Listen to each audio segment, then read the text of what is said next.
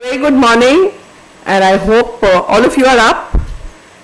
I know it's a Sunday, पर mind को तो नहीं मालूम ना कि संडे है. वो तो अगर हम उसको बताएंगे तो उसको मालूम है. Anyway, if you had wanted to relax, the opportunity to relax will still come, since we are going to be in a session which is about meditation. And we are very grateful to Girijaji, who has impromptu decided to help us and come forward to teach us or tell us about meditation and help us go into that. Girija ji, it looks very different from what image we may have of people who would make us go into meditation. A very smart, elegant, graceful lady who has stayed most of her time in Italy, is an art historian, has accolades in the line of art. She's an artist, and more about her, she will herself introduce to you. I would like to give the space and mic to her and enjoy what she's going to share with us. Thank you so much, Girjaji. Please, you're welcome here. A big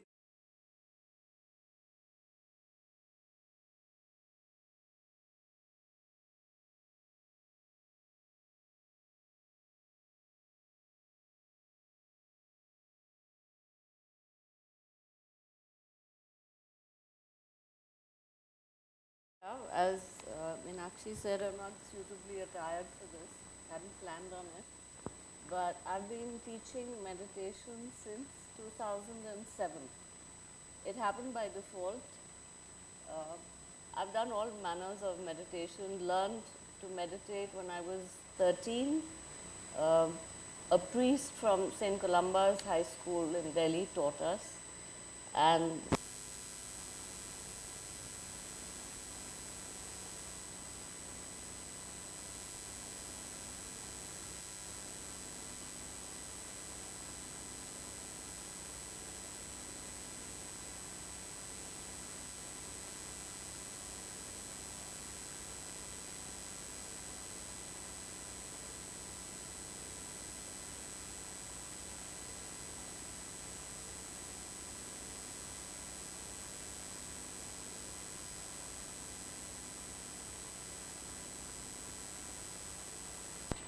And I went to the doctor, and they have a lot of dengue there, like in India. So I went to the doctor, and there was nothing wrong with me. But I would get this low-grade fever every evening. And then my husband had all these sort of exotic islands in the Caribbean under his charge. So we went to this place called La Isola Margarita Island. And I'm sitting on the beach and meditating, and I have these waves of consciousness going through my head saying, you have to help them. You have to help them. There's a lot of violence here. And I was like, what can I do? You know, I didn't even do yoga. All I did was meditate, and I'm a gym person. So I said, you know, whatever. And we go back to Caracas, and a new friend calls me, and she says, she's a lawyer. So she says, hello, Gigi. My nickname is Gigi. So I said, yeah. She says, you have to help my sister. I said, how? She says, she's got lupus. She's terminally ill, and teach her some yoga. So I said, listen, you're Indian. You know yoga. I said, no, I don't. But I said, maybe I can try working on her with meditation. So the next day, these 3 sisters came with the mother. So I have 4 ladies in my drawing room. But first, this sister who was sick came, and she was bone thin. She must have been around my age, so in her early 40s. And she was with a walking stick, must have weighed under 40 kilos, you know, hobbling along. And I look at her and say, oh Lord, this woman is never going to be able to sit cross-legged and meditate. So that's how I evolved my system. So I said, lay down. And they all, 4 of them, lay down. And then I started doing whatever came to my head. And suddenly I became this meditation guru, teacher, whatever. and I would have meditation classes once a week, every Friday afternoon. And it helped a lot of people. There were, in Venezuela, there were only women that would come. And my little dog, my pug, would sit behind me. I'd sit on the floor and he'd sit behind me and meditate as well. So, you know, it was lovely. And there was the Chilean ambassador's wife who was recovering from cancer. She'd had a mastectomy. And, you know, with more and more classes, I learned to give them tips on how to self-heal. So should we try some of it? Okay. So the first, okay. So the first thing we'll do is, we'll do a form of pranayam which helps you relax. So don't cross anything because it blocks the energies. Keep your hands open so you can receive energy and give out energy, good healing energy. So close your eyes and you're just going to follow instructions. It's very simple.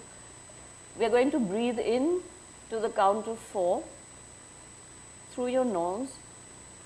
Oh, first of all, put your tongue behind your teeth, touching your upper palate. And we breathe in to the count of 4. Hold your breath to the count of 7 and exhale from your mouth to the count of 8. So let's start. I'll wait half a minute for all of you to sit down. But remember, tongue behind your teeth. Breathe in for 4, hold for 7 and out for 8.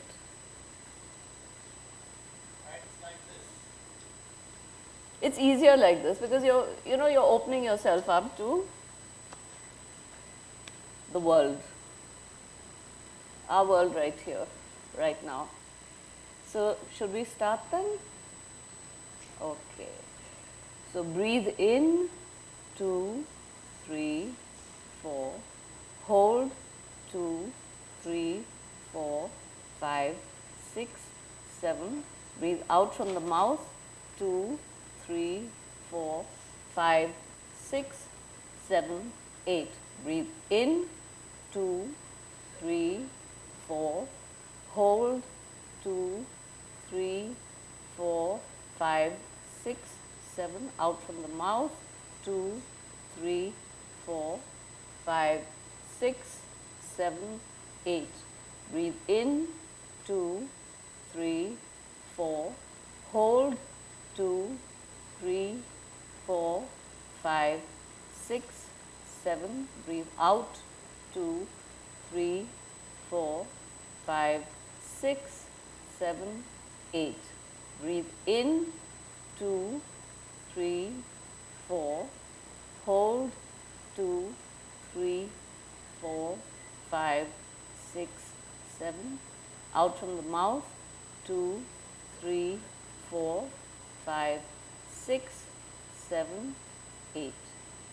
Now if you do this at night before you sleep, you turn on your left side and you will sleep very well. Remember this, practice it at night. It's a very simple thing to do and it gives you good sleep. 4 times you do this. Now we're going to relax. Relax. Let's start from the top of the head. You're going to relax all your nerves, muscles, ligaments and bones on the top of your head. Starting here, come down to your forehead. Relax the skin on your forehead. Get rid of all the worry lines, the frown lines on your forehead. Totally relax. Relax your ears. Relax your cheeks. Relax your lips, your tongue. Just let go. Let everything crumble, fall flat. You're not using any muscles. Come down to your neck. Your neck's been working very hard since you woke up, holding your head up, turning your head. So you need to relax all these nerves and muscles in your neck. Relax completely. Come down to your shoulders, another area that has a lot of tension. We carry all our tension in our shoulders, think about it. So relax all the big muscles, little muscles, nerves in your shoulders. Now come down to your upper arms, relax all the big muscles, the little muscles, your elbows especially, all those very sensitive nerves that end in your fingertips. When we are tense, you can feel those nerves jangling. Relax all those nerves consciously. Relax your hands, your fingers, fingertips. If I were to come and lift your hand right now, your whole arm should fall flat on your chair because you let go. Basically, it's letting go. Come back to your chest, relax all your chest muscles, relax your stomach, all the big muscles, little muscles, nerves. Relax your spine, vertebra by vertebra. The spine should be flat against the back of your chair. Relax your hips. Relax your upper thighs, your bones, all the big muscles in your thighs. Now come down to your calf muscles. They've been working all day, they work very hard. Relax your shins, relax your ankles, relax the top of your feet and soles of your feet and all 10 toes. So you're completely relaxed, don't have a care in the world, and you're going to just look into yourself now. So now imagine that there's a triangle that starts between your eyebrows, encompassing your nose and ending on your upper lip. So now we're going to work on this triangle.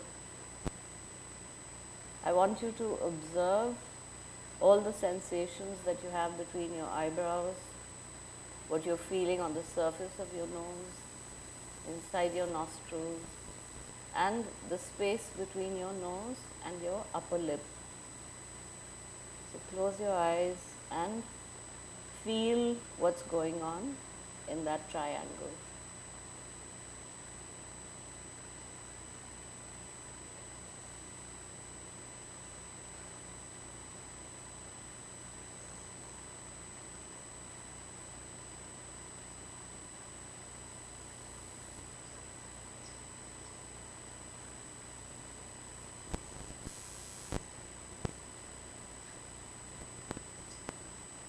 You might feel a little itching inside your nose. You might feel creepy crawlies on the surface of your nose.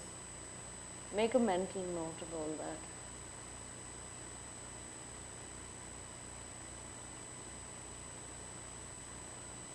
Now try to observe your breath. See how when you breathe in and breathe out, there's a difference of at least 3-4 degrees in the temperature of the air that you're inhaling and exhaling. So let's concentrate on that and try to feel that.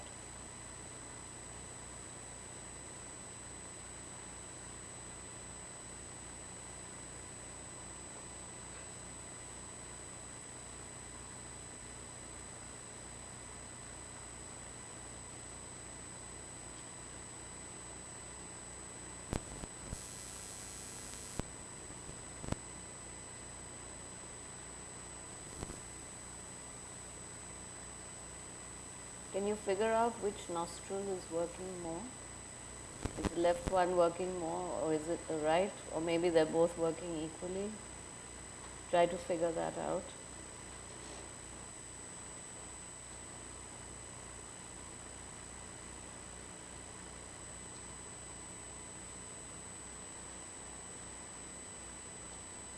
When you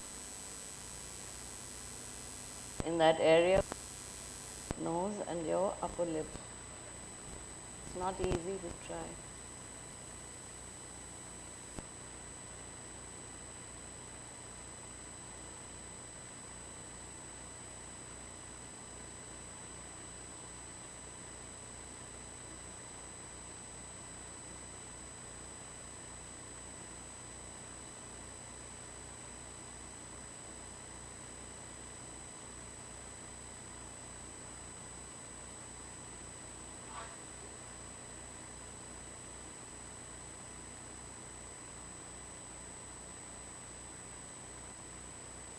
Now, when we inhale, we think that only the lungs expand, but if you pay attention, you'll see that even your stomach fills up with the air.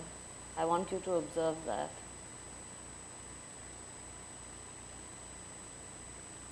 This is called yogic breath.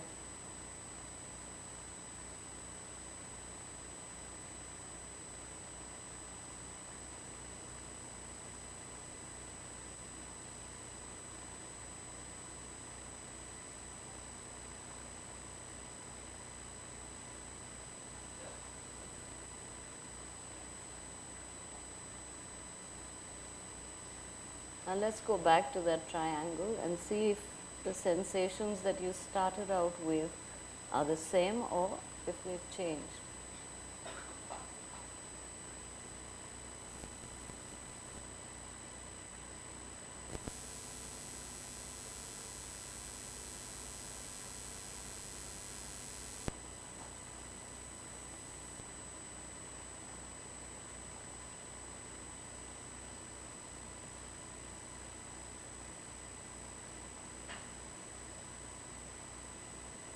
Let's inhale and take a deep breath. Breathe in, breathe out, breathe in, breathe out. So now that you're aware of your breathing, that whole area, your nose, you're going to start observing your body and see what's going on in there. So you start from the top of your head. Feel all the sensations that are happening over there. Come down to your forehead, down your cheeks, your mouth, the back of your head. Maybe your hair feels itchy, your cheek is feeling something else. Come down to your neck. Keep observing your ears, your neck. Come down to your shoulders, down your arms, to your fingertips, and keep observing. See what's going on in different parts of your body. Come down your chest, your stomach, feeling good after breakfast, coffee. Come down your spine. Do you have a backache? Are the muscles hurting? Or are you just feeling fabulous? There are some areas where you'll feel light, you feel fantastic. There are other areas that you might have a problem. So you keep making a mental note of that. Come down to your hips, down your thighs, the big muscles at the back of your thighs, your knees, are they hurting? Come down your calf muscles, your shins, your ankles, your feet, and your toes. Now we're going to go back up. Start from your toes, to your ankles, up your shins, your knees, up your thighs, up your hips, your spine, your stomach, your chest, shoulders, fingertips, elbows, shoulders again, up your neck, the back of your head, your chin, your cheeks, your eyes, your forehead, and the top of your head. So this forms one cycle, and you're going to keep doing this and observing yourself. Observe your own body, which we take so much for granted. Just observe what's happening. And believe me, you can fix anything that's wrong yourself. Don't need a doctor. First figure out what's going on where. Keep going. And if you get distracted, which is very normal, we have 1,000 thoughts running through our heads. If your mind wanders, take a deep breath and start again from the top of your head.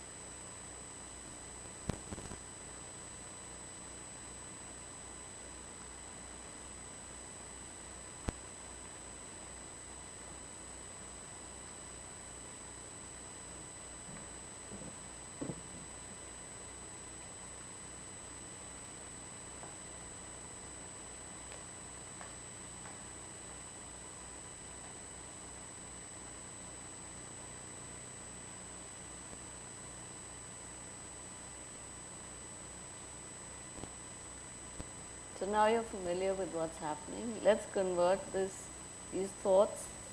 Basically, it's your energy that you're passing through your body. Let's convert this now into green healing energy. So let's start again from the top of your head and fix whatever you thought was wrong. If you had a headache, swirl that green energy around in your head. If your cheek was hurting, pass it through your.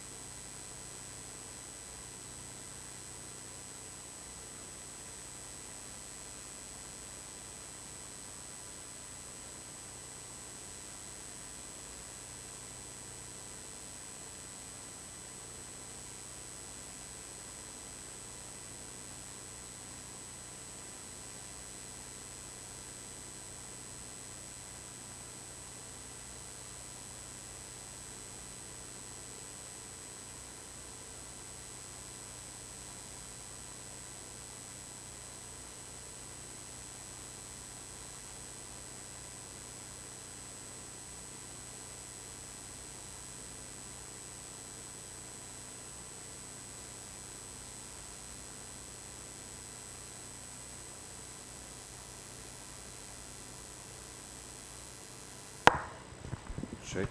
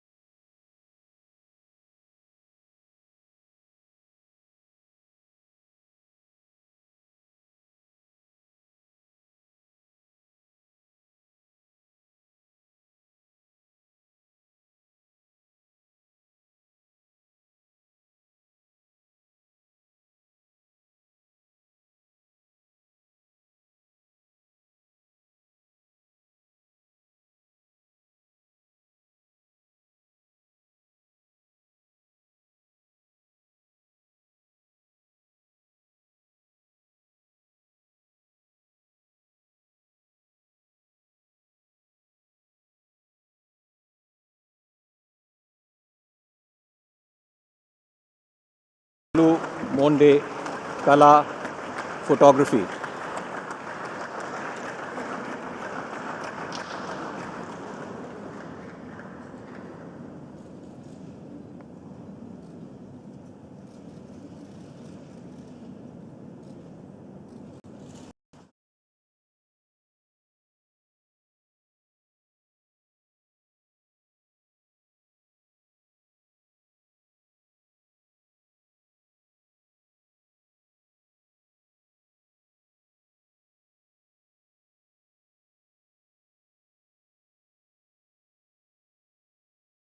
Bhopal I Literature know and Art somebody's Festival. taking photos. Yes, it was indeed a very soulful session to begin with. मैं चाहूँगा एक बार तालियां हो जाएं for our author and our guest Girija ji. And there it is the mascot of the Bhopal Literature and Art Festival 2022. Thank A picture of a highly endangered bird called Lesser Florican, Thank you.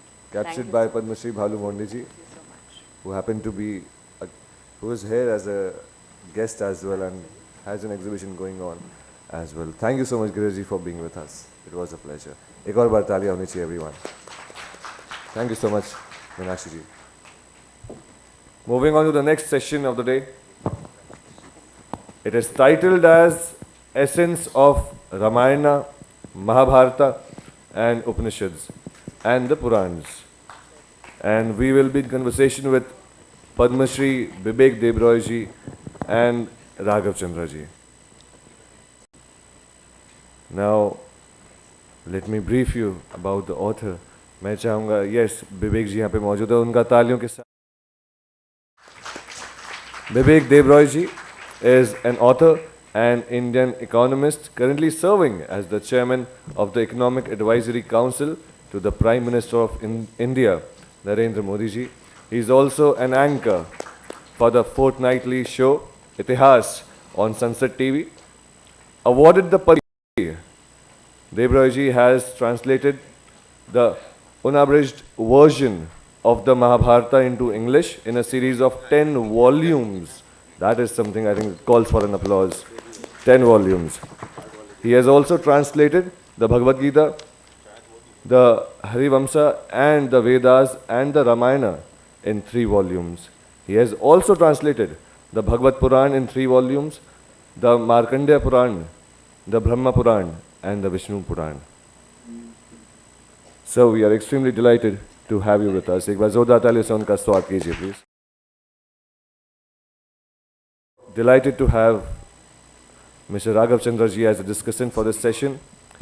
He is the author of two acclaimed novels, Scent of a Game about tiger poaching and Kali's Daughter about caste consciousness.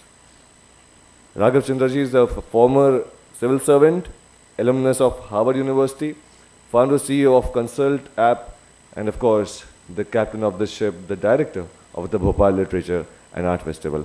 I welcome both the gentlemen with a round of applause, and I would request them to please ignite the discussion. Welcome aboard, Vivek de Broy Saab.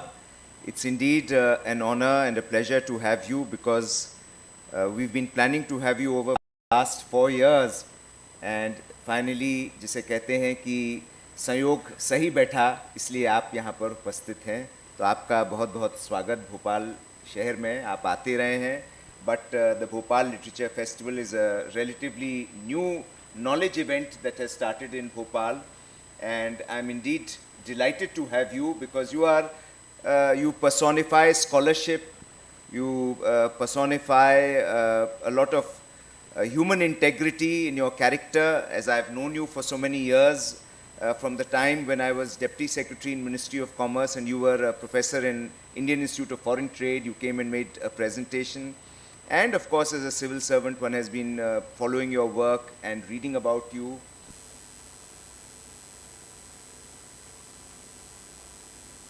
Character and integrity and a general vision which is more than what most public administrators can really visualize and think and see.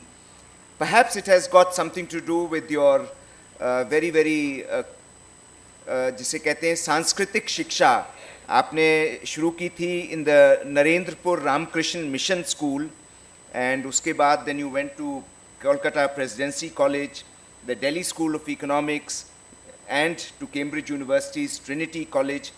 All along your life has been one of scholarship, of academics, of being connected with spirituality, connected with India's history. So I'm going to ask you some questions to build up a knowledge for our audience as we go along about these kind of things, because you have done exceptional work. Before I come to your work, and all of us would like to know from you, what has been the inspiration behind your leanings towards India's past, India's cultural history, and India's scriptures, the Mahabharata, the Ramayana, the Purans, and learning Sanskrit. Most modern people today don't learn Sanskrit, and it's such a great language, but हमको भी जब school में सिखाई जाती थी हम कभी उसको सीख नहीं पाए. तो sir, please tell us what inspired you to lean in this direction and to carve out a path which is so fulfilling and so useful for the country. Thank you, Raghav, for that very kind introduction, and good morning, ladies and gentlemen. Yes, indeed, this visit to the Bhopal Lit Fest has been pending for several years, and I'm thankful to the Bhopal Lit Fest and Raghav Chandra in particular for having finally made it happen. It's a bundle full of questions. Let me quickly react to the Sanskrit part of it, and then I'll come to the substantive part of it. I, strange though it may seem, have never formally studied Sanskrit. I decided to learn Sanskrit at the age of 45. Of course, I'm fairly fluent in Sanskrit now. We can have this entire conversation in Sanskrit. I believe that for anyone who knows any of the Indian languages, it is very easy to learn Sanskrit. The problem with Sanskrit is that it is very badly taught. If I ask you what is an Indian word for language, most of you will probably say bhasha. Bhasha is something that is spoken. Bhasate. All of us learnt our respective languages by speaking it. We made mistakes, we were corrected. That's how we learn a language. Most of us here speak English. We did not learn English by mugging up Nesfield's grammar or Fowler. The worst possible way to learn a language is to mug up grammar tables. The structure of Sanskrit grammar is very, very logical and scientific. The trouble with the grammar tables is that the rationale for the grammar tables is realized only after you've attained a sufficient degree of proficiency in Sanskrit. You don't need to mug grammar tables. But the way it is taught is I will first have to learn Nara, Narao, Nara, Rama, Ramo, Rama, and that completely puts off students. The best way to learn Sanskrit is the conversational method. And particularly if you can understand the principles of Sandhi and Samasa, sometimes we look at a long word and we do not understand what it means because Sanskrit is a free-flowing language. It flows like water. It does not want stops. Take a word like Swagatam. All of us are familiar with Swagatam, welcome. Swagatam is Su-agatam. Your arrival is desired welcome. Su-agatam.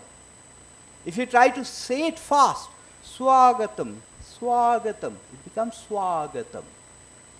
I can give you a principle for that sandhi between Su and Agatam. But once you understand that the basic principle is this, then it becomes very easy to understand Sanskrit. So far as my getting interested in translating these texts are concerned, there are two kinds of answers I can give. One kind of answer is meant for a Western or a Westernized audience. The second kind of answer is meant for a Bharatiya audience. So let me give both answers. The answer for the Westernized audience is Sanskrit has a huge corpus of literature. Huge. The National Manuscript Mission, Namami, estimates that there are around 40 million manuscripts in India. 40 million. What percentage of these have been translated? 5%. 95% have still not been translated. Let me not give the impression that all of them are in Sanskrit. Some are in Pali also. These have not been translated. I personally possess a 13th century text, copy of a 13th century text, which I don't have the time to translate. It's called Chaurya Shastram. So as the name suggests, it's a manual for thieves. You have no idea of the kind of texts that were around. 95% have not yet been translated. The translations often started with Westerners. The series edited by Max Muller, Sacred Books of the East. What did they focus on? They focused on Vedanta, they focused on Upanishads, and of course a little bit of literature, Kalidasa. Now, if you form your understanding on the basis of this, you will get the impression, which certainly floats around, that Hinduism is all about the other world. It is about moksha, it is about nirvana, it is about mukti. Hinduism does not have anything to do with daily living. Nothing can be further from the truth. Our texts say that amongst crores and crores of individuals, only a few will ever tread along that path of nirvana or mukti or moksha or liberation from samsara. The rest of us, thousands of years ago and today, will be engaged in samsara. We will be householders, we will be grihasthas, we will not go off to vanaprastha and sannyas. But the bulk of this literature, the Westerners did not translate. Hence, we are sometimes not even aware of this great corpus of literature which is about day-to-day life. And one of the sources for this is what is called Itihasa and Purana. Itihasa is a term that's used for the Valmiki Ramayana or the Ramayana in general and the Mahabharata. And the Puranas, perhaps we will talk about them, are 18 Mahapuranas. There are Upapuranas, the minor ones also, 18 Mahapuranas that were composed, believed to have been composed by Veda Vyasa. The Mahabharata, according to popular perception, consists of 100,000 shlokas. The 18 Mahapuranas together amount to a colossal 400,000 shlokas, 4 times the size of the Mahabharata. The introduction mentioned my Mahabharata translation. It runs into about 2.25 million words. The Puranas together will amount to upwards of 12 million words. The Mahabharata has been translated in unabridged form into English only thrice. The other stuff that you see, they are all abridged versions. I think Manmat Kumar Datta was Manmathanath one of them. Datta and Kishori Mohan Ganguly. One of the people who translated it was a person named Van Buitenen. He died halfway. He was an Indologist, Sanskrit scholar from the University of Chicago. He died halfway. In the Mahabharata, there is a story, all of us are familiar with it, the Nala Damayanti story. When Van Buitenen translated it, in the Nala Damayanti story, the Mahabharata tells us that Kali, in the sense of evil, in the sense of wickedness, in the sense of dissension, entered Nala's body. Van Buitenen translated it as Kali. And I thought, what? Kali in the Mahabharata? And lo and behold, I checked up and it was not Kali, it was Kali. So, the I part, I as in I with a capital I, the ahang part, which is the version I give to the Westerners, is that it's completely negative if you only criticize the Westerners for getting the translations wrong. The positive thing to do would be for you to translate it, except that the Sanskrit Pandits are not interested in translating these. And the non-Sanskrit Pandits, people who are proficient with English, do not know enough of Sanskrit to be able to translate it. Now, this is one answer. The answer that I give to a Bharati audience is, it is ahang to suggest that I took a decision to do any of this. Nimitra matrang bhava savvasachin. Destiny took me along this path. Very good. Wonderful, sir. Wonderful. So talking about all these various scriptures and the manuscripts and so on, so we are told that there were 1259 versions of the Mahabharata which existed from different parts of the country. 1259 versions थे और उनको Bhandarkar oriental research institute जिनसे आपका बहुत लगाव है, I think large part of your this thing has been spent there trying to research various scriptures. तो उसने सन 19 में 1919 they started the project for coming up with a critical Mahabharat, which they completed in Dr. Radhakrishnan launched it I think in 1966 with 19 volumes.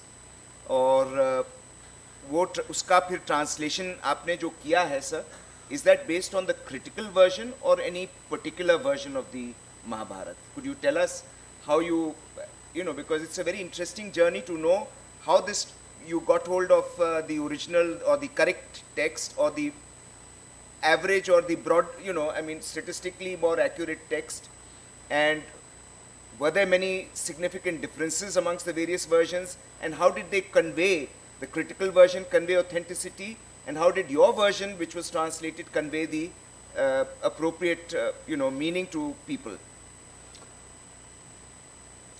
You're absolutely right. The Mahabharata had many different versions. Now, don't get me wrong.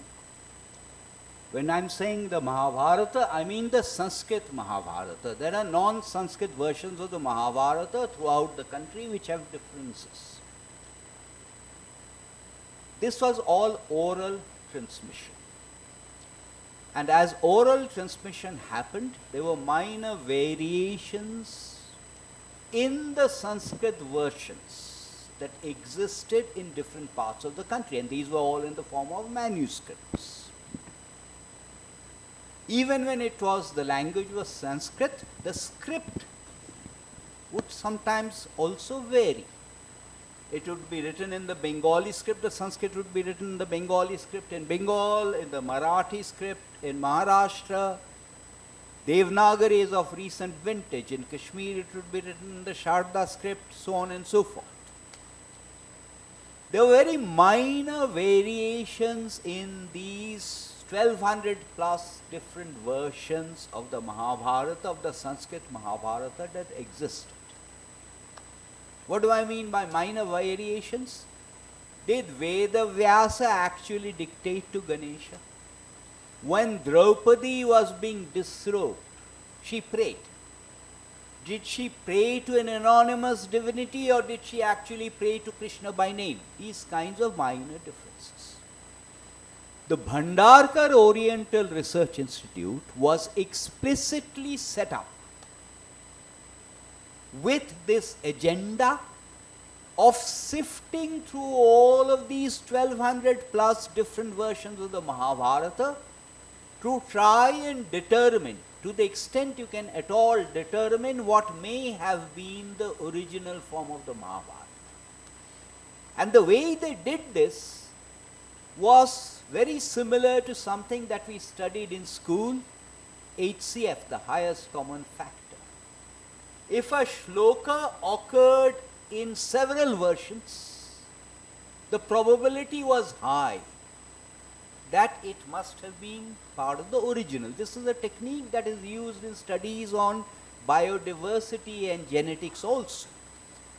On the basis of this, they actually started the work. The Bhandarkar Oriental Research Institute was set up in 1916. They started the work in 1917 and completed it, as Raghav Chandra just said, in 1966.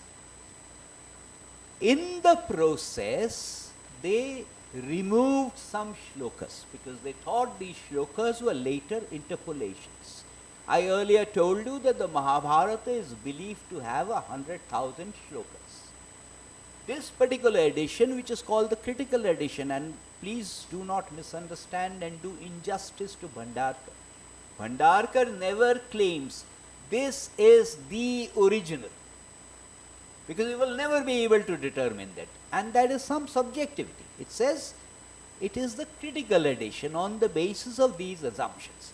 That critical edition has 80,000 shlokas. So about 20,000 shlokas have been excised. They brought out the critical edition, but they've also published the other versions also in Sanskrit. So all of this we are talking about is in Sanskrit. The main critical edition, it has 7 volumes of dense Sanskrit text. With all the other variations, it amounts to 37 volumes.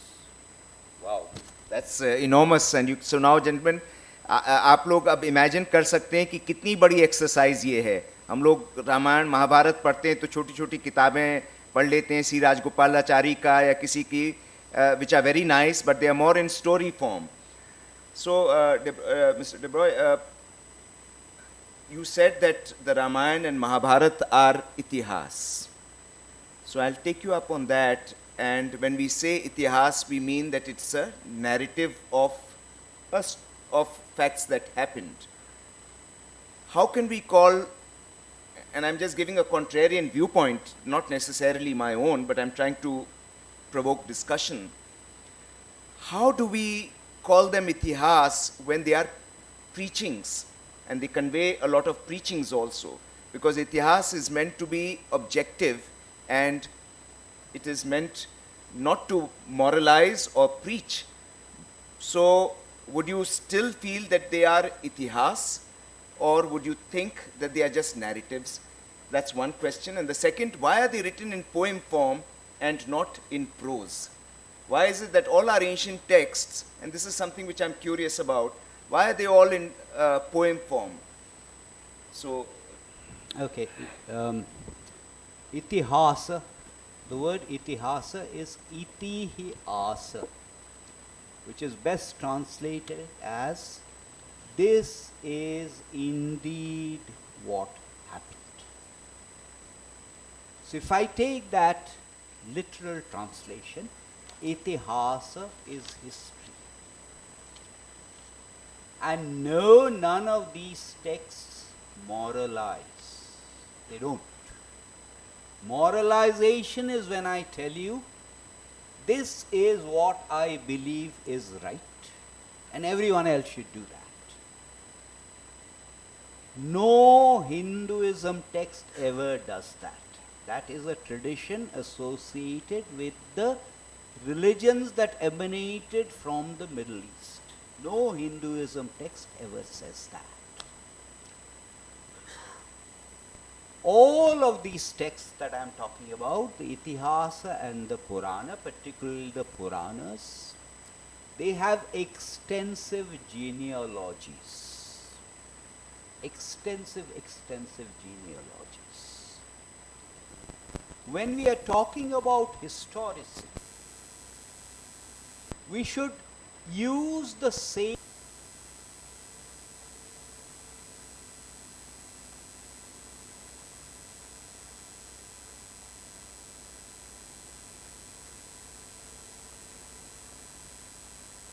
ask for Sri Krishna's Aadhaar card and birth certificate. I should do exactly the same for Jesus Christ also. Beyond the texts, there are plenty of external sources of validation that are possible of the historicity. There are archaeological excavations. There are geological changes. There are even astronomical.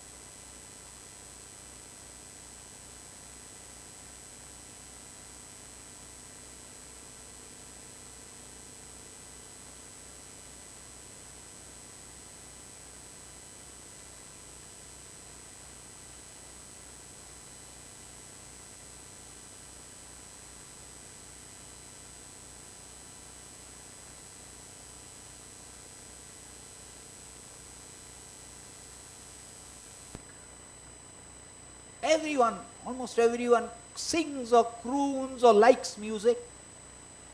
And naturally, poetry is very easy. So the prose came later. Now, when it is poetry, please do understand that the structure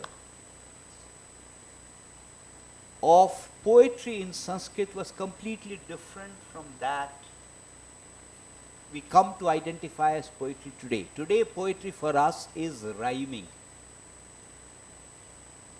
It is a lovely morning, but we are not in mourning.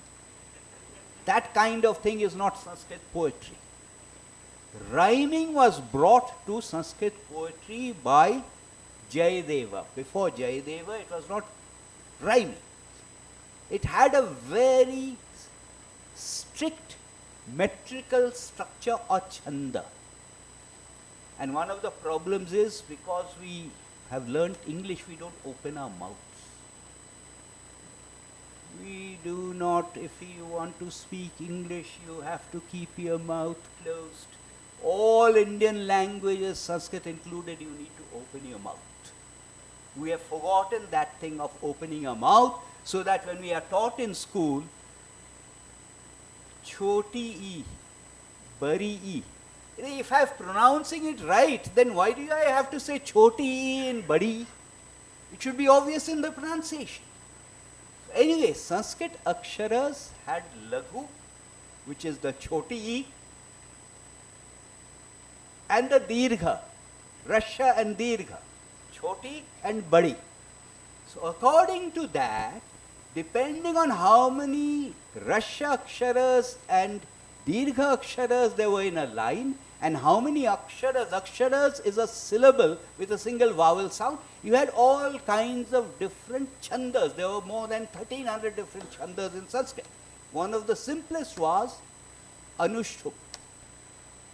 Anushtup had 8 aksharas in each line. Simplest. This is the one that Adi Kavi Valmiki composed when he saw the hunter kill the croucher birds. Ma, Nishada, all of us have heard that. This was the first shloka that was composed, and because it emanated from an act of sorrow or shoka, it came to be called shloka. So following that, that is the Anushtup structure 8. We recite mantras without realizing it is Anushtup. First shloka of the Bhagavad Gita, Dharma Kshetre Kurukshetre 8. Samavetayo Yutsava 8. Vakratunda Mahakaya Surya Koti Samaprabha Ya Devi Sarva Bhuteshu. All of this is Anushtup 8. And many melodies, even today, in non-Sanskrit songs, they follow the Anushtup. And this is the reason why most of these were composed in poetry, because it is so very easy.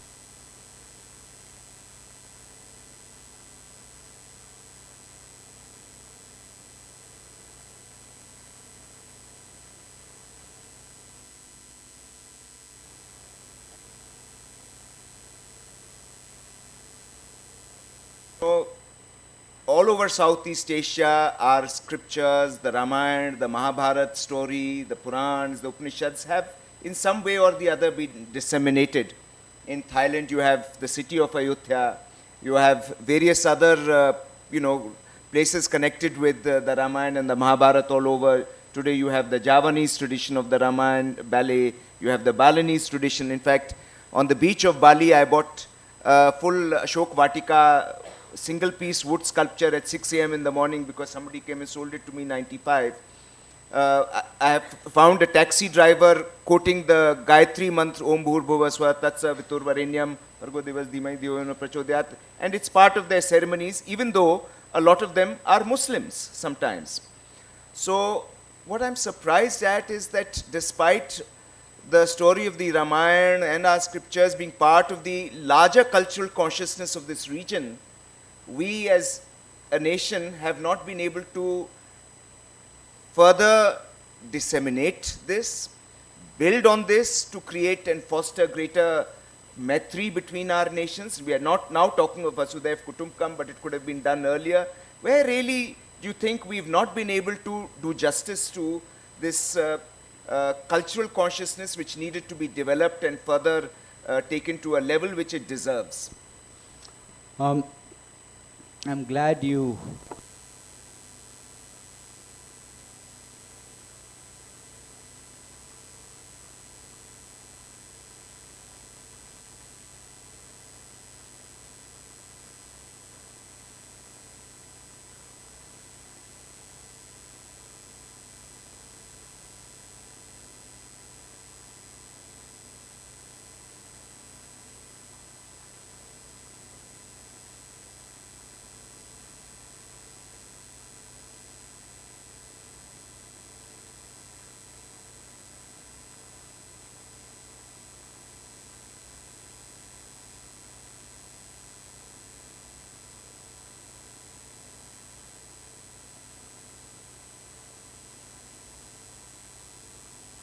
strictly speaking, not.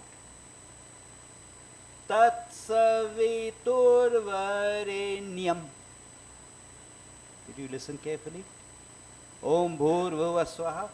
Tat saviturvarenyam. Chanda breaks down. 7 aksharas. You will invariably hear Gayatri mantra recited like that. It's wrong. Chanda breaks down. If you paid attention to what Raghav did, Tat saviturvareniyam. Not.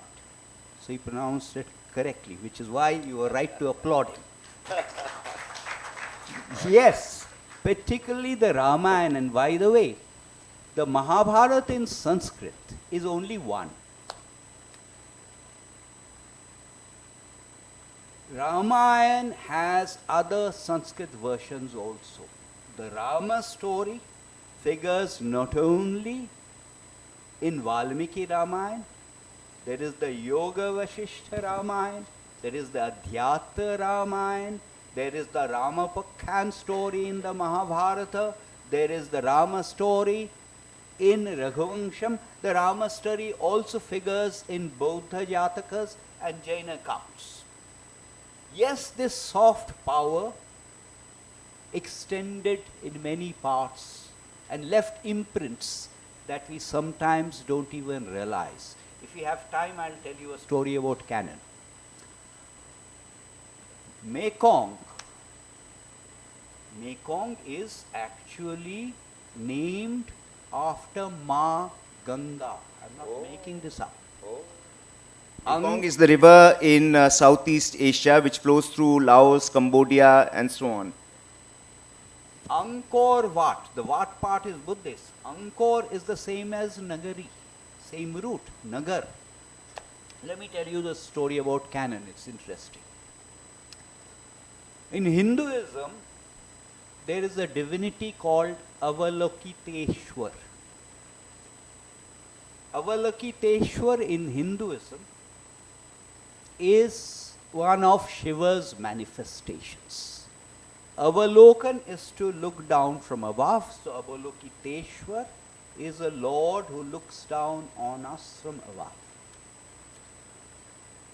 In Buddhism, Avalokiteshwar becomes a major divinity. The Buddhism goes to China. In China, as you know, if Raghav's name is to be converted into Chinese, they don't exactly translate Raghav. They figure out what the word Raghav means and do the corresponding Chinese name. That way it spread to South Korea, it spread to Japan. In Japan, in 1924, there was a camera manufacturing company called United Camera Manufacturing Company. And their icon as part of the brand, the company's name was called United Camera Manufacturing Company, but the icon was an image of Avalokiteshwar, which in this process of transfer had become Guanan. In 1925, they relaunched the company and decided that this icon was so popular that this Guanan, or whatever was the pronunciation, should become the name of the company, and that is Canon. Now the reason we have lost this parampara is even in 100 years ago, people were aware. People learnt this from their grandparents. It was part of whatever unofficial curricula there was. In the last 100 years, we have lost this. So to build on this knowledge of soft power, we need to be aware. So several Indians, when they pass through the Bangkok airport and they see this statue there of Samudra Manthan, will sometimes not even recognize what this is. They will think it is something that comes from Hollywood.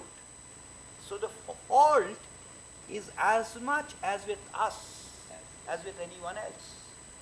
Wonderful, absolutely. Now I'm coming to something more specific, for instance, which I'm familiar with. So Agastya Rishi, in our scriptures, he plays a very major Vedas and is a character in the Brahmanas, Purans, Upanishads, and various other places. And he's supposed to have composed certain, parts of the Rig Veda. And in the Ramayana, he's the one who instructs Lord Ram and gives him the Aditya Hridaya Stotram to fight Ravan, which gives him the power to fight Ravan, and he wins and defeats Ravan. So now this is a thing which confuses sometimes, that a rishi is able to transcend various eras, and like for instance Narad Muni is supposed to, the conversation between Narad and Valmiki is supposed to have given Valmiki the kind of the energy and the Shakti to compose the Ramayana. So what is it that these rishis were able to transcend across time? So did they have a concept of circularity of time, and what was it? Or is it just that future writings, they have made it simple for us to say that वो एक era से दूसरे era चले गए और उन्होंने ऐसा बोल दिया, फिर वो प्रकट हो गए. Like महाभारत में characters appear, Ramayana में भी हनुमान जी appears. तो ये what exactly is happening here? And when you have such huge, tremendous characters, why do we need chota rituals to, worship the sun god and all that? When you have, why don't we just do mantras? I mean, why are we not being taught to just do mantras rather than fall prey to rituals? So I've given you a very complex sort of era to navigate, but be very happy with your learning. If you By the way, the Aditya Hridaya Stotram is beautiful. Whether you believe in the mantra for adhyatic purposes or not, there is a sheer poetic beauty to it. It's fantastic. You find it anywhere. When we look at names of rishis, one must realize, not just rishis, even kings, one must realize that it is not necessarily a proper name. It is an entire lineage which goes by that name, whether it is Agastya, whether it is Vasishtha, whether it is King Janaka, to whom Ashtavakra, the Rishi Ashtavakra taught the Ashtavakra. That King Janaka is not the same as the King Janaka who was Sita's father. So the entire lineage. By the way, Agastya is also a star in the sky, Alcor, I think.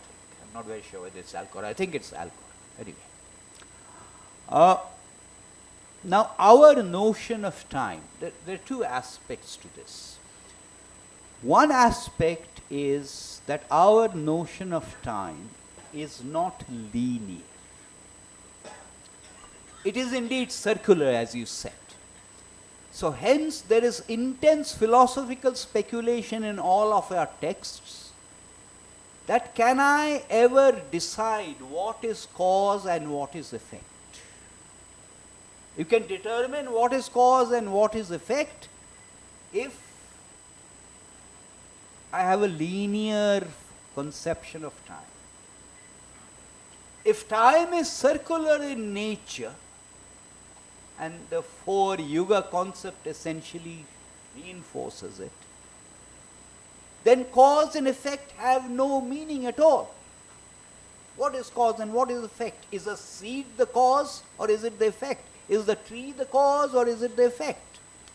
When I look at a reflection of the moon in a vessel that has water in it, what is the cause and what is the effect? Is the vessel the cause? Is the still water the cause? Is the wind which does not move through the water and ensures that it is still the cause? Is it the sun which is the cause? What is the cause? Intense philosophical speculations. Our rishis are called Trikalagnyas. Trikalagnyas we usually loosely interpret it as those who knew the past, the present and the future. Except Trikalagnya in this circular sense means, and it is impossible to comprehend this and grasp it, and if you grasp it, it turns your entire world topsy-turvy. The world we visualize is based on Newtonian classical mechanics, imbibed with a sense of certainty. Even in modern physics, the cosmic laws are completely different. Even in modern physics, the thermodynamic rules, when they apply to submolecular structures, behave completely differently. There is no certainty. So in this conception of time, the past, present and the future coexist. They're all here together. So this is the first thing that's important to grasp. They exist together. And if I'm looking at theories on physics, the mind boggles at the concepts of parallel universes, but that's very much a part of theoretical physics today. The second notion is that the time scale for humans is different from the time scale for devas and rishis. So there was this story about King Revata, whose daughter was Revati, who had gone off to Brahma's Sabha, was so charmed with the singing and the dancing there, he forgot that he was there to ask Brahma a question. And the question he was going to ask Brahma is, who should I get my daughter Revati married to? After the Gandharvas had finished their singing, after the Apsaras had finished their dancing, it was only a matter of one muhurta, which actually is 48 minutes. Brahma said, why have you come here? So King Revata said, I wanted your advice on who should I get my daughter married to, Revati married to. So Brahma said, who do you have in mind? He reeled off a list of names. Brahma smiled and said, my dear, while you have been here, yugas have passed on earth. And all these people are long dead and gone. And eventually Revati, of course, got married to Balaram. We read this and someone will say, myth. But if we read Einstein's theory of relativity, we will say, no, that is not myth. That is science. So if space and time are relative, and it comes courtesy Einstein, it is science. If space and time are relative, courtesy our Puranas, that of course is myth. Wonderful.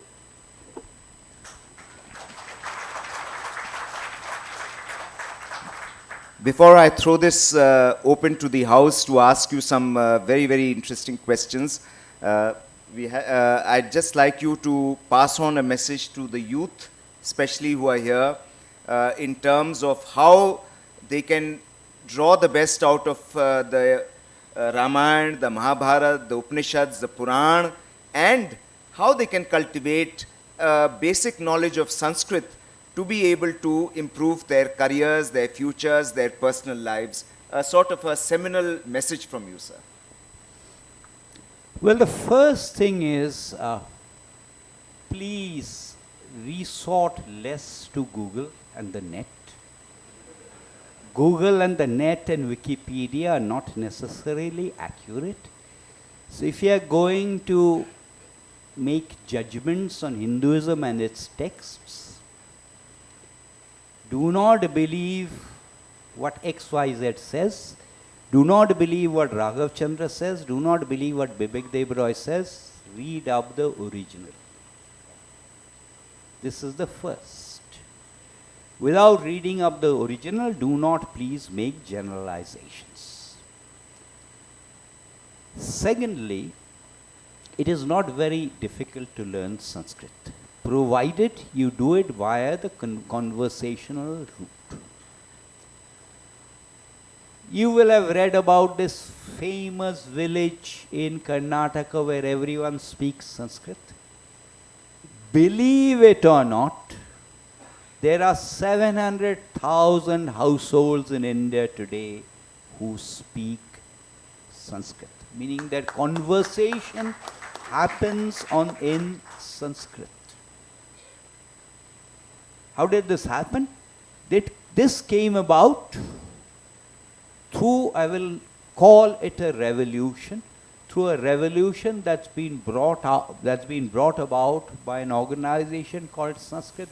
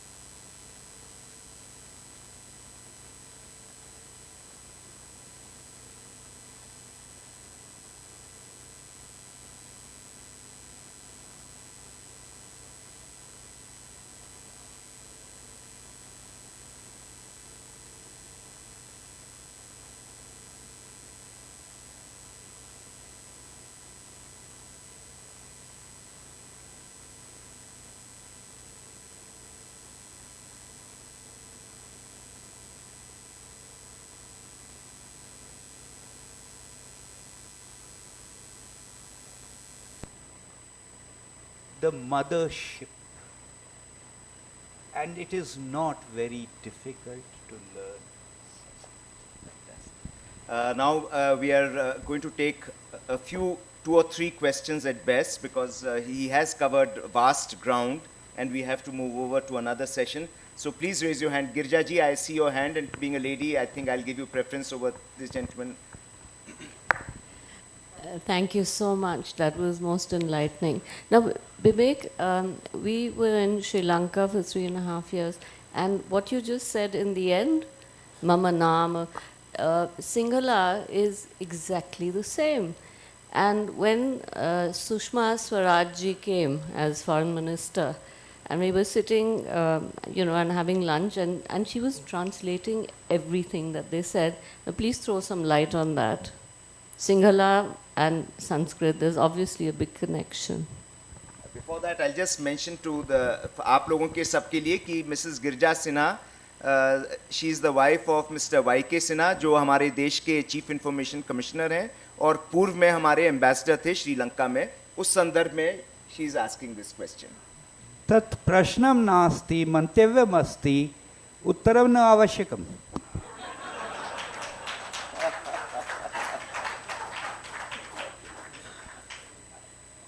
Somebody here, आप पूछ लीजिए. हाँ. Yeah, बेटे. Yeah.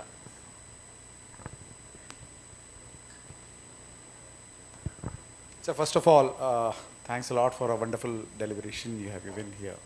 It is really eye-opening. My small question is that you just talked about the law of cause and effect, the cause and effect, and time is circular. Basically, I'm a scientist working on space applications. So,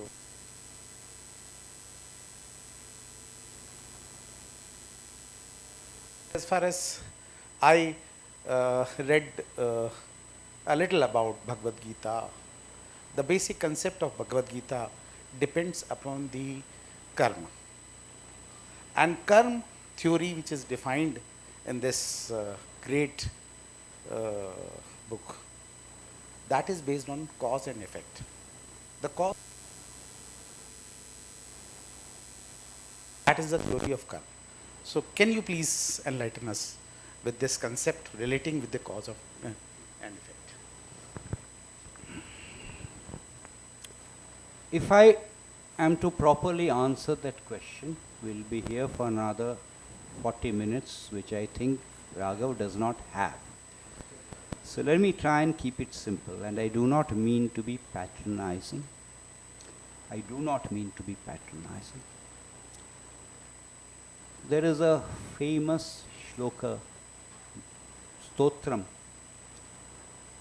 by Adi Shankaracharya, generally known as the Bhajo Govindam, Bhajo Govindam, Bhajo Govindam, Govindam Bhajamodamate. In the course of this, somewhere he says, Bhagavat Gita Kinchit Adhita Ganga Jala Lava Kanika Pita. That I have interpreted dharma to mean to read a little bit about the Bhagavad Gita and to drink a few drops of Ganga Jala. And he makes the point that dharma is not that. I do not think anyone should read the Bhagavad Gita until one is ready for it inside. The Bhagavad Gita may be the most common Gita. There are around, Gita means something that is sung, and as we said earlier, many things were sung. Hence you need the adjective Bhagavat. There are 200 other Gitas, including about 20 plus in the Mahabharata itself. If I am interested in moksha dharma, I would say read the Ashtavakra Gita, which is direct. If I am a Grihastha, read the Dharmavyada Gita, which is part of the Mahabharata. The Bhagavad Gita, please stay away from, do not dabble in it until the Bhagavad Gita discovers you. You don't discover the Bhagavad Gita. So far as the notion of karma is concerned, there has been intense philosophical speculation. The moment I say cause and effect, the cause is where the chain starts. Effect is where the chain ends. Our notion of karma has an endless chain. So it defies this modern science's notion of cause and effect, which restricts it to a designated time scale. So it's an endless sequence of karma. This gets into intense philosophical speculation, also familiar in the West, on the notion of free will versus determinism. So the notion of karma would require another 40 minutes, but it is not as simple as here we start, this is the cause, here we end, this is the effect. Maybe one last question. Shlok Chandra.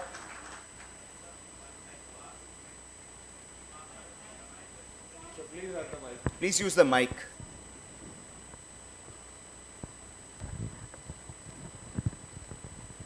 So between Mahabharata and Ramayana, we have many great characters. For example, we have Yudhishthir known for his integrity. We have Arjun known for his focus. We have Lakshman and Hanumanji known for their loyalty. So who is the one character that you would, according to you, is the most worthy of emulation between the two scripts? I think the person worthy of emulation is you yourself.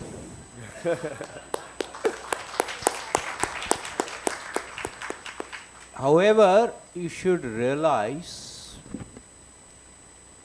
that the protagonists in the Mahabharata, they are much more complicated. They are subjected to moral dilemmas of the kind we confront every day, so we empathize much more with the characters of the Mahabharata. But do realize the characters in the Mahabharata also evolve as the Mahabharata proceeds. The Yudhishthira of Sabha Parva is not the Yudhishthira of Aranya Parva. The Ramayana has harder norms in terms of human values. A Rama is much more difficult to emulate. A Rama is much more difficult to understand. A Lakshmana is much more difficult to understand and emulate. Ditto for a Sita. So again, I repeat, be careful of generalizations, particularly in relation to the earlier question, Raghav, that you asked. That if you are going to ask, why did Rama vanish Sita? Fair question to ask. But you should also ask, why did Rama vanish Lakshmana? He did that. Not too many people know that. And I'm citing this not to start a debate, but to illustrate the point that please read the texts. Do not read Google. बहुत बहुत धन्यवाद विवेक जी. हमें करतल ध्वनि के साथ उनका आभार प्रकट करना चाहिए. Big hand, gentlemen. मैं मीनाक्षी दुआ जी को मंच पे आमंत्रित करना चाहूँगा और मैं चाहूँगा सम्मान स्वरूप हम विवेक जी को एक मेमेंटो पेश करें. Mrs. Bibek Debroy is also here. May I kindly also invite her on the stage? Yes, please. उनके लिए भी तालियां होनी चाहिए. एंड मैं हमारे ऑथर को और सभी ऑडियंस को फिर से बताना चाहूँगा, this memento happens to be the mascot of the Bhopal Literature and Art Festival, sir. Yes, please. Meenakshi Duaji, the member of Society for Culture and Environment. And जो ये पिक्चर आप देखने वाले हैं, it happens to be a picture of a highly endangered bird called Lesser Florican. There it is, the mascot of the Bhopal Literature and Art Festival 2023. The beautiful picture. बहुत बहुत धन्यवाद विवेक जी, Raghav ji, These are his books. And Mrs. they're Devroy all ji and available in the bookstore. Meenakshi ji. Thank you so much. Get them signed by him outside. Thank you so much. जोरदार तालियां. करतल ध्वनि से हम आभार प्रकट करते हैं for such an insightful discussion. Thank you so much, gentlemen. Next session is titled as Backstage Glimpses of High Strategy and Power. Mr. Montik Singh Ahwalia will be in conversation with Mr. Rajiv Kumar. If we have the author and discussion for this session here with us, I would like to invite them to the dais.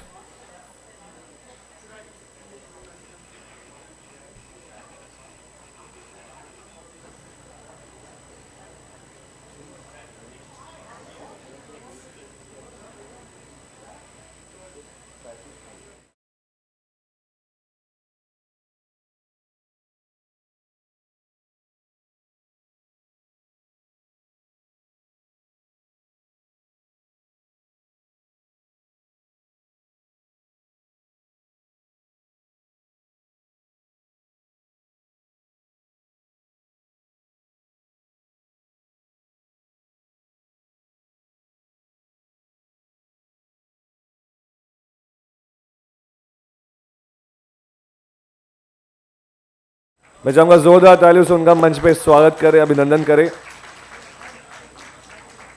Montik Singh Ahwalia ji is an economist and civil servant and was former deputy chairman of the erstwhile Planning Commission, Government of India. Indeed. He joined the government in 1979 as economic advisor in the Ministry of Finance, after which he held a series of positions including Special Secretary to the Prime Minister, Commerce Secretary, Secretary in the Department of Economic Affairs, Finance Secretary in the Ministry of Finance, member of the Planning Commission and member of the Economic Advisory Council to the Prime Minister.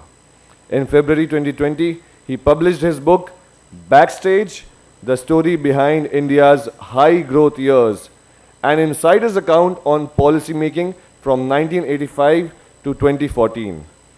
For his outstanding contribution to economic policy and public service, he was conferred with the prestigious Padma Vibhushan in 2011, India's second highest civilian award for exceptional and distinguished services. Sir, we are extremely elated to have you. I would request you to please take your seat on the dais. And as a discussion for this session, we are happy to have Rajiv Kumar ji with us. Unke liye bhi taaliyan honi chahiye. Rajiv Kumar ji is an economist and author who was till now the vice chairman of the Niti Aayog, the key think tank for the government of India. He has served as chief economist at CII and as secretary general of FICCI, the two apex business associations. He has also been an independent director on the Central Board of the Reserve Bank of India and the State Bank of India. His books include Modi and His Challenges and Exploding Aspirations, Unlocking India's Future. I would request both the gentlemen to please begin the discussion.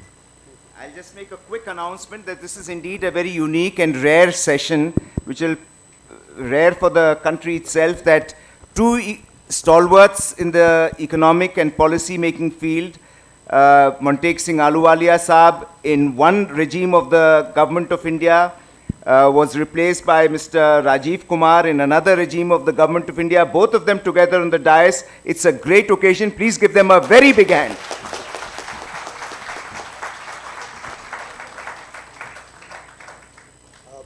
Good morning, everybody, and thanks, Raghav, and thanks the organizers for inviting me here. And I think this is,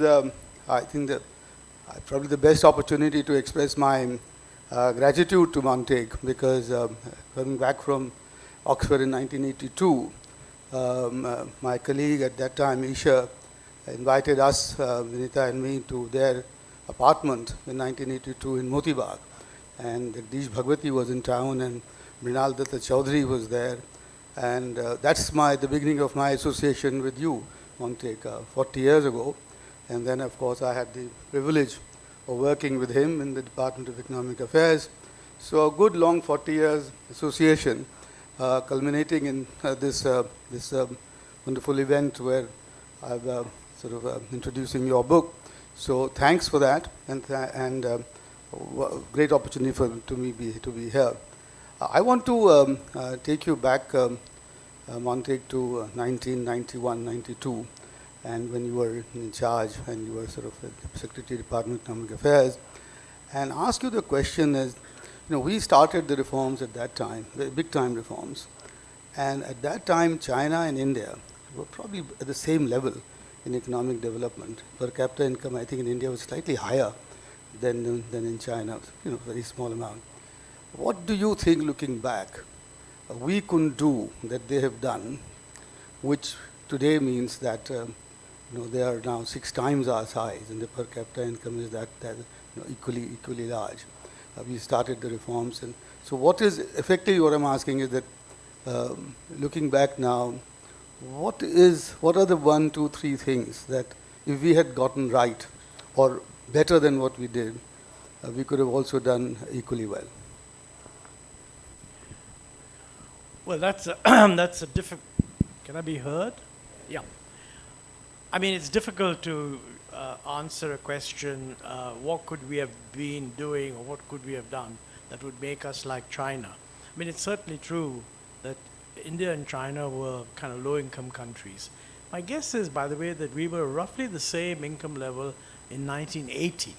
By 1991, they had actually pretty much outstripped us, because their reforms started in 1978.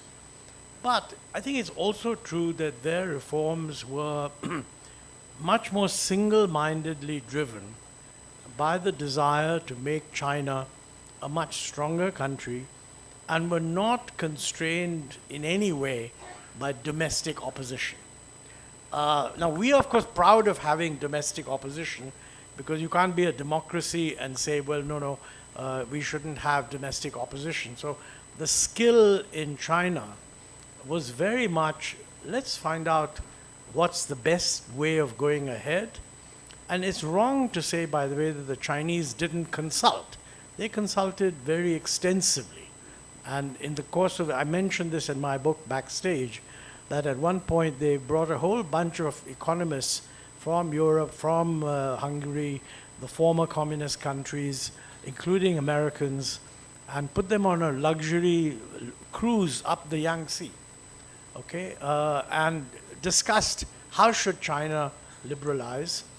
And after this discussion, a very important conclusion that they arrived at was that what the Hungarians were saying, which is sort of a little bit of this and a little bit of that, is the right way to go, was wrong, and that what the Americans were saying, which is forget about all this, if you're serious, go the whole hog, was right.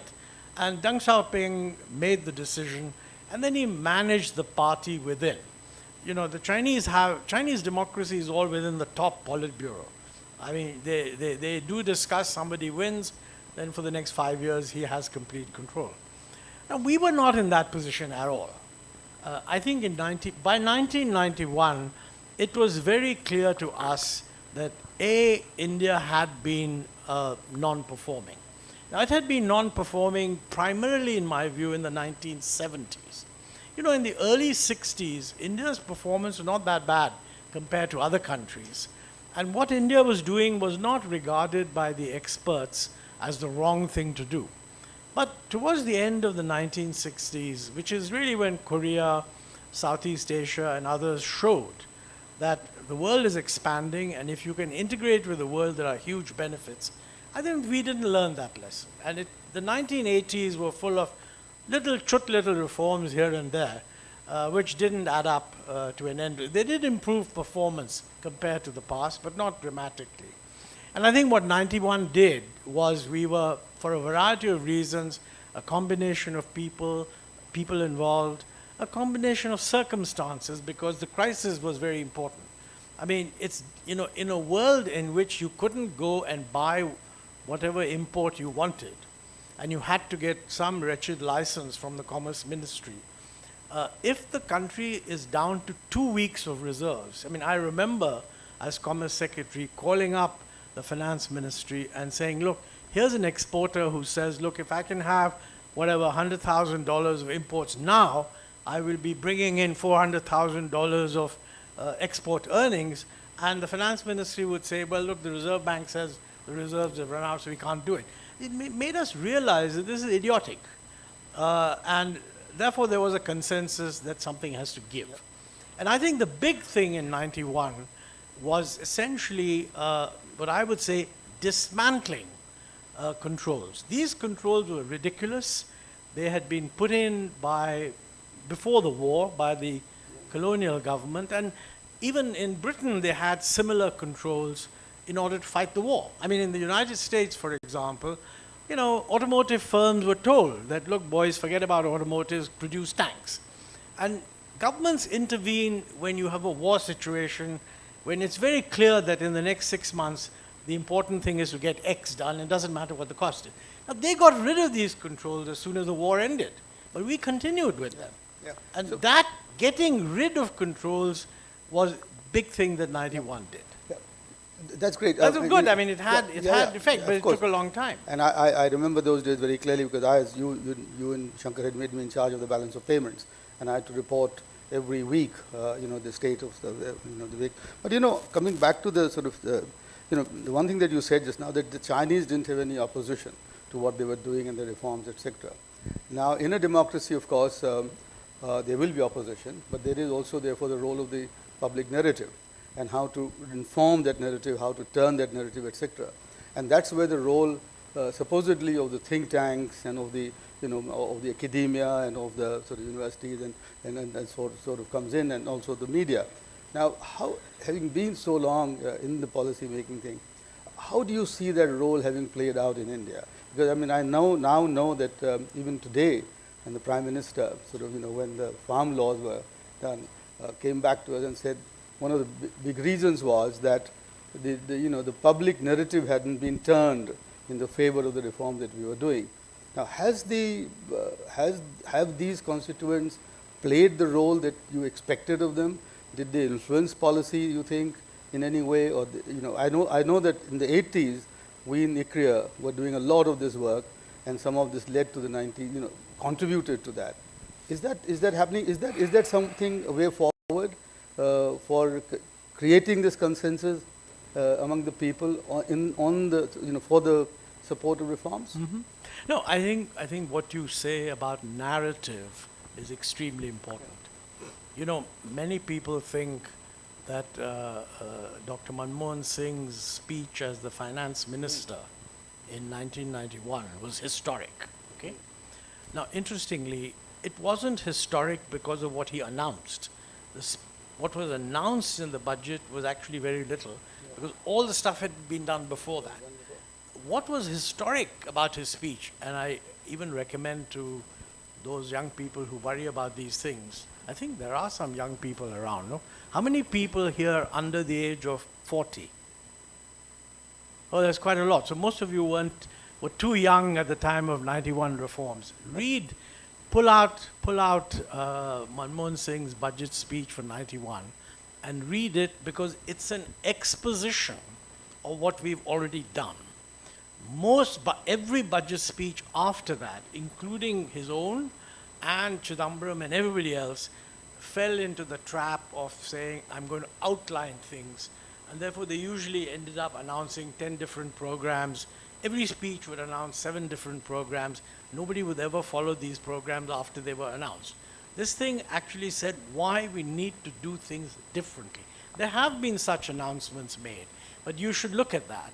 And I think the narrative has to be built around the change we need. Now, what Rajiv says, it's true that the farm laws narrative was totally supported by most of the think tanks, certainly supported by me. I had written a note for the then Punjab government saying, look, you need to do this. But I think for some reason, the way the narrative unfolded, the think tanks didn't actually come out there and say, look, this is really good. Okay?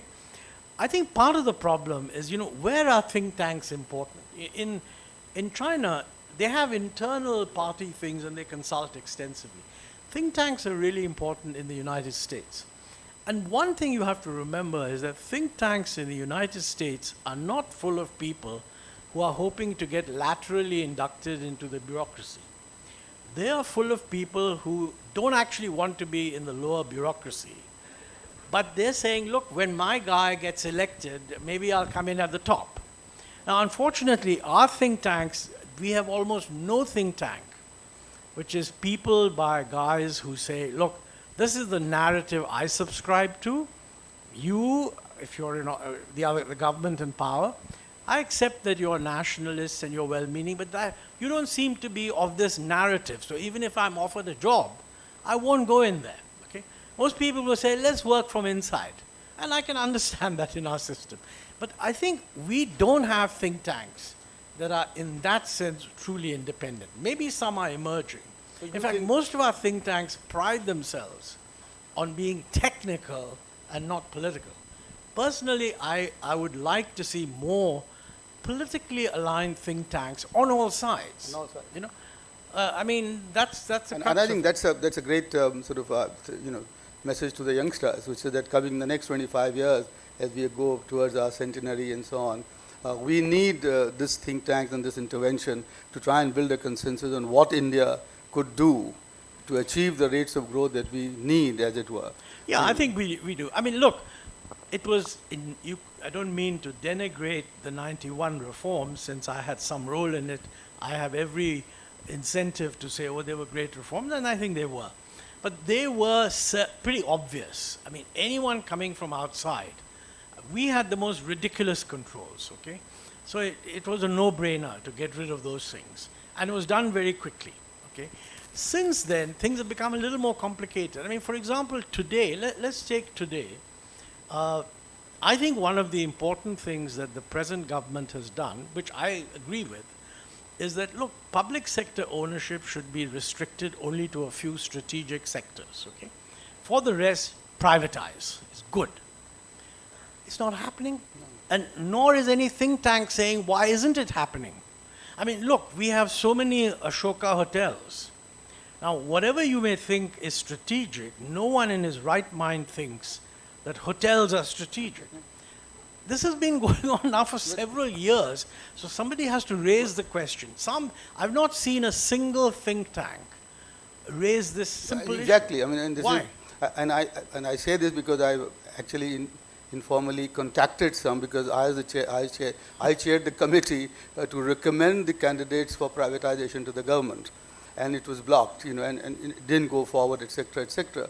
But here, there's another issue which you referred to actually in your book about, I think the incident you talk about is food grain hoarding at one time, excesses and so on. And you make the statement there that the officials did not agree, to this, to your suggestion. Just 1 second. I'm bringing this up simply to say that I found the same thing in my 5 years, which is that officials very often won't agree, for example, in this case, to privatization, and these things won't happen, despite the political direction, if you like, despite, the clear message and so on. Now, how can this change? How does this change? Yeah. One is the role of the think tanks, but what else can be done? Well, actually, it's a very good example that you refer to, because I think I mention in the book that, the conventional notion whenever food prices went up was that you must impose the Essential Commodities Act because the hoarders are hoarding grain. And I said in one cabinet committee meeting that, look, the biggest hoarder is the government of India, because we had built up excess food grains of more than 30 million tons. And we didn't have the skill required in the bureaucracy to actually offload them, okay? And the reason it wouldn't get it's not true that the bureaucrats didn't want to offload, but they were concerned that if they offloaded the grain at a price lower than the market price, then they would be accused of having favored some grain trader. But the whole point was to bring the price lower than the market price. So the idea that you would lower the price by keeping your grain price above is just ridiculous. And frankly, I still feel that it's possible for the political system to take the responsibility and create a structure where the final decision doesn't rest with the bureaucrat.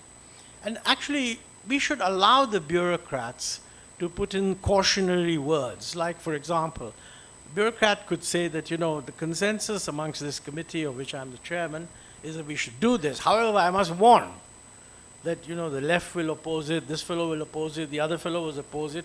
Cabinet may kindly take a view. In that case, he can never be accused of having done it, and I can guarantee you, whichever government, they will never accuse the whole cabinet of having done it.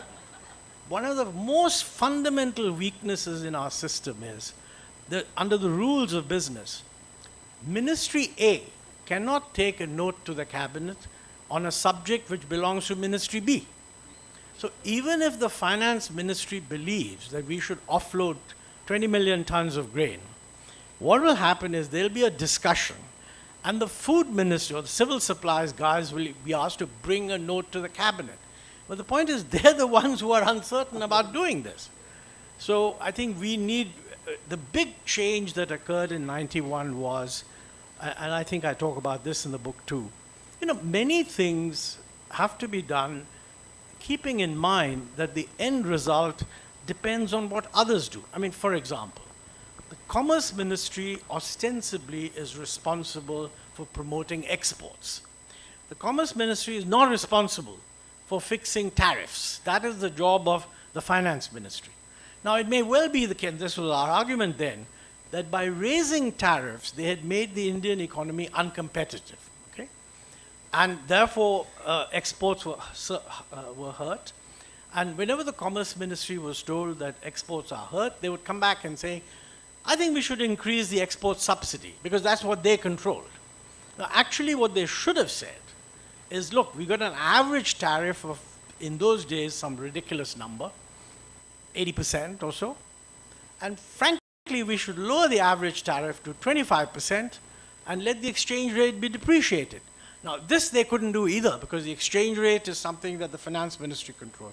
This is exactly what we managed to do in 1991 because we didn't leave these things to individual ministries. And I think that if the government set up a core group that is responsible collectively for coming to a solution, and then encourage, I think the other thing is we should encourage the narrative to be spelt out by bureaucrats, not necessarily the politician.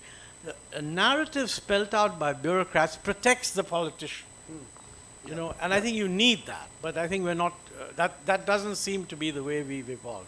So these are the ways in which a policy issue can get surfaced. It's also true, by the way, if you allow the bureaucrat to spell out the narrative, the press will be happier condemning the bureaucrat. The press is not very comfortable, understandably, condemning political side. So in order to get a real discussion of what is at issue, I think that's what we need. Yeah, yeah. One take on the 2003 to 2011 period. Probably been the best 8 years that Indian Yes. economy ever had. 8.5%, nearly 8.5%. And you say that in your book, growth peaks in the UPA, and you have a chapter there on that. Question to you is that how much of that growth would you attribute to the reforms done in the previous NDA government under Yashwant Sinha, under Vajpayee's government, N.K. Singh as the economic advisor to the PM, etc. Is there because I find that that's something which I think maybe merits a discussion because it also conveys continuity, which you talk about later on in case of Aadhaar, for example, that the UPA started and then the NDA took it up. So why isn't there in our country a kind of a narrative which says that, look, successive governments have done this and they've taken the country that far? So what is your view on what is the NDA I'm totally, I think in my book I say very clearly that while the 91 reforms were watershed, I give credit to both the United Front, which was there for 3 years, and the 6-year Vajpayee government for having continued the reforms. In fact, the strength of India does not, in my view, lie in portraying a narrative which says that every government that comes in is going to say that everything that was done before was wrong. I mean, you can say that they were incompetent. The best thing to say is that they were corrupt, because that, doesn't hurt anybody, and you just, but the best image of India would be that, look, it's a very noisy democracy because it's very multifarious. But underneath it, there is a strong consensus for steady progress. That is the best narrative that we can portray, and I think it's absolutely true that the high growth during the UPA years cannot be attributed just to what the UPA did. I mean, clearly they were building on a continuing set of reforms from 91 onwards, absolutely true. I do say that one of the strong points in the 91 reforms, it was getting out in the UPA period. One was to get out of what looked like a negative perception by the Americans, annoyed at our nuclear test, which was actually done by Vajpayee, and had broad political support. But cancelling the American anti position was, I think, important. Yep. And the Indo-US nuclear deal, which was initiated in 2005 and then completed around 2008, that was a very important signal which led to one of the critical factors in the Western world saying India is okay. India is okay, That's a very big thing. Second, I think the fiscal deficit performance during UPA was pretty good. Otherwise, the only thing the UPA didn't do, because of the left support, they stopped talking about privatization, which I think is a mistake. But anyway, not much was happening, but they didn't talk about it. Otherwise, because Manmohan Singh had initiated the 91 reforms, most people thought my policy is going to be broadly supportive and created a bit of an investment boom and so on. I think another factor, which is a continuing factor, really from 91 onwards, is the opening up of the capital market. We greatly underestimate the importance of that. A lot of people say that a criticism of the 91 reforms is that they were product market reforms and they didn't go to factor markets. Now that's true for land and labor. That's still true actually. But it's not true for capital, because the 91 reforms very clearly opened up for foreign capital in a gradual way. And later on, the liberalization on banking, which again was pushed by the Vajpayee government and continued by the UPA, opened up private banking. And then non-bank finance companies, many of them ran into trouble. But today, what you're now seeing as startups, which is a new phenomenon during this government, the groundwork for this was laid earlier when the capital market was opened up. Yep. And you built a certain credibility of the Indian capital market. So these are, I think, the trouble is, if a narrative gives credit to the continuity of reforms, I think it strengthens the reputation of India. If the narrative only says that, look, what I'm doing is what counts, it's a bit like, Bibek de Broy in this fascinating discussion that preceded ours talks about, we shouldn't have a linear view and so on. Yeah. A linear view can also be a relatively longer-term view. The things that you started in the 1990s begin to have an effect in 2000, 2010. And that is something there in the You mentioned about the fiscal deficit performance of UPA 1, which was very credible. But I recall, and I was trying to look for that in your book actually, the 2008 budget, which preceded the Lehman crisis.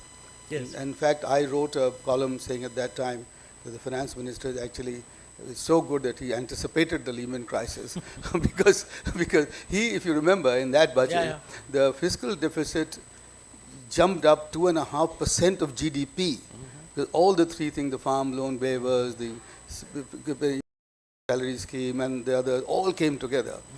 And I was just wondering, what was your advice to the finance minister at that time, and how you and the prime minister, two eminent economists at that time, took to that opening of the floodgates of fiscal deficit at that time? That's very good. Actually, if you want to be a critic of the then finance minister, and I think for students I should mention this, a lot of people criticized the 2008 budget for not factoring in some of the sort of pay commission stuff which you knew was coming. So in a way, part of the increase was already there.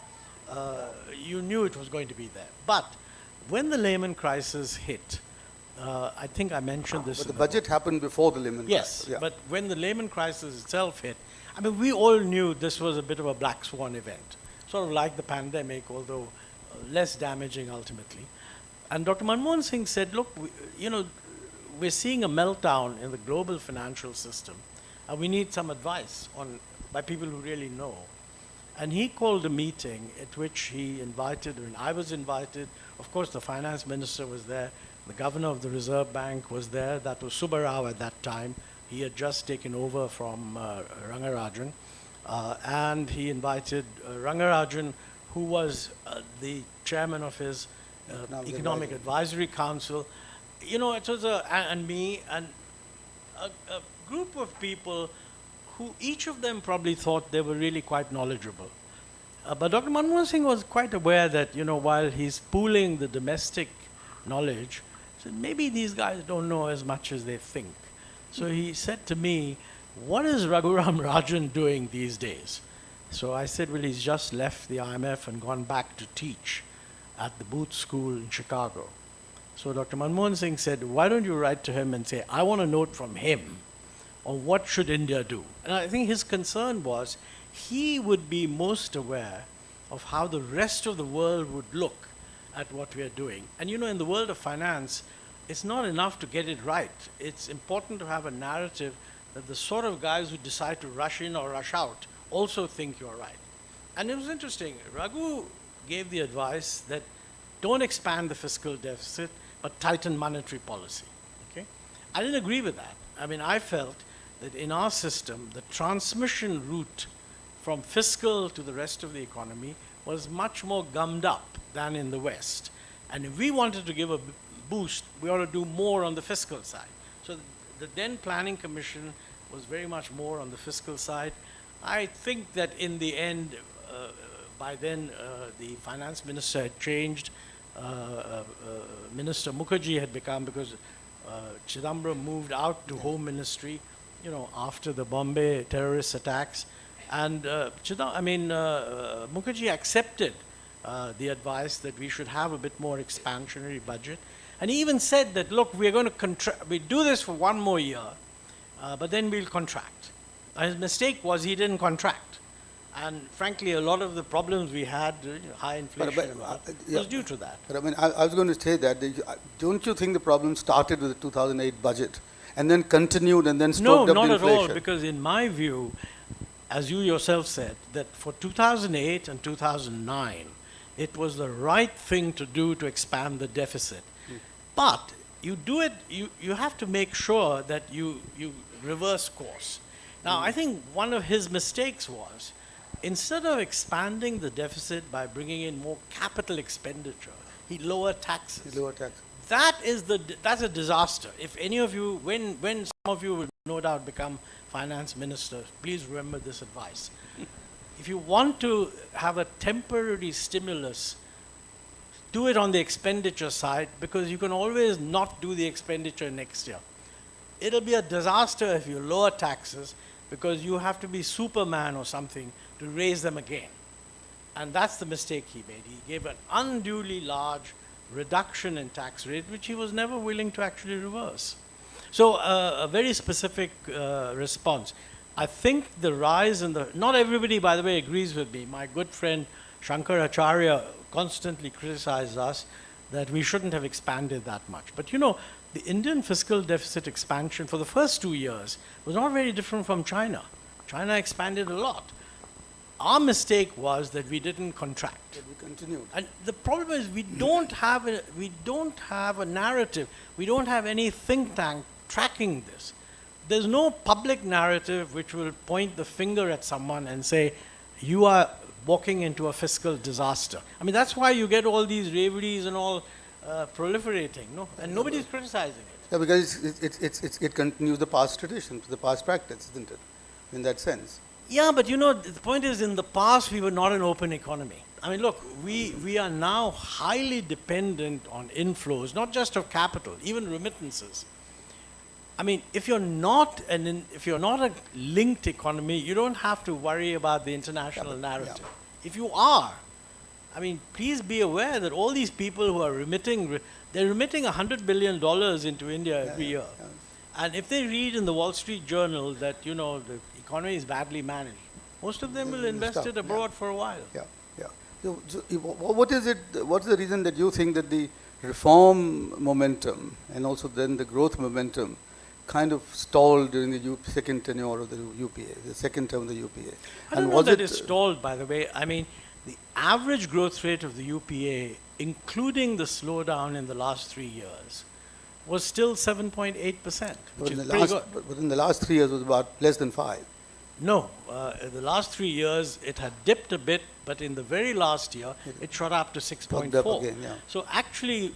But do you think the reform agenda continued in the UPA? No, I have said in my book quite clearly that there was a loss of momentum. And I think the loss of momentum... what do you attribute that to? In the UPA. What do you attribute that to? I mean, look, I think it was a coalition government. I don't think they lost control, in my view, of the narrative. They didn't really appreciate, I think, they didn't really appreciate, particularly when these allegations of corruption mounted, that with TV and electronics and so on, you can't respond by Press Information Bureau and that kind of stuff. But maybe they didn't do that because it was coalition. Montek, you don't think that the role of the National Advisory Council, which was chaired by Mrs. Gandhi, had any role in terms of, doing a different thing, taking a different view of how the economy should be managed, and therefore focusing much more on the distribution rather than on growth? Let's put it this way, that was a new force ostensibly representing CSO interests. What did the National Advisory Council actually do? One is the Right to Information Act. I think that was a good thing to do. They had a push on the food security. Food security, yeah. I was not in favor, and I say so in the book. They were extending the food subsidy to far too many people. We managed to reduce it a little, but look, I was saying, listen, poverty is down by then to about 22%. So give the cheaper food to 40%. There's no justice. They wanted 75.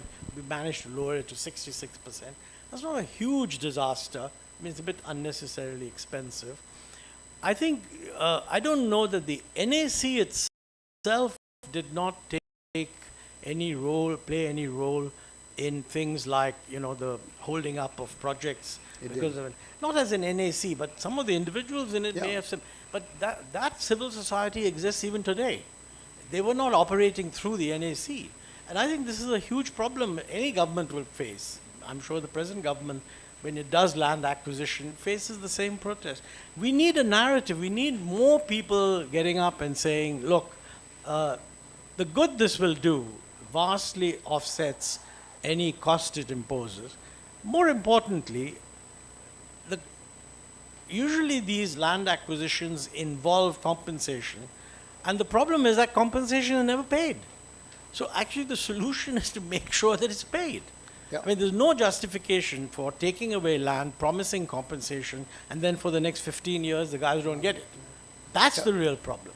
Let me ask you another question, and you would, my 5 years in Niti Aayog have got me one very important lesson, which is that anything which is done at the pan-India level, central planning, plans, this, that, and the other, you know, policy like exim policy, having the same exim policy for the Punjab and for Tamil Nadu, for me doesn't make sense at all. But you know, you've headed 11th and 12th 5-year plans and so on. And remember Professor Raj Krishna saying, "Oh, this is the 8th version of the same plan." If you remember that, sir. Now, do you now think that we continued with central planning commission for far too long, and we should have encouraged more state-specific policy formation and development planning? There's no question in my mind that we need much greater flexibility to the states. I don't think, by the way, that we were reducing that flexibility. You know, there's an image that the Planning Commission was doing all the detailed sectoral controls. That's not true. The role of the Planning Commission was to listen to states, and I think we were, at that time, a strong lobby, both for doing central government push for infrastructure projects, okay? Mm-hmm. And we were the principal people saying, look, let's do it through PPP. And we were also keen to get states to do it through PPP. In fact, Madhya Pradesh, somebody was telling me yesterday, Madhya Pradesh is a good example where they had a lot of interaction with the Planning Commission on how to do things in Madhya Pradesh with PPP, which they succeeded. And we pushed others, like, for example, Andhra Pradesh, the metro. I mean, our view was that the metros should be done PPP and not by the state and central government. So that part is valid. It's also true that we were a very strong, I mean, we didn't succeed, but we were a strong force for saying that, look, if you're going to assist the states developmentally, then give them flexible developmental grants, maybe for particular sectors, but do not design those projects in the center. I'll give you a very simple example which I was directly involved in, which I think succeeded quite well. You know, we wanted something for agriculture. So we had a huge number of centrally sponsored schemes. Centrally sponsored scheme meant that some very intelligent deputy secretary in the central ministry would take 200 crores for something or the other and would define all kinds of criteria, and the state government would have to get the approval of the ministry before the money went down. So we said, look, let's pool all this together into one project for supporting agriculture. Each state will have its own emphasis. Some state may want to do fisheries, somebody else may want to do floriculture. Let them propose projects within this total. Let it be cleared by a committee chaired by the Chief Secretary of the state, to which the Planning Commission and the central government would send representatives. This made a huge difference, because when these things were chaired in Delhi, the Secretary of Agriculture would chair it, he would expect that the chief secretary or somebody very senior from the state would come. And since the IAS is after all one biradari, I mean, a chap from the IAS coming from the state to somebody who may 2 years later be cabinet secretary is not going to tell him, forget it, man, this doesn't work. Whereas when you have the same thing chaired by a chief secretary, then the secretary from Delhi doesn't go, he sends his joint secretary. And the chief secretary outranks the joint secretary in any IAS biradari, so he's more able to be persuasive. And we found that was terrific. And I remember telling Dr. Manmohan Singh, you know, we call this the Rashtriya Krishi Vikas Yojana. It's now been renamed, but it's something similar. And we went to Sharad Pawar and said, look, sir, you've got 10 schemes for agriculture. One for floriculture, one for whatever vegetables, one for this thing, that thing. Let's pool them all, give them to the state. Let the state decide what it wants to do. Otherwise, you had a joint secretary on a floriculture scheme writing to every state, what do you want to do in floriculture? It makes no sense at all. And I mentioned to Dr. Manmohan Singh that, you know, this seems to be very popular because most of the states say, this is a good thing, do it for all the others also. And he said, of course they think it's popular because you've given the power to them. And I said, that's what we should do. And therefore, I agree with what Rajiv is saying. You know, we have states at incredible differences. Yes. Per capita income difference, 5:1. State capacity, huge difference. So frankly, the idea of doing this in the center is just wrong. Yeah. So I mean, I think it's time now to really go down to the states and do that. One question that I had, from you is that I think by 2013 already, the Prime Minister, Dr. Manmohan Singh, and I believe you, had started looking at how to revamp the Planning Commission. There were committees, etc., and there was an idea of how to redesign it, etc., etc. Now, my question to you is, and as a member of some of the committees and so on, is that do you think what's come now and what might be in the future, are they similar to the idea that you had of converting this into a think tank and have no financial role, which by the way was sort of objected to by several chief ministers? I'm just asking you the question that does Niti Aayog represent a kind of a continuity that you had in mind, or is it a complete break? Well, I'm not the right person to comment on Niti Aayog, especially since you're here. No.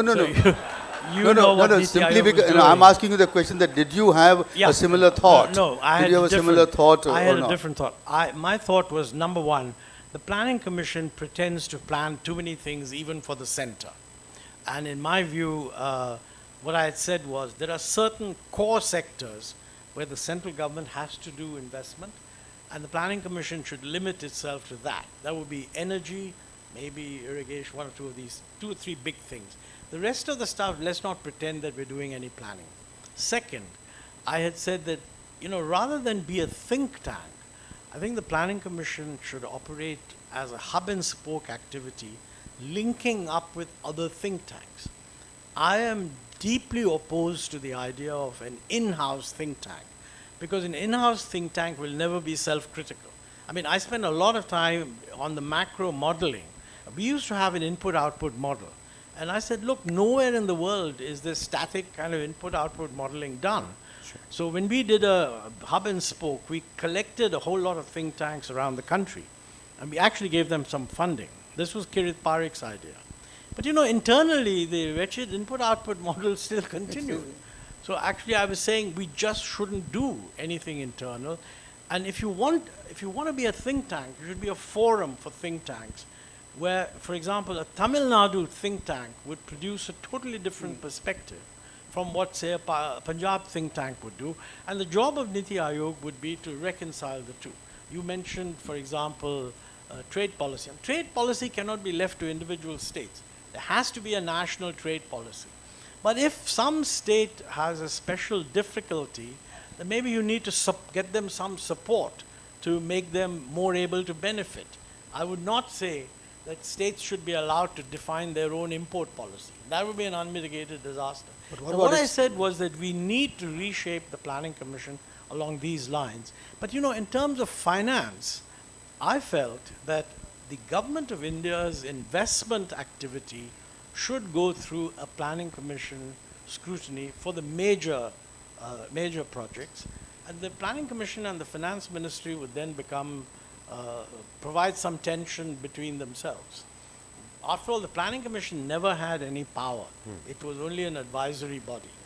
Our power rested in the fact that when the Prime Minister finally cleared the finance ministry's budget proposals, he had our view that we should do more investment here and less investment there. And it depended on him. Now, the same thing exists today, but today there's nobody feeding that unless there is something in the PMO, because I'm told that Niti Aayog no longer has that role of people bringing their financing proposals to the commission and the commission then feeding them into the process, into the Niti Aayog. No, it doesn't. Yeah. So my feeling was that we were doing too much, but for the 4 or 5 big sectors, we needed to do it, and it wasn't as if we were doing it. We were only advising the Prime Minister to see how the finance ministry puts these things up. I mean, you could argue that, for example, you could put this all in the finance finance ministry, but then you don't have a critical input. You could put it in the PMO if you have a small group. I want to open this up to the question answers. Yes. Just to but let me finish one thing. Yeah. I regret to say that the willingness of people to listen to us on policy was directly connected with the belief that we will affect their budget. Yes. The moment, I mean, if it's not that we really affected their budget, because if they had done a deal with the PM, it doesn't matter what the deputy chairman says. But not every minister was in that position. Yep. So whenever policy issues were raised, they always had this feeling that, you never know, if you don't listen at all to them, they may muck up the budget. So I think that was a negotiating power which presumably Niti didn't have. I just wanted to assure you that we had continued the practice. We started the practice of consulting state-level think tanks on a quarterly basis. Okay. And we'll bring them together, and therefore the Niti Aayog did become, in some sense, a hub, of think tank activity and so on. Let me open this up for question answers. Yes. 2 quick questions, please. Yes. Someone from the back there? Yes. You want a mic? Why don't you come to front? Yes. Yeah, come down and shout. Shout politely. You don't have to be polite, just shout. Yes, shout. Tell us your name. Sir, I'm Jigyasu. My name is Jigyasu Agarwal.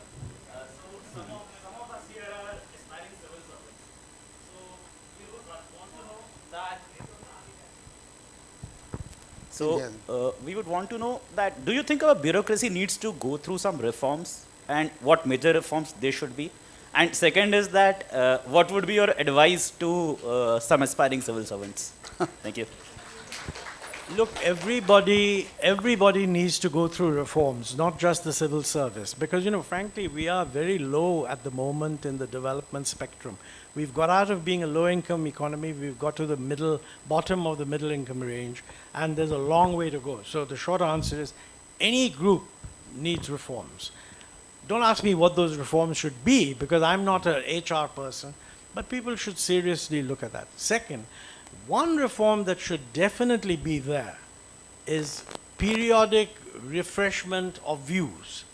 I mean, the idea that somebody did a BA in 1990 and is therefore an economist is a grave mistake.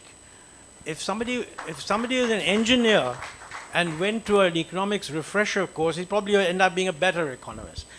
I don't think that there are enough of these refresher courses. And secondly, I don't think the refresher thing can be done by the institute in Mussoorie, because the institute in Mussoorie is meant to take fresh graduates and give them a little basic training. You need refresher courses where civil servants can be told that, look, these are the 2 different views on which you will have to pronounce. One of the biggest problems today, I think there's, at an intellectual level, a complete agreement that development has to be led by the private sector. Okay? At the same time, there's a profound suspicion of the private sector. And somebody says we are dominated by 1 and 2 and whatever. Now, what is our image? I mean, we are the 3rd largest economy in the world. Do we want to have two companies that are in the top 100? And if we do have those two companies, under what circumstances will we not call them crony capitalists? Now, I think this would be the most useful thing to give. And by the way, I'm not saying, in my view, all companies want to become crony capitalists. That's true in the United States also. So there's a job of the government, the think tanks, and civil society to create an environment in which, great that you've become big, but you have to be competitive. And I think they would do, you can't do worse than get Pradeep Mehta, who's sitting there, to give you lectures on that, because he spent a whole lifetime in bringing the notion of competition as something that enhances efficiency to the public notice. And I think what we then need is an understanding that, look, as long as companies are operating within that environment and they become big, you should celebrate them. But I regret to say that is not the current atmosphere. And you need to think hard about that one. Part of the problem, this is also global, the rise of the digital economy has created a very peculiar circumstance where the first mover has a huge advantage. I mean, Google and Apple. And if you look at the United States, there's intense agony that these guys are dominating our lives. So what is going to happen here? I think we need to keep our mind open.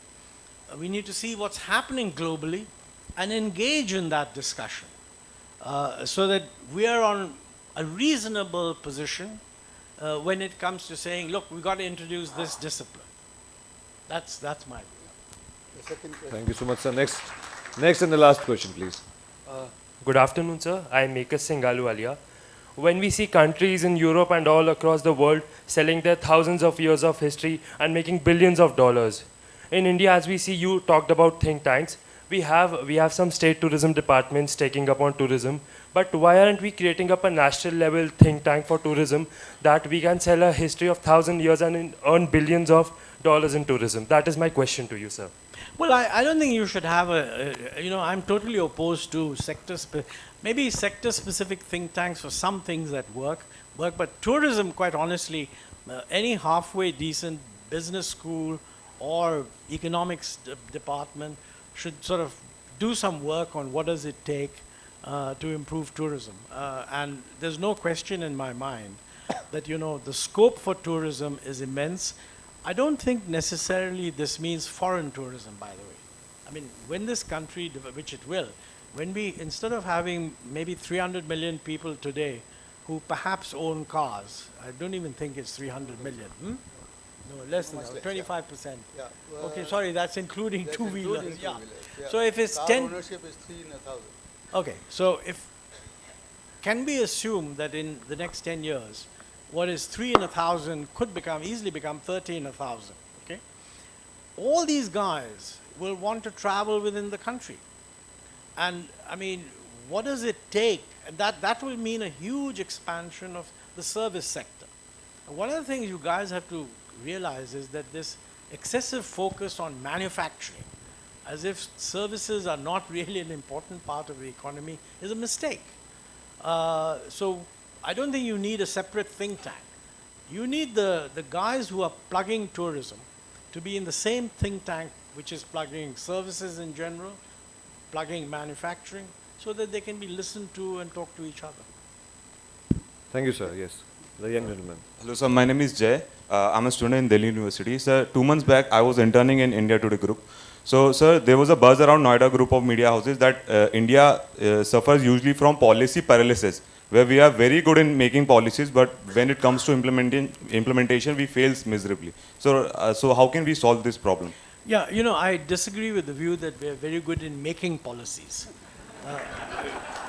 We are very good in making slogans. And that's not a small.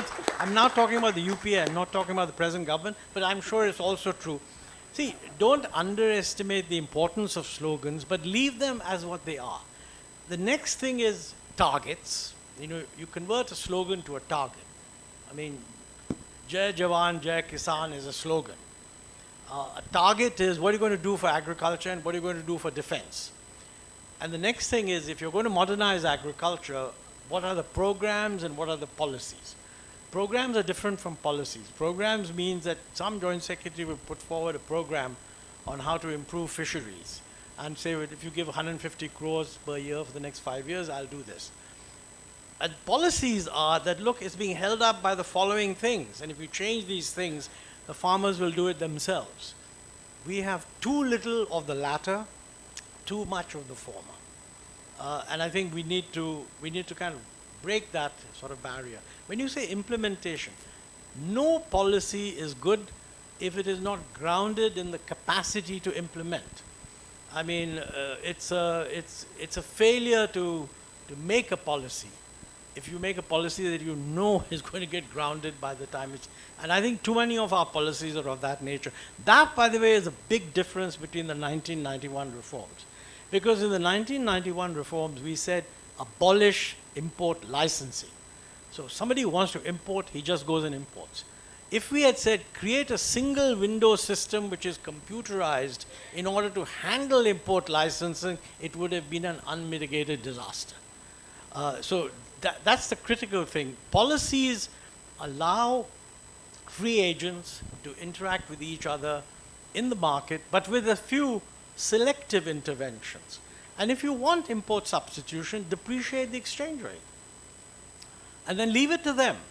And we need a lot more of that kind of thinking. But even today, I think that's a relevant issue, because I keep reading in the newspapers that, you know, every ministry is now going to the finance ministry to raise import duties.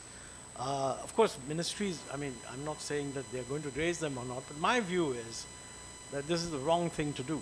And his predecessor, Arvind Panagriya, who was the first vice chairman of the Niti Aayog, and of all the Niti Aayog or Planning Commission people, he's the only one who's actually a trade economist, right? Now, his conclusion was, and he recently wrote in one of the newspapers, that our tendency to raise duties in the last 3 years has been a mistake. And he has another sentence in it which is very interesting. I'm absolutely sure. He said, this has been done without any analysis whatsoever. Now, that's not me saying it, that's Arvind Panagriya saying Okay, thank you so much, gentlemen. Please give them a round of applause. Montek Singh ji or Rajiv ji. I would like to invite the director of Bhopal Literature and Art Festival, Raghav Chandra ji, to please come to the dais and present a memento to our discussant and the author as a symbol of love and respect from Bhopal Literature and Art Festival 2023. And please don't go away, because the next session is based on cheetahs, the last and the latest. Yes, yes. All of you must be aware about cheetahs being reintroduced into the nation. So the next session is titled, as I said, titled as Cheetahs, the Last and the Latest. And we are extremely happy to have Dr. Divya Bhanu Singh Chavda with us, and he will be in conversation with Ravi Singh ji and Abhilash Khandekar ji. So please clear the passage, and I would request not to go away.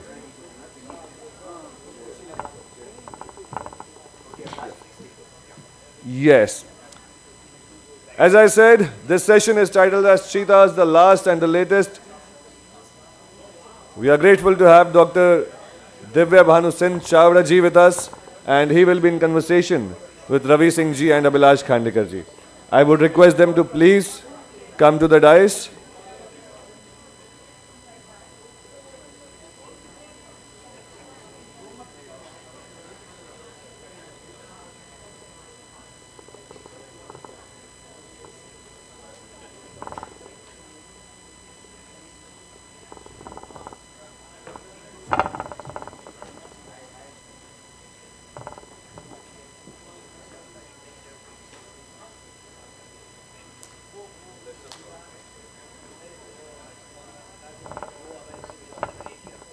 I would request everyone to please settle down. मैं चाहूँगा जो भी discussions हो कृपया आप please वो discussions बाहर करें, ताकि जो लोग यहाँ बैठे हैं उनको सुविधा मिल सके. Everyone please be seated.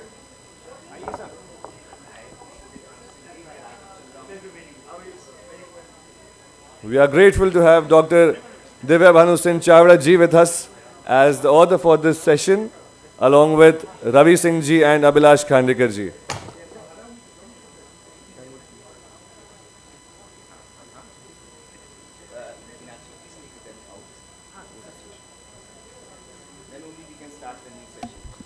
I would request everyone to please clear the passage.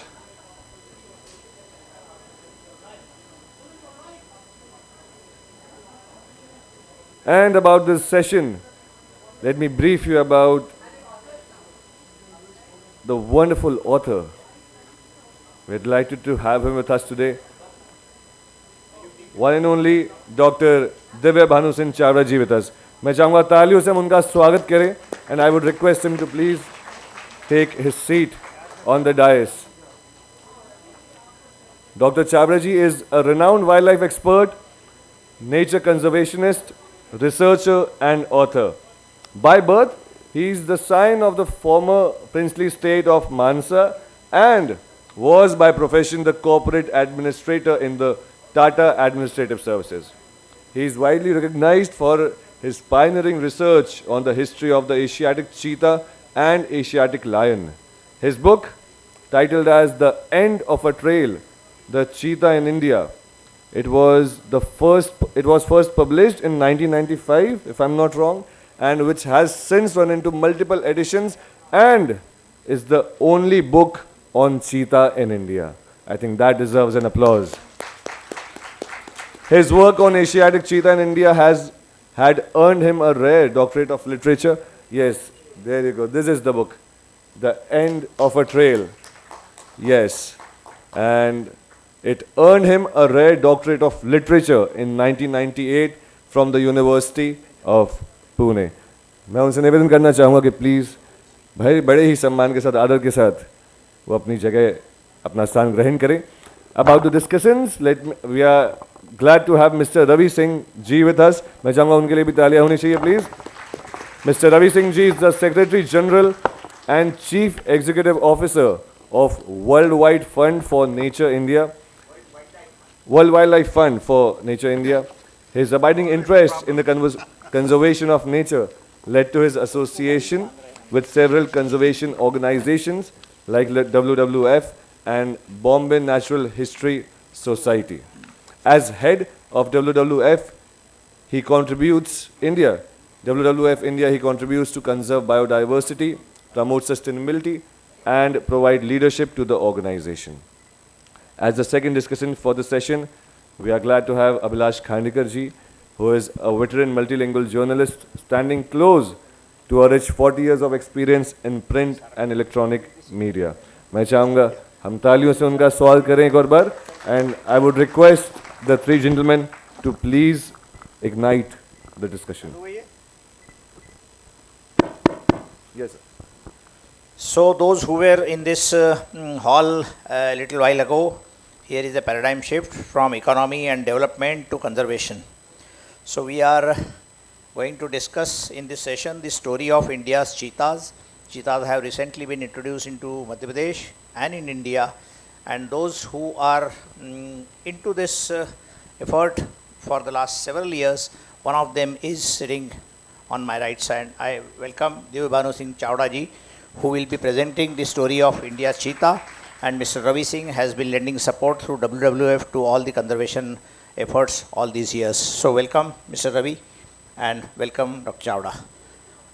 So he will first present the story of India's cheetah through the slides and make comments, and after that we'll start discussion. So can I ask them to start the slideshow? Yeah, please put the first slide. Okay, before I go any further, let me just thank the organizers for giving me this opportunity to come and talk, and I will try and make it less boring as possible. So do forgive me. Cheetah won't be boring, sir. Thank you. ये सामने नहीं दिखेगा क्या इसमें? All right, fine. So, okay, This then is is a painting. I'll come to this a little later. This then is a painting by a man called Basavan, who was one of the premier painters of Emperor Ashok, Akbar. And the importance of it is, this is the earliest representation of Indian cheetahs in the wild anywhere. Okay, and this is the second half of the 16th century. All right, that's why this is important. And I'm showing this to you to start with. Very briefly, I'm going to take you through what was the interaction between cheetahs and human beings through history. I'm going to be very brief about it.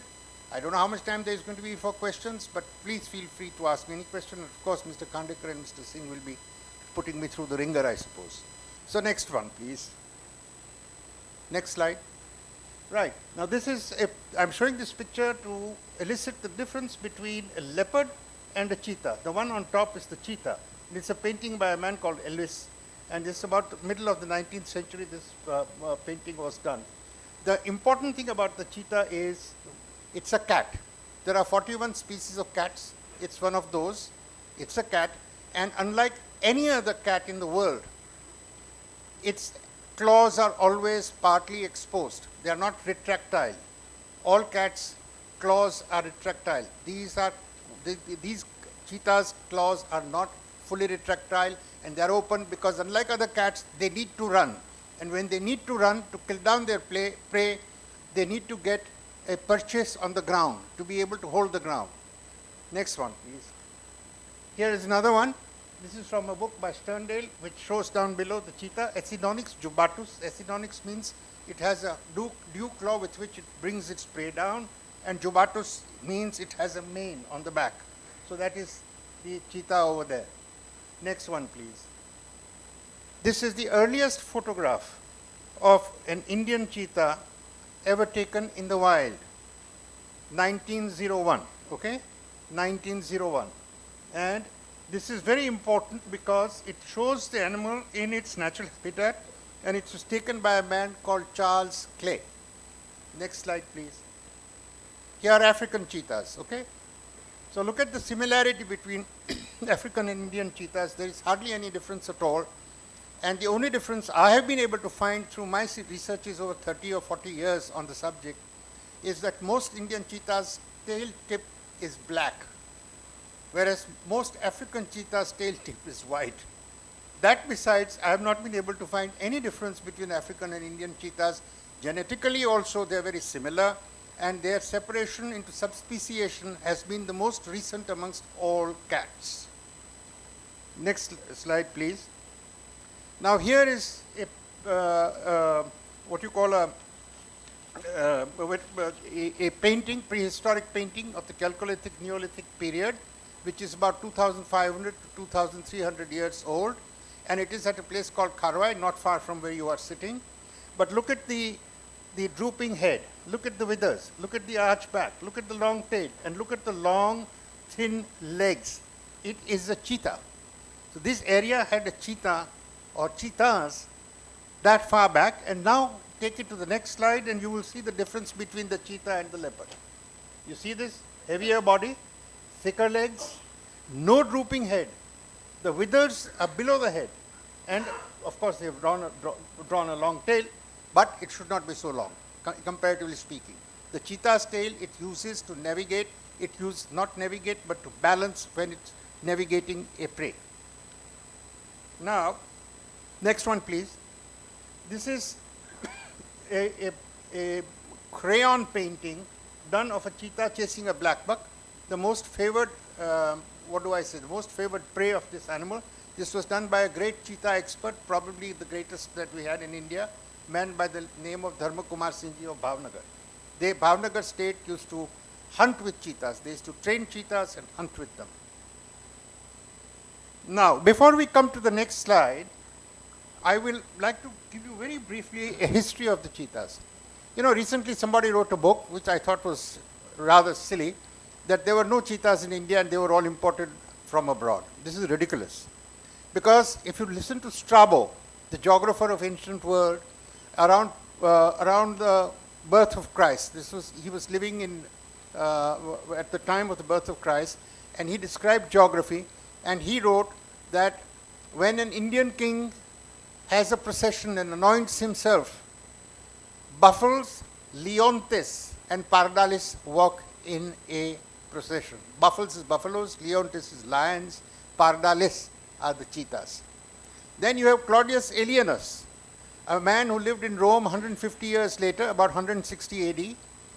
He wrote that when Indians bring to their kings four-horned oryxes and tame pantheras.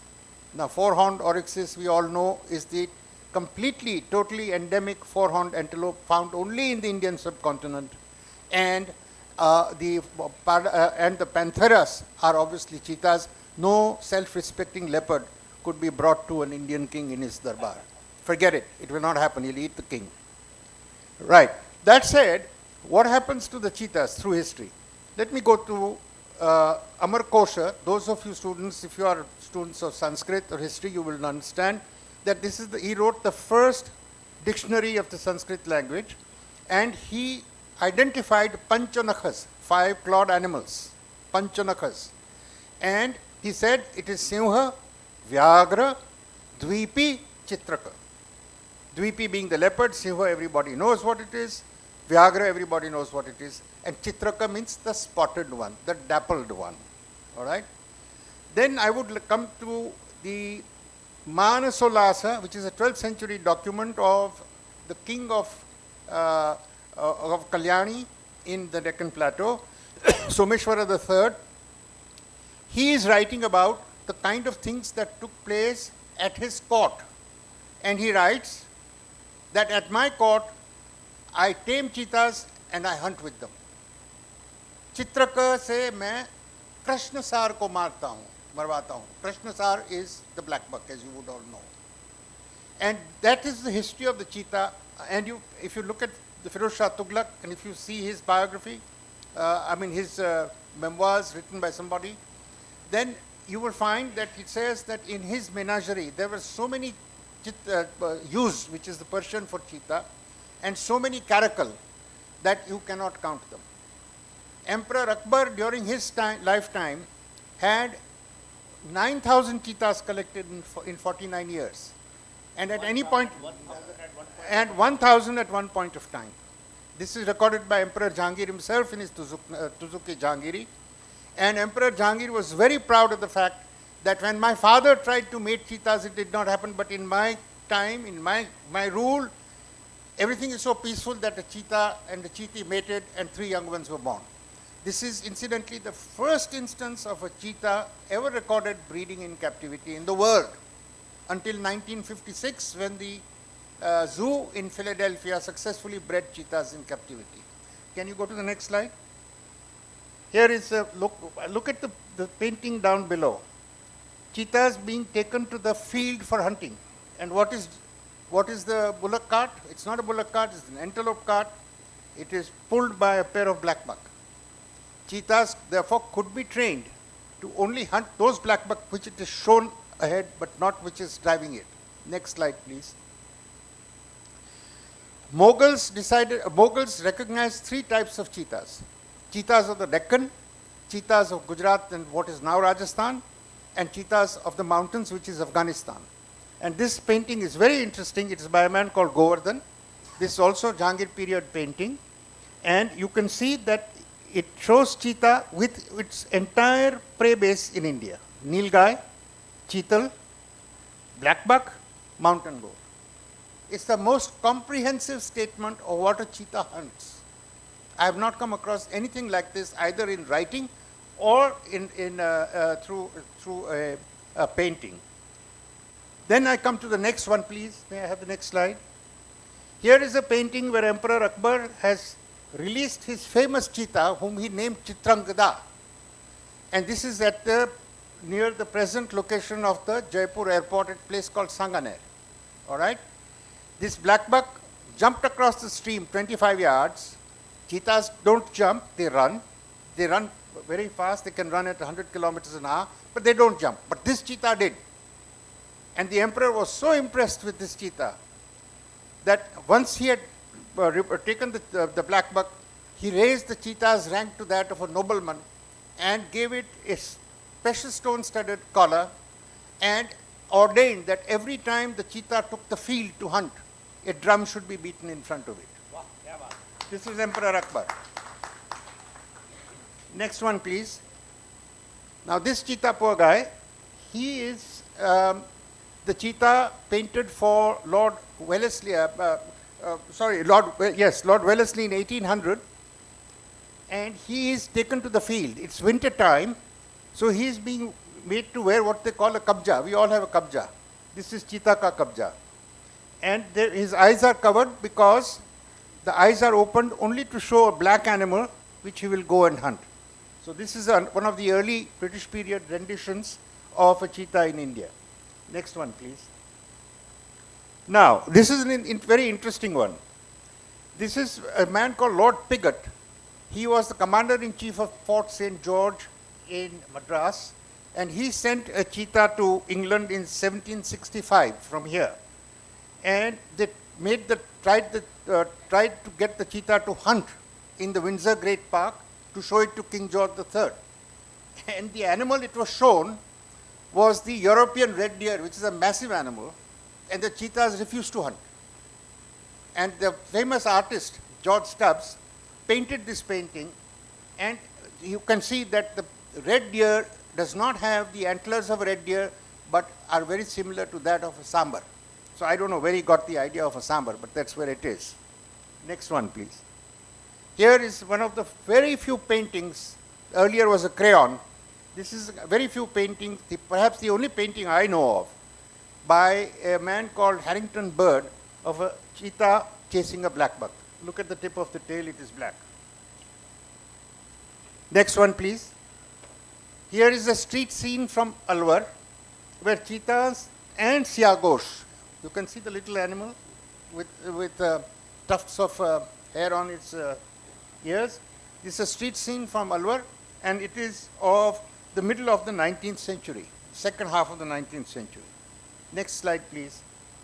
Now this one is the Maharaja of Korea, who shot 3 cheetahs in 1947. These were, sorry? The last one. I'll come to the last one. This is, in my, I say this is the second last one. So everyone says this is the last one. I don't say so because I have a slightly different opinion on this.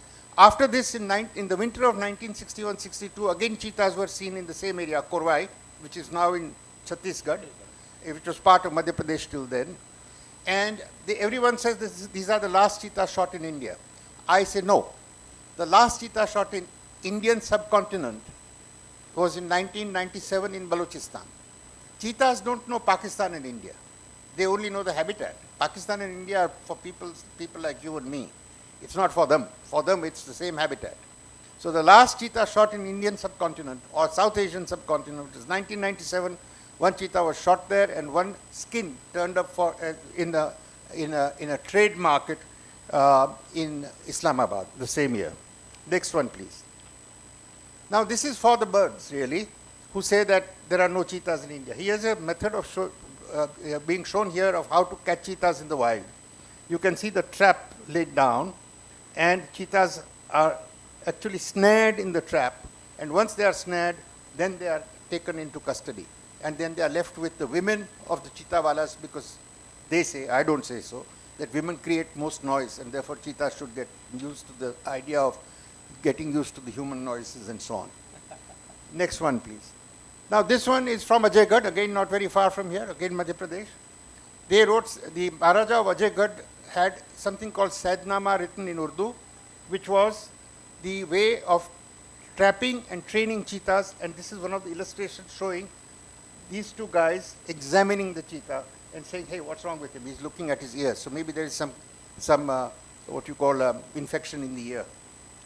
Then I come to the next slide, please. This is from Kolhapur, if you can believe it. Here is a tame cheetah which is being bathed. And that fellow is holding the kamar kach, okay? Kamar kach. This is called a kamar kach. And that is used for releasing the cheetah, catching him like that and releasing behind the black buck. But here it is kept here, and this cheetah is having his bath, rather enjoying it, I think. Next one, please. This is a killer. This is the Kolhapur thing with 11 cheetahs in their menagerie. 11 cheetahs at one point of time. And from 1918 onwards to 1950, Indian princes kept on importing cheetahs from Africa because there were not enough Indian cheetahs available from the wild, and they used to tame them to hunt with them. And therefore, here these cheetahs are all African cheetahs, not Indian cheetahs. But remember this, unlike today's VIP passengers who landed here on 17th September, these cheetahs went through 15 days minimum of choppy sea travel from Mombasa or Zanzibar without tranquilizers, without antibiotics, and when they fell ill, these African cheetahs were treated exactly like Indian cheetahs and were treated with Indian medicine. All right? So, and here is a great tradition. I'm sorry to say we in India have lost totally. Today we don't know anything about them. And yet these lexicons which I have read, they tell you what are the diseases of cheetahs and what are the treatments of those cheetahs. I tried to interest some of the Government of India forest officers in our traditional medicines, but no one was interested, so I left it. Next one, please. Now these are the last Asiatic cheetahs alive anywhere in the world. There are only 40 of them or less than 40 of them left. These are Iranian cheetahs from the Turan provinces of the central highlands, the central desert areas of Iran, and less than 40 of these cheetahs are left. And can you please go to the next slide? Look at this fine Asiatic cheetah, last of the Asiatic cheetahs. With all the mess that's going around in Iran, I don't know how long these 40 cheetahs are going to last. But the only silver lining to it is that there is one cheetah who has given birth to 3 cheetahs in captivity. So if they are doing some ex situ breeding and conservation in Iran, maybe you will have some cheetahs left. Next one, please. This is an African cheetah with a world record. Normally, a cheetah has not more than 4 cubs, but here you have 6. And this is a photograph by a friend of mine, Mr. Kothari. Kakubhai Kothari has taken this picture. Now here, next one, please. Everyone knows this. This is the entrance to Kuno. There are pictures of lions. Those lions have disappeared into a corner and cheetahs have taken over. Next one, please. This is my friend Laurie Marker, who first came to meet me in 1997 and broached the idea that how can we get cheetahs into this country. Of course, 1952 onwards, people have been talking of cheetahs. Ranjit Singh had put in 2 or 3 proposals to the government of India to bring in cheetahs. None of them bore fruit. But this was here she is preparing cheetahs for what you call cheetahs for transport to India. Next one, please. This is the team which brought, this was a jumbo jet 747, specially designed to bring cheetahs, and the 8 cheetahs were brought by this team to Kuno Palpur on 17th of September. Next one, please. Now this is Laurie Marker, and of course you will know Aditya Scindia, and the gentleman he's talking to with the moustache is Dr. Jhala. He is the person who arguably knows more about cheetah ecology than anybody in India. Next one, please. This one is, of course, our Prime Minister releasing the first of 2 cheetahs in Kuno Palpur. And this is where the new story begins. And please go to the next one. And here is cheetah. No, what is it doing? It is marking its territory. It's absolutely at home. He got no problems. He's forgotten his whatever impalas and other gazelle, and he's happily hunting. As you will see in the next slide, you will see he is hunting Indian game. All right, this is hunting a cheetah. This is an African cheetah. But why not? They used to hunt black buck before, so why not the cheetah? And the last slide. This is the new home, the fort of Kuno. And you can see cheetah, which is their base.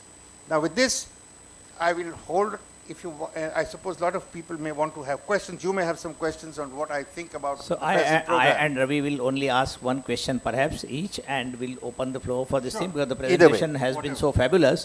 I also welcome Mr. J.S. Chauhan, the Chief Wildlife Warden, who is involved in the Kuno cheetah introduction since the beginning. So welcome, Dr. Chauhan. So you mentioned little bit about Iranian cheetah, Asian cheetah, African cheetah. For the audience interest, I would like you to differentiate between these 3-4 main species of cheetahs, if you could. See, Because they say even that you said 40, but some we heard that Iran में तो 12-15 ही चीते बचे हैं. no, that was a false report that only 12 cheetahs were identified according to the protocol of the Cheetah Conservation Society. That does not mean that there were no other cheetahs. They have been able to look at cheetahs through their footprints, and they say that there are between 30 and 40 cheetahs left. Now, when I say this, I am saying this before the present troubles in Iran started. What it is 3 months No one really after, knows. Yeah, what has happened in the last 3-4 months, I don't know. So, coming back to what is the difference? So you have been referring to Indian cheetah, Asian cheetah, Hang on a African. minute, hang on a minute. Let me clarify this. At one point of time, 7 or 8 different species of cheetahs were recognized. Today, through genetic, what you call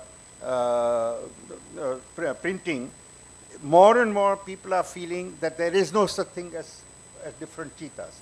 If you look at, for one instance, the research done by Stephen O'Brien, who is the father of cat genetics, he says there is only one cheetah in the world.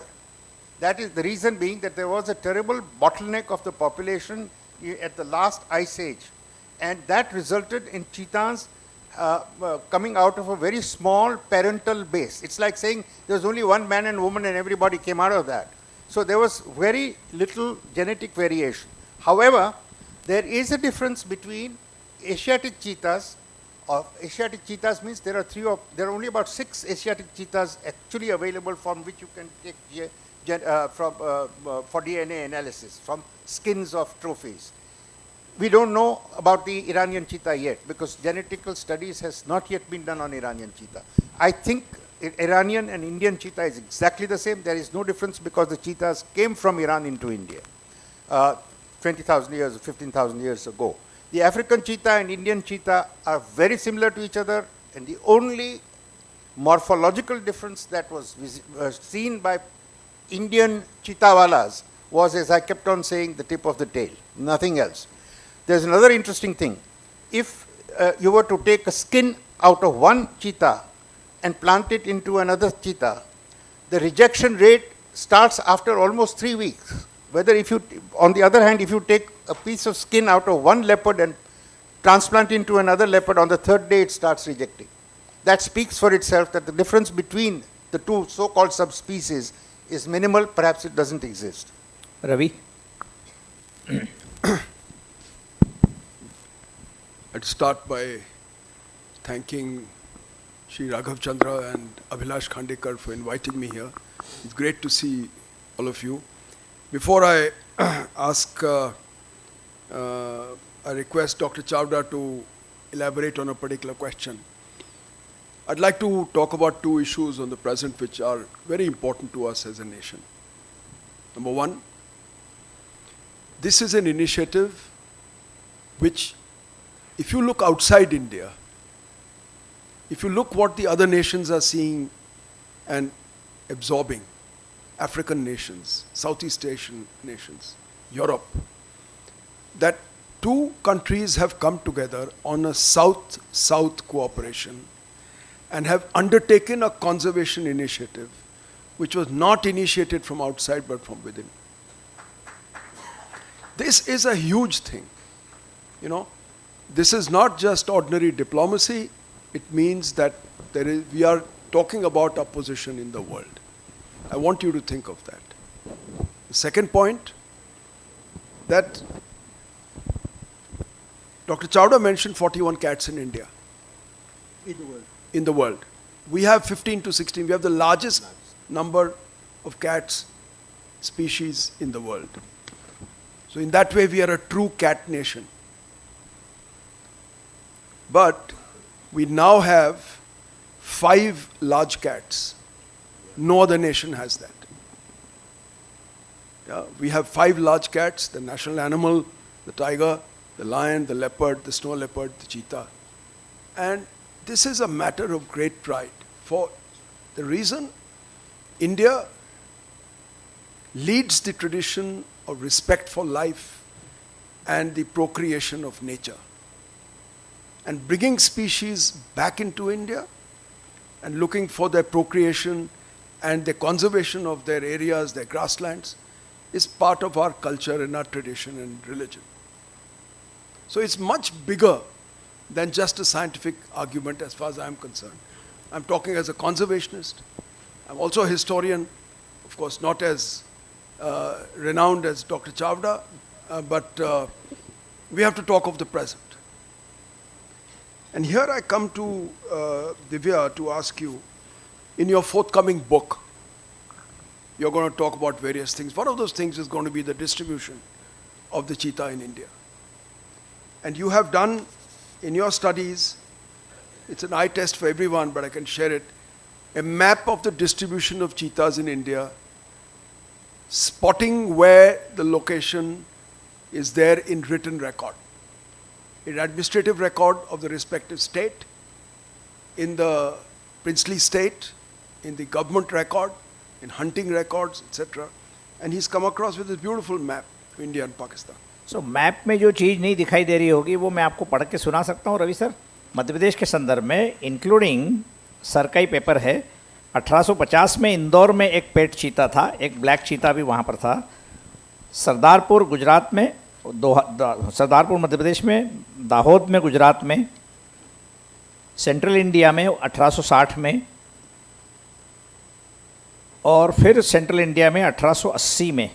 मेरे को बहुत आश्चर्य हुआ कि इंदौर में भी चीता थे, ऑफकोर्स दे वेर पेट चीतास, लेकिन मध्य प्रदेश में छिंदवाड़ा में भी चीता था, और सेंट्रल सीपीएन बरार में भी था, सरगुजा जो छत्तीसगढ़ मध्य प्रदेश में था, मेलघाट का फॉरेस्ट जो मध्य प्रदेश से लगा हुआ है, Gwalior state now part of Madhya Pradesh, Seoni plateau, और सेंट्रल इंडिया के कुछ दूसरे part, Surguja, Korea district Chhattisgarh, Sidhi, Korea district Chhattisgarh again, now Chhattisgarh, and parts of bordering Jabalpur and other areas. So that map is exactly showing, and this is the list that Chavda ji has published in his paper. What I'd like Dr. Chavda to talk about, that these areas are not all grasslands.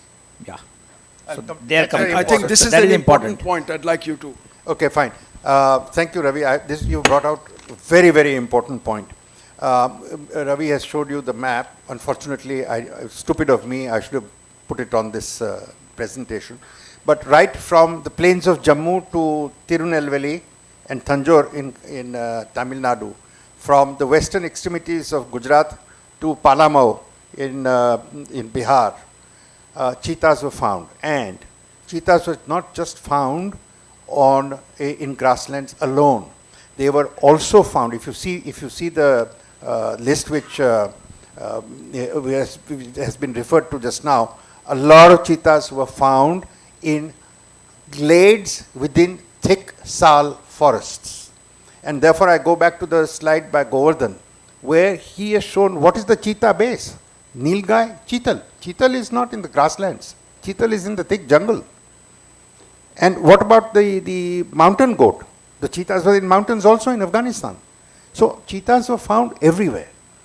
They went extinct because for thousands of years they were being taken out of the wild to hunt with. And once you take the female out, who will teach the young ones to hunt? It's the mother who teaches. And with them, the whole thing just died out. This is the unfortunate part. So, with your permission, I would like to open the floor. But one question that I would like to, जब चीता मध्य प्रदेश में ला रहे थे कूनो पालपुर में और उसकी सब तैयारियां चल रही थी, तो बहुत सारी ऐसी बातें उठकर आई जो wild life enthusiast, wild life experts, उनकी तरफ से भी आई कि चीता हमारे देश में सर्वाइव नहीं कर सकता है, और जिस जगह पर चीता लाया जा रहा है, जिसको तैयार किया गया था एशियाटिक लायन के लिए गिर से, तो चीता वहाँ नहीं रहेगा। तो कुछ लोग ऐसा कहते थे कि जो लोग टाइगर कंजर्वेशन में काफ़ी साल बिता चुके हैं, they were opposed to bringing cheetah into Kuno Palpur or in India or in Madhya Pradesh. Would you like to comment on that, sir? Certainly, this is absolutely correct. The emphasis was totally different, and unfortunately we don't have the time. Otherwise, I would have liked to examine, to talk on in detail of what stupid nonsense was being talked about cheetahs by certain lobbies. They are all pretty well known. I don't have to name them. If there was the time, I would be quite happy to name and shame them. This is ridiculous. I mean, cheetahs are cheetahs. They will go anywhere and eat, and they are doing it very well. They are already eating sambar, female sambar. They are eating the cheetal. They are eating nilgai. What's their hassle in life? They don't have hassle. Hassle is with us because we don't think big, and we say it's not going to happen here. Why not? This was the area, for God's sake. This was the very area which had cheetahs. And as late as 1920s, the Shikarkhana in charge of Gwalior state made a statement to the public that there are 50 cheetahs in the territories of Gwalior state, which is Kuno Palpur. So what the hell are we talking about? This is ridiculous nonsense. Sir, with your permission, I would like to open the floor Yes, for the please. audiences to ask questions. Yes, first question. Please raise hand. So, yeah, this side, sir. I'm Rahul.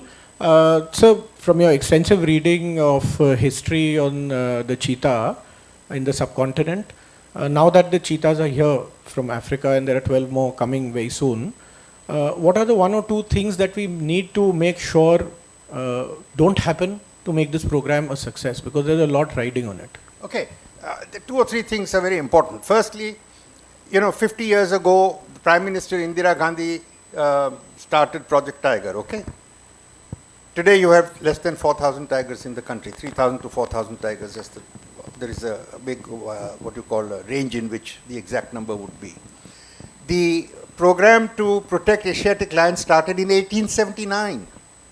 It went through the administrations of 3 Nawabs of Junagadh, 3 state governments of Saurashtra, Gujarat and Bombay, 1 central government. Today you have about 700 lions in Gujarat knocking around in 30,000 square kilometers of an area. In 1952, the Chief Minister of Assam wrote to Jawaharlal Nehru, the Prime Minister, that the rhino is practically extinct in Assam. Today there are 4,000 rhinos in India. So first and foremost, this is long haul. It's not, you are not going to get results now. What has happened is a very small, I repeat, very small step of what lies ahead. What's going to be the future? There will be hiccups. Will cheetahs die? Of course they will die. Some naturally, some unnaturally. Will it be a success? I hope so. And I hope so because the Prime Minister himself has released the first cheetahs, and I would therefore assume that the bureaucracy, and particularly the forest bureaucracy, will circle the wagons and make sure that the thing is a success. But there are some very troubling signs, and let me go on record and say them. I don't care who's listening and who's not listening. I'm told the one person who knows more about cheetahs in India than anyone else, he is no longer a member of the cheetah task force. I would like to ask why.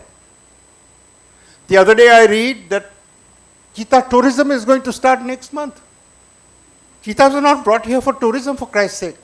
What is this nonsense? Cheetahs were brought here to make it into a flag species, a flagship species, which would actually take root in India, and once having taken root, it will be the starting point for protection of scrublands and grasslands all over India, not just Kuno or Nauradehi or Mukundra or Gandhi Sagar, Ghasidas or whatever. These are beginnings. We are forgetting all this and we are starting tourism. I mean, I don't know. Look, I don't know how many of you know, I spent 30 years of my life in tourism, okay? I worked for the Tata group of companies, and I ran particularly hotels all over India, all over North India. And I'm saying this. I don't know whether that answers your question. So, sir, there is a mention in this action plan of Government of India that at least 10 years would be required to monitor these cheetahs which have been released into Kuno, and subsequently more cheetahs will also come. So, is that the case? It is 150 years for you to get 700 lions, 50 years to get 3,000 tigers, 70 years to get 4,000 rhinos. So 10 years is nothing. Okay.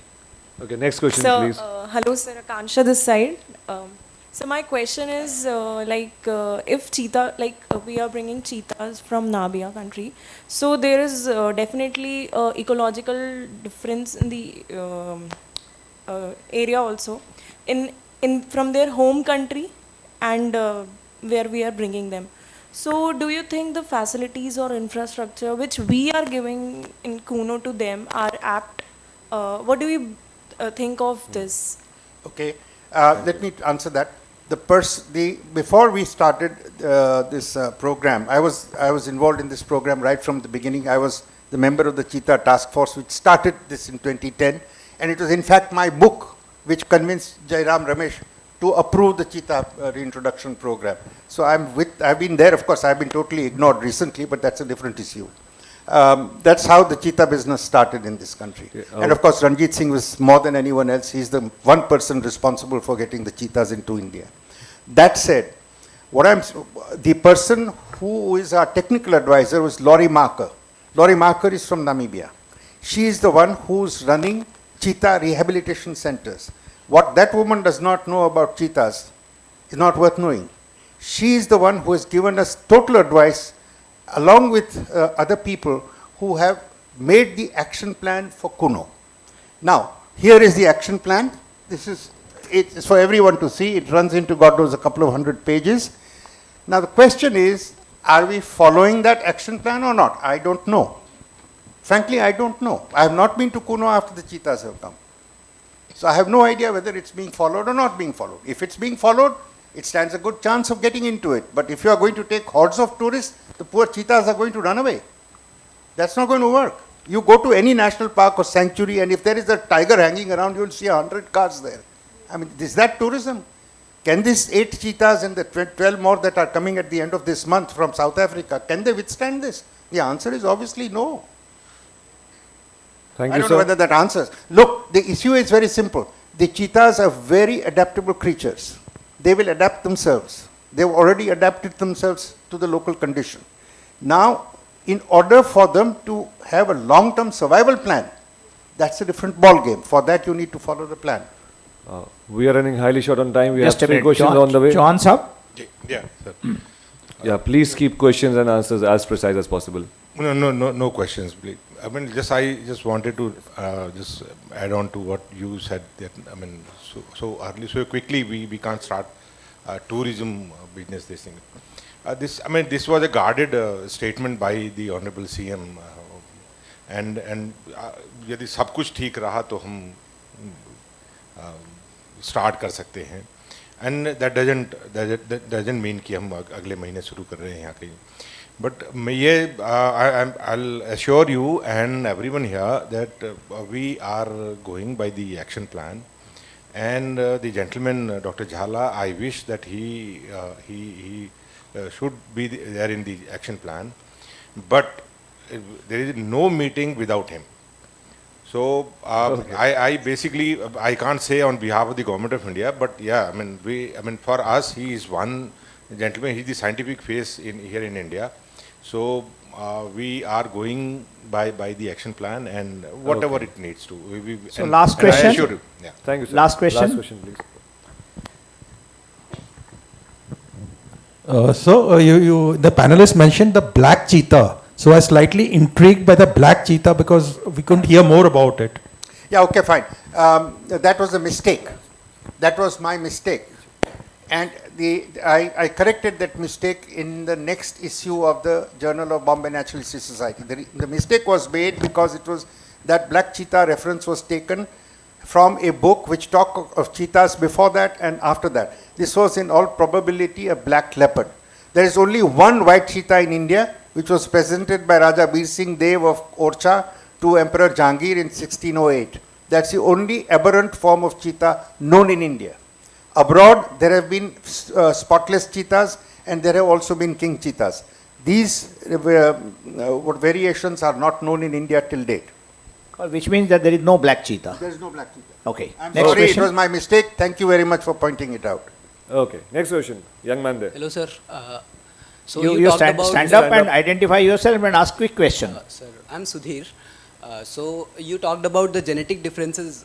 There are not much is known about the genetic differences between Asiatic and African cheetah species. So I think the more intuitive choice for reintroducing something from outside would be Asiatic cheetah from Iran rather than this. I just want to ask whether it was considered or not. Yes, it was considered. It was not considered now, by the way, because there are less than 40 cheetahs left. The Iranians will not give you cheetahs. It was considered in the 1970s, and the idea was that we give to Iran the lion which has become extinct there from 1942 onwards. And by the way, just for your information, the Indian lion is called Panthera leo persica, Persian lion. And the idea was to give them Asiatic lions and bring cheetahs, Asiatic cheetahs into India. At that time in Iran, there were about 400 cheetahs. All right? This was started by Ranjit Singh when he was in the government of India. But what happened was that soon after this proposal was made by Ranjit Singh, emergency was declared here, and then 1977, Indira Gandhi was thrown out, and in 1979, the Shah of Iran himself was thrown out. So nothing came of it, but there was such a proposal. Incidentally, for the audience knowledge, though some of them may be knowing, but Mr. Ranjit Singh is a towering wildlife figure in the country. He is a former IAS officer of 1961 batch from Madhya Pradesh, and most of the sanctuaries and national parks created in Madhya Pradesh are his handiwork. So give a big hand to Ranjit Singh Saab, who is not here. Over to Ravi. Ravi, you wanted to ask something? Thank you, sir. Or you make a comment? Just one point. And then last question then. Yeah. Just one point which will be interesting to, especially young people are here. Yes, Rajiv ji. You saw that photograph of the 3 cheetahs being shot in Korea. 1947 record of being possibly the last of the cheetahs in our country. However, reports of cheetahs continued to come occasionally through personal communications to people. In the 50s, in the 60s, and in the 80s. One of those communications came to Dr. Chavda through a connection in a Jaigad. There was a relative of his through him. One report came to me personally from a place which is border of Uttar Pradesh and Bihar near Mirzapur, which is now a place called Kaimur. Territory is very similar to that of what you classic country of the cheetah. The point I'm trying to make is the species do not die in one go. It takes a very long time. But if your system is like it is today, if those reports came to us and we knew this was happening, today we would not let the cheetah go out into the night. Today we would make a difference. We'll try hard. We might make mistakes. Like the GIB, like the Great Indian Bustard, like the Florican. We will try and do something about it. And not that we sit back and say, okay, it's gone, so gone. Absolutely. So last question from my side. I would like Just who is a the person? young kid is there, young person rather. Hi sir, my name is Abhigyan Sharma. So my question is, when the government starts this tourism thing after 1 month, 2 months, 3 months, and whether it's going to start or not, but what are the threats to the cheetahs or something like that? I'm sorry, what is it? What are the threats, death threats? That can arise to cheetahs due to tourism. Disturbance. Yes. Cheetahs are very secretive animals. They don't breed very easily. And even if they breed easily, the mortality rate of cubs is very, very high, almost 90% mortality rate. And if you have hordes of tourists knocking around in that area, they will be absolutely disturbed, and God knows what will be the outcome. Please remember, Africa is a huge country. Just one of their national parks is equal to maybe 8,000 square miles, and all Akuno, Palpurs and our national parks are a few hundred square kilometers, which is nothing, it's chicken feed. And my fear is that this tourism business which has been voiced by the Chief Minister, though in passing, I hope it does not take wing, because if it does, the tourism lobby is going to get after you, I am told. Again, I am making this statement, I am not part of this thing, I have been kept out of it. Who has kept me out is not the INSU. The Director General of Tourism is a part of the Cheetah Task Force. What is he doing there? He may be wanting to promote tourism without thinking of this. So the last question of the session, sir. There were many media reports in the run-up to the introduction of cheetahs into Kuno Palpur that few leopards are roaming around in that area and they are threat to cheetahs, and a lot of wildlife officials who were trying to manage things and also others were quite scared of the fact that leopards have entered the badas, or they were moving around outside the badas in the Kuno Palpur area. Okay. See, look, cheetahs know. So cheetah versus leopard. Okay. Cheetahs know leopards very well from back home. Cheetahs know lions very well from back home. It's nothing new for them. What is new for them is the new environment. So, if the cheetahs settle down once and they take to the new environment as they are indeed taking, as is being said, and the Chavan Sahab made the statement that you are following the action plan to the letter, I see no problem. Cheetahs will have to learn to live with the leopards and lions if and when they come here. Okay, thank you so much, Thank you very much. I would now like to invite Rima Huja ji on stage, the member of Society for Thank you very much, Environment, sir, for a wonderful session. Please give a to- standing ovation to the cheetah expert of the country, please. Divya Bhanu Sen Chawda ji. Divya Bhanu Singh and Chawda Ravi sahab. ji. Yes. What a wonderful discussion we have had. Our two discussants added to it so A lot about cheetahs, a lot about wildlife, and a good range of questions, I must say. Even the experienced ones, even the younger ones were keen to ask questions. Also is endangered. There it is, the mascot of the Bhopal Literature and Art Festival. Thank you so much to... Probably more endangered than the cheetah. There are 7,000 cheetahs in the world. Yes. And I don't know how many hundred there are. That is lesser florican.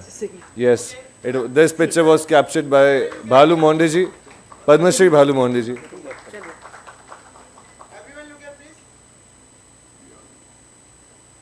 Thank you so much, Divya Bhanu Singh ji, Ravi ji, and Abhilash Khandikar ji, and So this Reema is a ji. photograph of lesser florican from Mr. Balu Monde, who is in this hall, and he Yes. has been trying to conserve this bird, and this is found in part of Madhya Pradesh, but highly endangered lesser florican. Padma Shri Bhalu Mondeji, and मैं आपको बता दूं एक exhibition भी आप साथ में देख सकते हैं. It is a collection of pictures by Bhalu Mondeji. So please अगर आपने नहीं देखा है वो एग्जीबिशन देखिएगा. बहुत बेहतरीन एहसास रहेगा. And we are going to break for lunch, but just let me inform you about the next session. We are running 15 minutes late, so we'll be beginning the next session at 2:15. It is titled China, the Threat of War, and we will be having defense strategist Manoj Joshi ji in conversation with Ambassador J.N. Mishra ji. So we can have a break with one condition कि आप लोग वापस आएंगे. Of course. Thank you so much, everyone. Please be back at 2:15. We will be beginning the next session, China, the Threat of War. Thank you so much, everyone. Thank you so much, gentlemen. Thank you so much, Rima ji.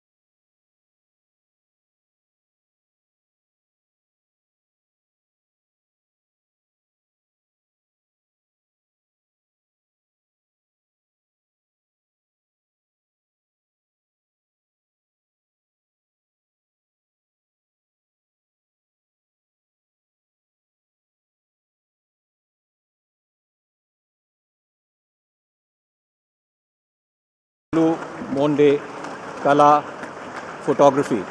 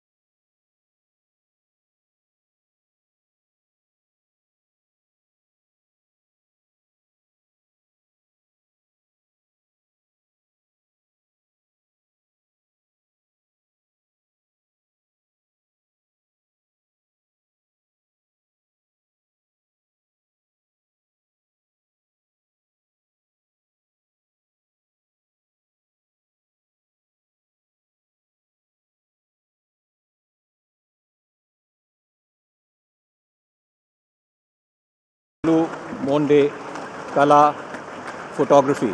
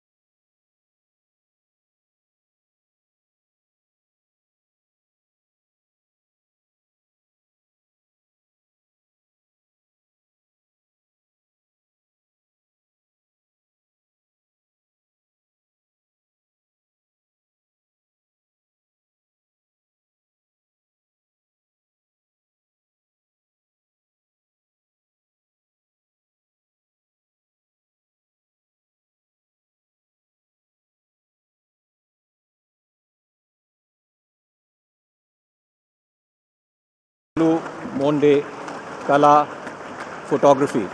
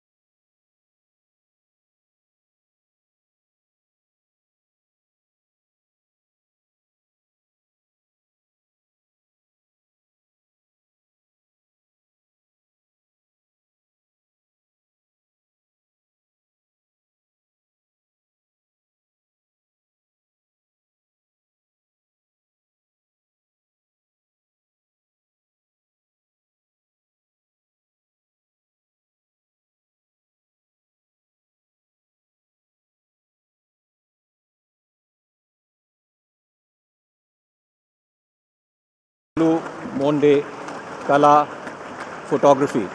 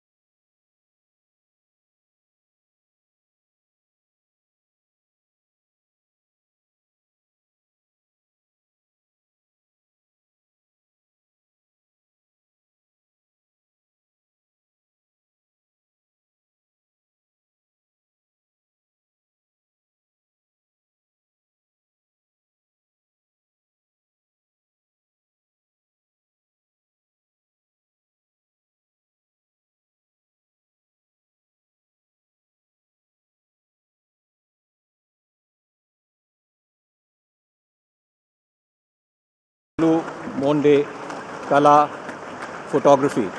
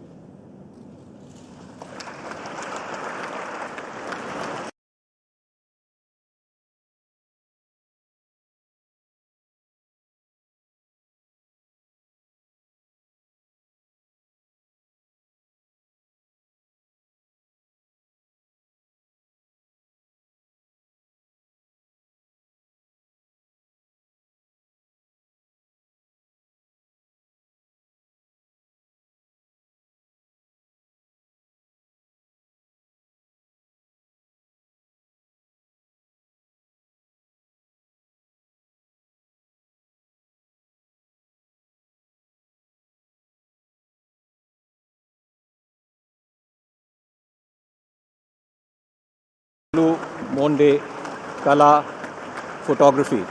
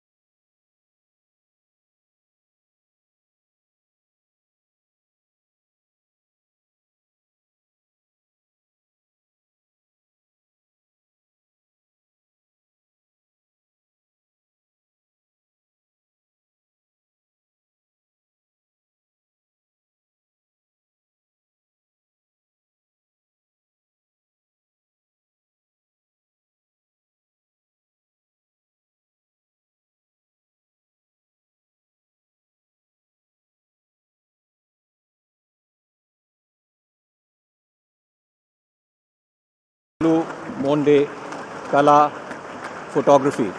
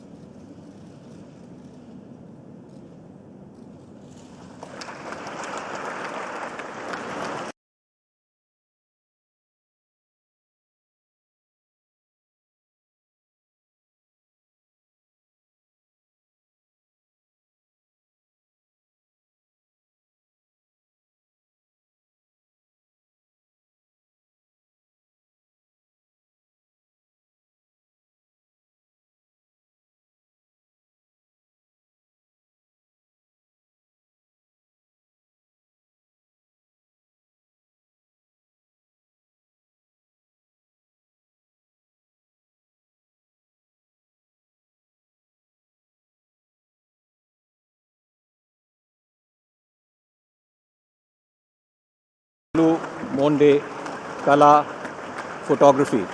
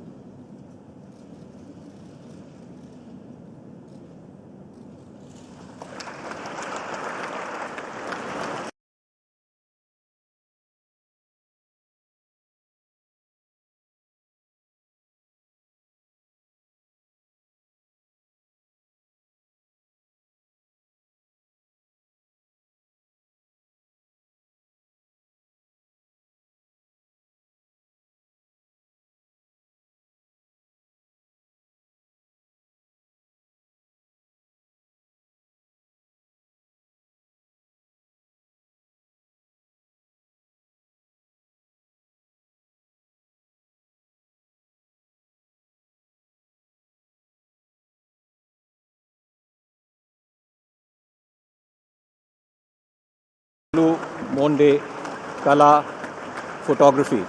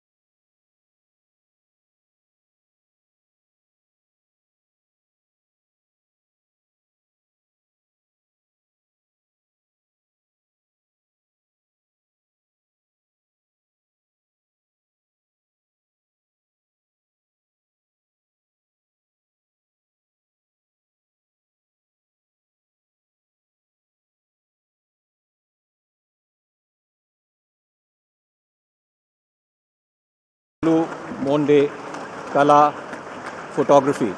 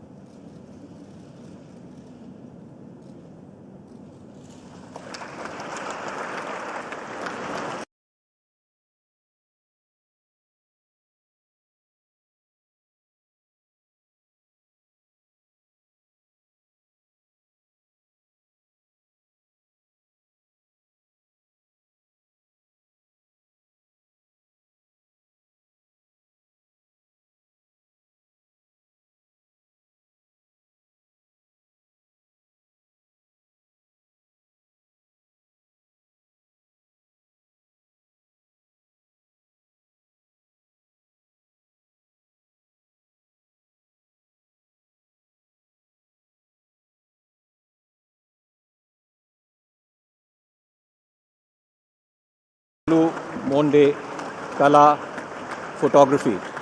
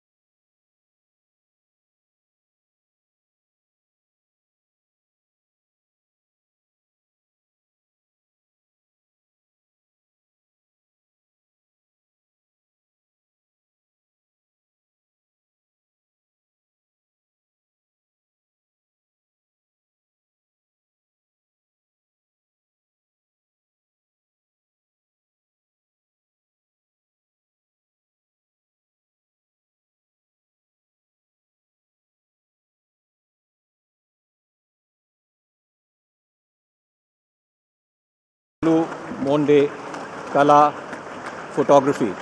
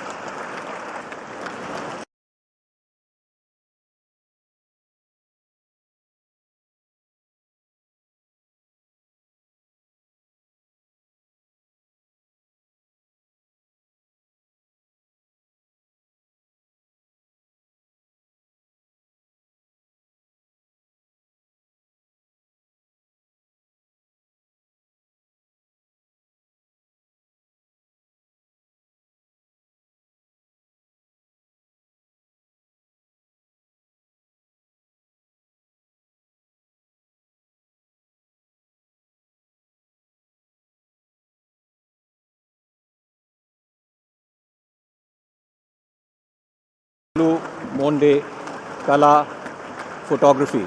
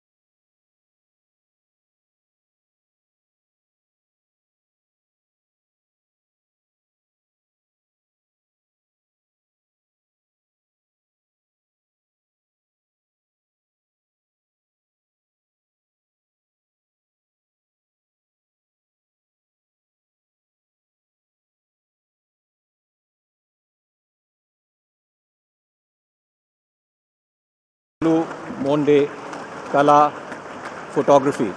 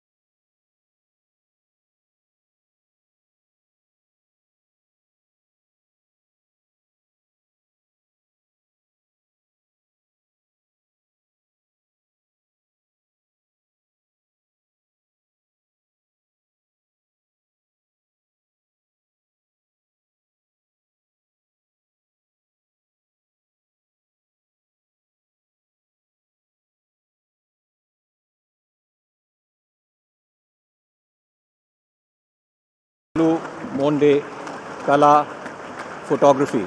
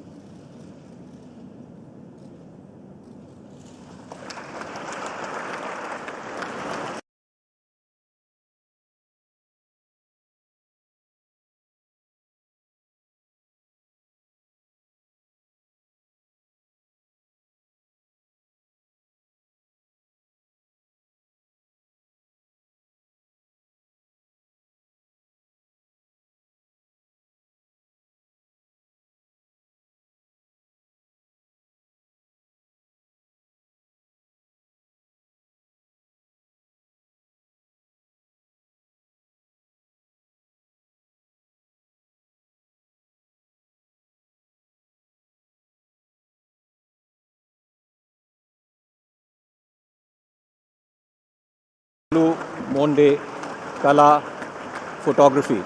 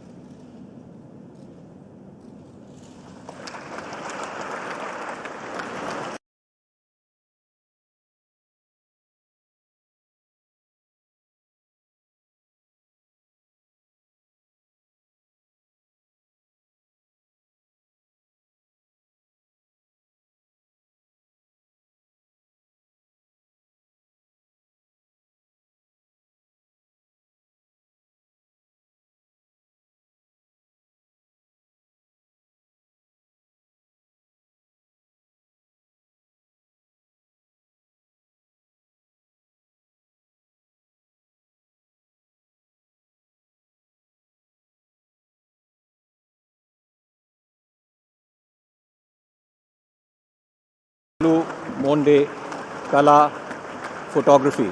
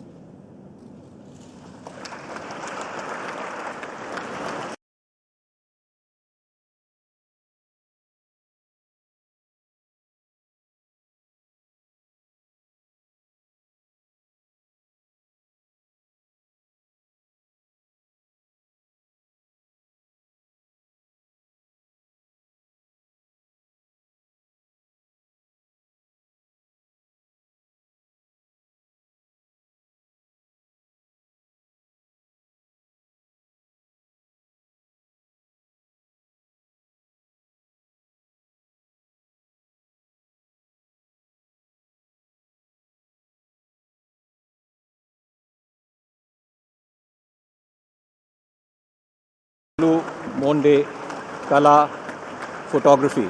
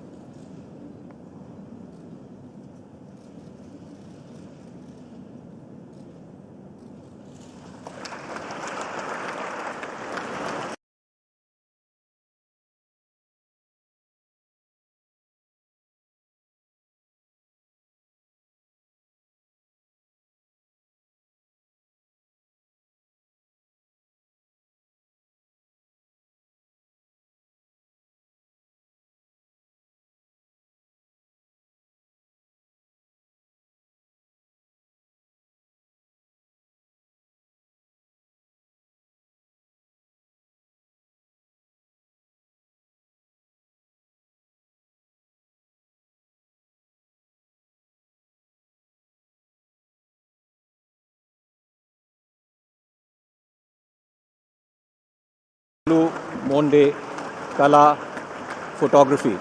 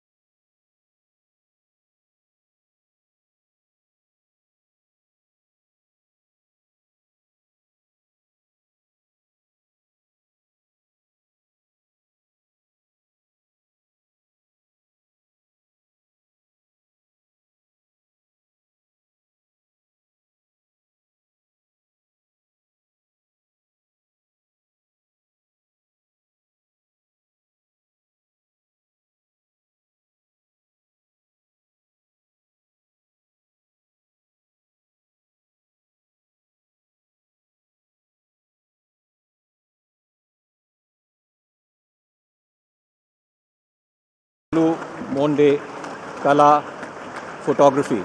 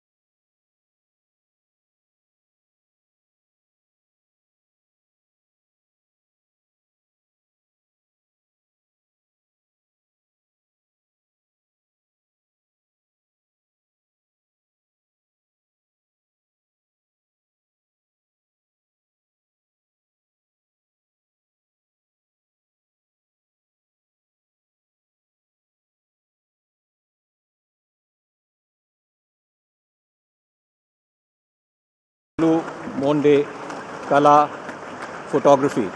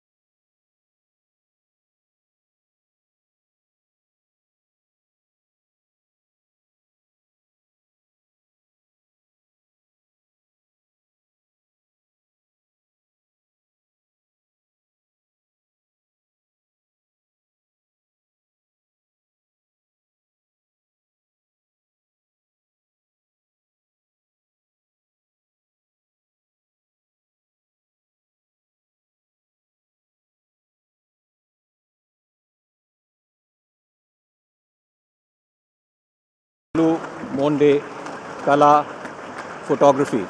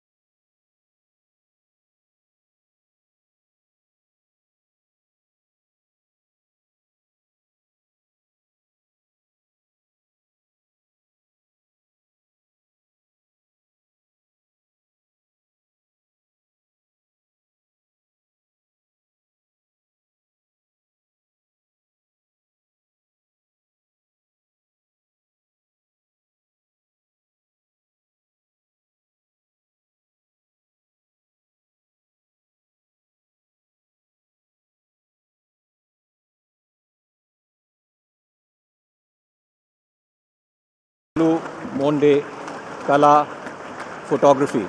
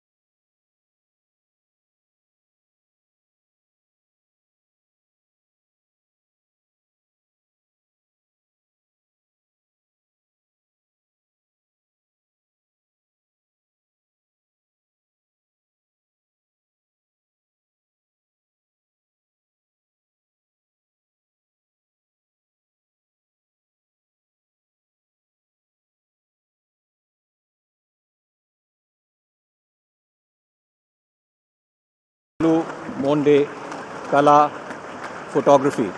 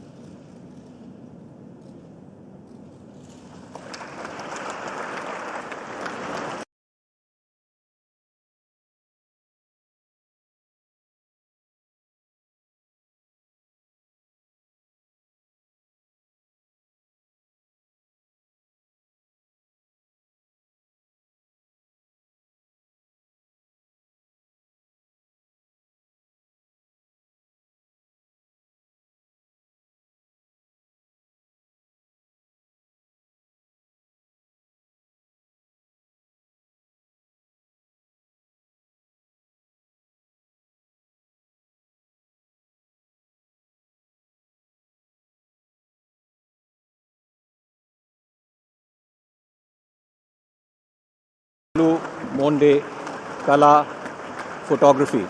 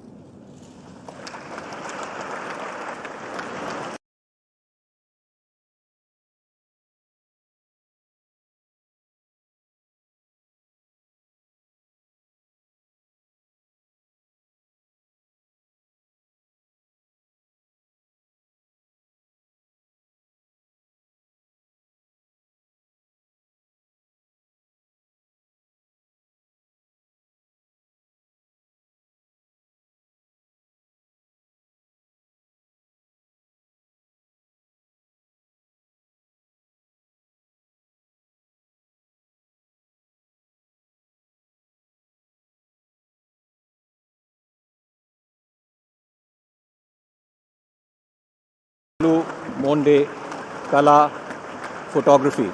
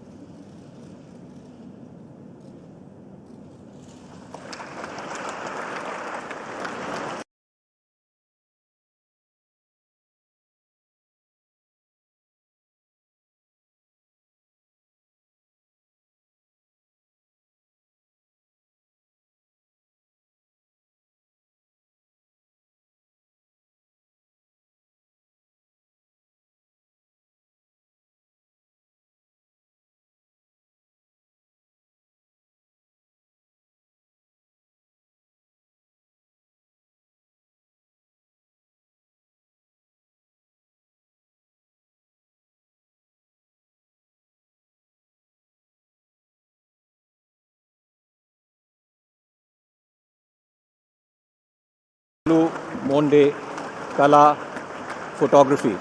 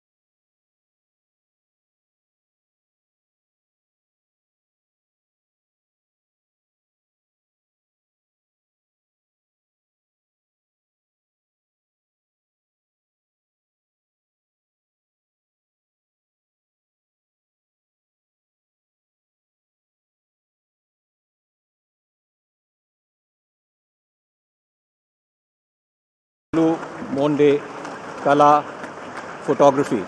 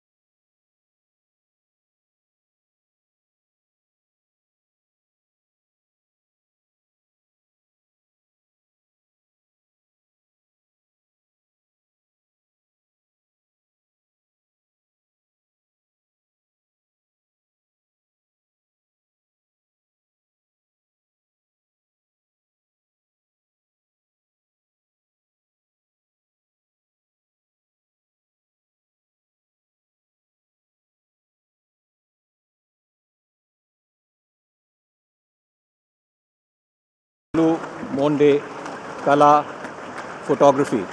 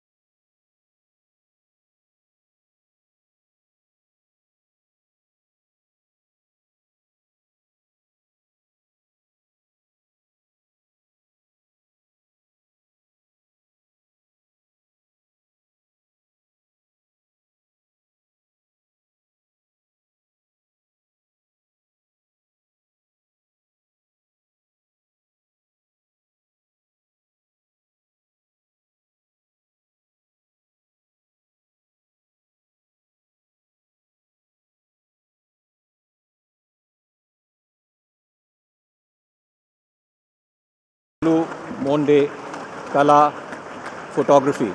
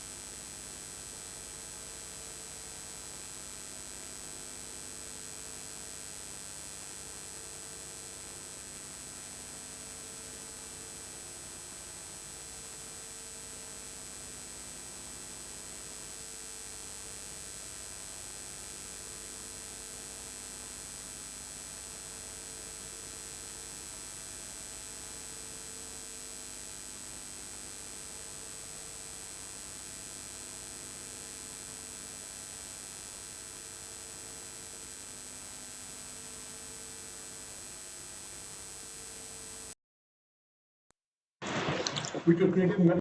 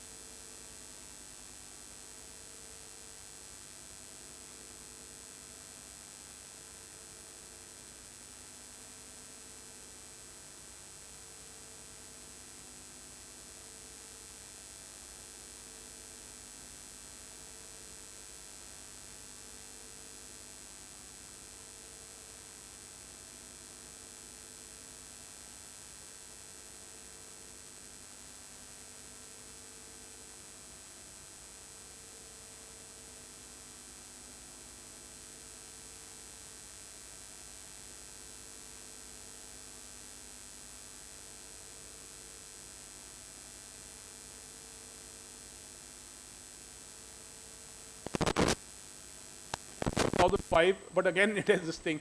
So now the last meeting of the special representatives took place in 2019, the 22nd meeting. So we are continuing and we are political there. So now the question comes is Galwan a turning point in Sino-Indian relations? I think it is a turning point. I think it is a turning point because what we lost from 1990s, we had started this business of what is called confidence building. So we had worked out ways that how we, if we meet in the contested area, how we will behave with each other. No guns, for example. Why do you think in Galwan they fought with sticks and stones and things like no guns were permitted? So that trust was lost in 2020. Up to 2020, we had been, as I said, there were patrols. Sometimes you would have pushing, shoving, etc. But in 2020, people died. 20 people died. The last time people died on that border, by the way, was in 1975. So this long period of trust, this trust got lost. So Galwan has been a turning point out there. So then, is there a danger of war in the Himalaya? That's the big question. I think yes, because what is happening is both sides are building up. Both sides are building up. In fact, I'm writing an article for Frontline magazine on military preparations, and one of the Indians are building, we are tunneling. We've built many tunnels, Rohtang, and we're building tunnels through Zojila. So our network is improving. On the other hand, the Chinese are increasing the number of forces that they have closer to the border. And they build heliports and airports, both sides. So now when you have weapons and equipment and other things in larger numbers, the greater is the chance of war. It's as simple as that. Thank you. So it's the line of no control. Yes. A fantasy or a phantom line. And the swap, your book states, that was ostensibly offered by Zhou Enlai to Jawaharlal Nehru and Deng Xiaoping to Rajiv Gandhi later, was never explicitly stated. That's what you've written in the book. So are we to make a lot of that, as we tend to do in India? You see, when it comes to Zhou Enlai, there are enough statements of his saying that broadly we can accept the McMahon line. We will live with the McMahon line, though we don't want to call it McMahon line, which was virtually an acceptance of that. Then in 1978, 79, Deng Xiaoping again reiterated this. First he reiterated it to an Indian journalist. Then it was reiterated to Indian officials. So it has been reiterated at least 2 or 3 times fairly categorically, saying that we can work out a deal. But suddenly from mid-85, from 1985 onwards, the Chinese shifted goalposts. They said, no, the actual problem is in the east. Whereas they were willing to compromise the east, they said, no, there is an actual problem there. And now the Chinese position is that in any settlement, the minimum that we want is Tawang. That is the minimum claim we have. And equally, our negotiators have told them, the moment you raise this issue of Tawang, it means that you don't want a settlement. That's the situation.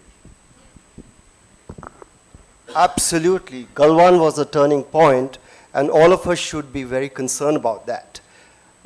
Let's turn to before Galwan, the overall crisis of 2020.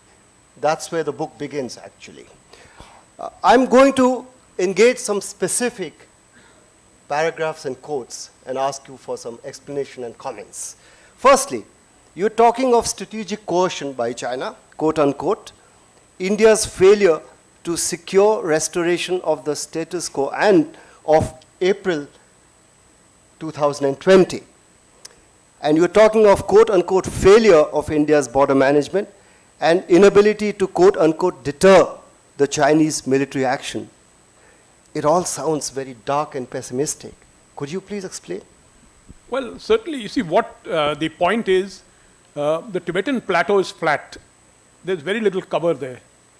And the Indians, we keep a very close watch on it through satellites and through special electronic aircraft that monitor the electronic emissions on the plateau. So we definitely knew that the Chinese were massing troops in Tibet. Our failure was a failure to judge their intentions. See, the whole point of in intelligence, in the intelligence world, is that it is, you can easily recognize capability. For example, a 20-foot tank, you can see it from a satellite above, okay, or you can see it on the road. But where that tank is headed, we don't know. And so it is, so the thing is that we thought, we assumed that the Chinese forces were there for their annual exercises. But every army in the world has a particular protocol. When a neighboring country conducts a military exercise, you conduct a precautionary exercise just to keep an eye on him. See, because he may mass forces in the guise of an exercise and suddenly turn towards you and invade your country. So you have a counter, you also keep troops on standby. In 2020, because of COVID, we postponed a key exercise in the Depsang Plains. Because if you remember, there was the drastic lockdown here. So I think somewhere or the other, someone took the decision that exercise should also be postponed. And so the Chinese, so it took us about a month to recover our balance, and we also then sent in forces, the same number as the Chinese, just to, we didn't want any warlike situation, but we wanted to send a signal that we are now ready and prepared. But by that time, the Chinese had blockaded us in those 5 areas which I told you. Right, and you've explicitly stated that it was the failure of the Indian army to read the intelligence and to read Chinese intentions correctly. Now this is quite significant and different from 1962, where it was a failure of just about everybody, military and civilian. Now let me ask you, India is, you spoke about infrastructure. The Chinese have spoken about it explicitly in their official statements as one of the 2 reasons why the crisis has happened, forgetting that their own infrastructure is equally, if not more, culpable. India is playing catch-up in developing border infrastructure. You say probably destabilizing. You are calling India's infrastructure probably destabilizing. Does it mean that as a reaction to the Chinese, India's infrastructure? Development is probably destabilizing? You've used the word probably. Okay. Well, you see, the thing is that, well, if I've said it in those words, they're not totally accurate. It means that the Chinese view it as destabilizing. Why do they do so? And this is the typical way that the Chinese think.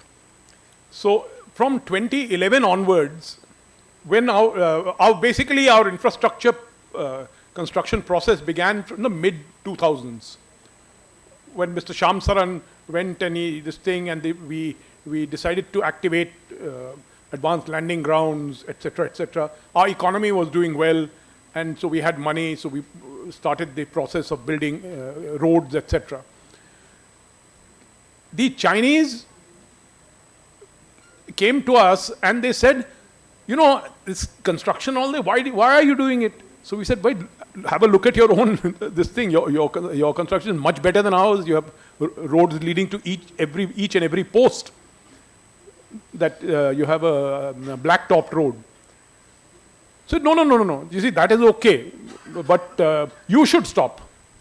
So now that is that Chinese logic fails me, meaning I don't this thing. But the point is, in 2012, they proposed what's called a Border Defense Cooperation Agreement. That is the last of these CBMs that was signed, and they tried to push us on that. And that Border Defense Cooperation Agreement is a unique agreement because it was signed between the 2 militaries. I mean, it was signed by our Defense Secretary and by a Chinese Admiral General, member of the CMC. That is the only agreement that has been signed by the 2 militaries. And in the BDCA, the Chinese wanted to introduce this clause, saying that you stop freeze infrastructure. We didn't agree, naturally, because our infrastructure was much, much more inferior. See, it's only now, for example, most of our roads get shut in winter because of snow. And so now we have started the process of tunneling. We are building tunnels in several places which will make them these all-weather roads, which is very important from the military point of view. Now, this particular 2020 incident, our northernmost road goes along the Shyok River. Along the Shyok River all the way to Daulat Beg Oldie. Daulat Beg Oldie is about 25-30 kilometers away from our northernmost location, which is the Karakoram Pass. Daulat Beg Oldie used to be till then supplied by air.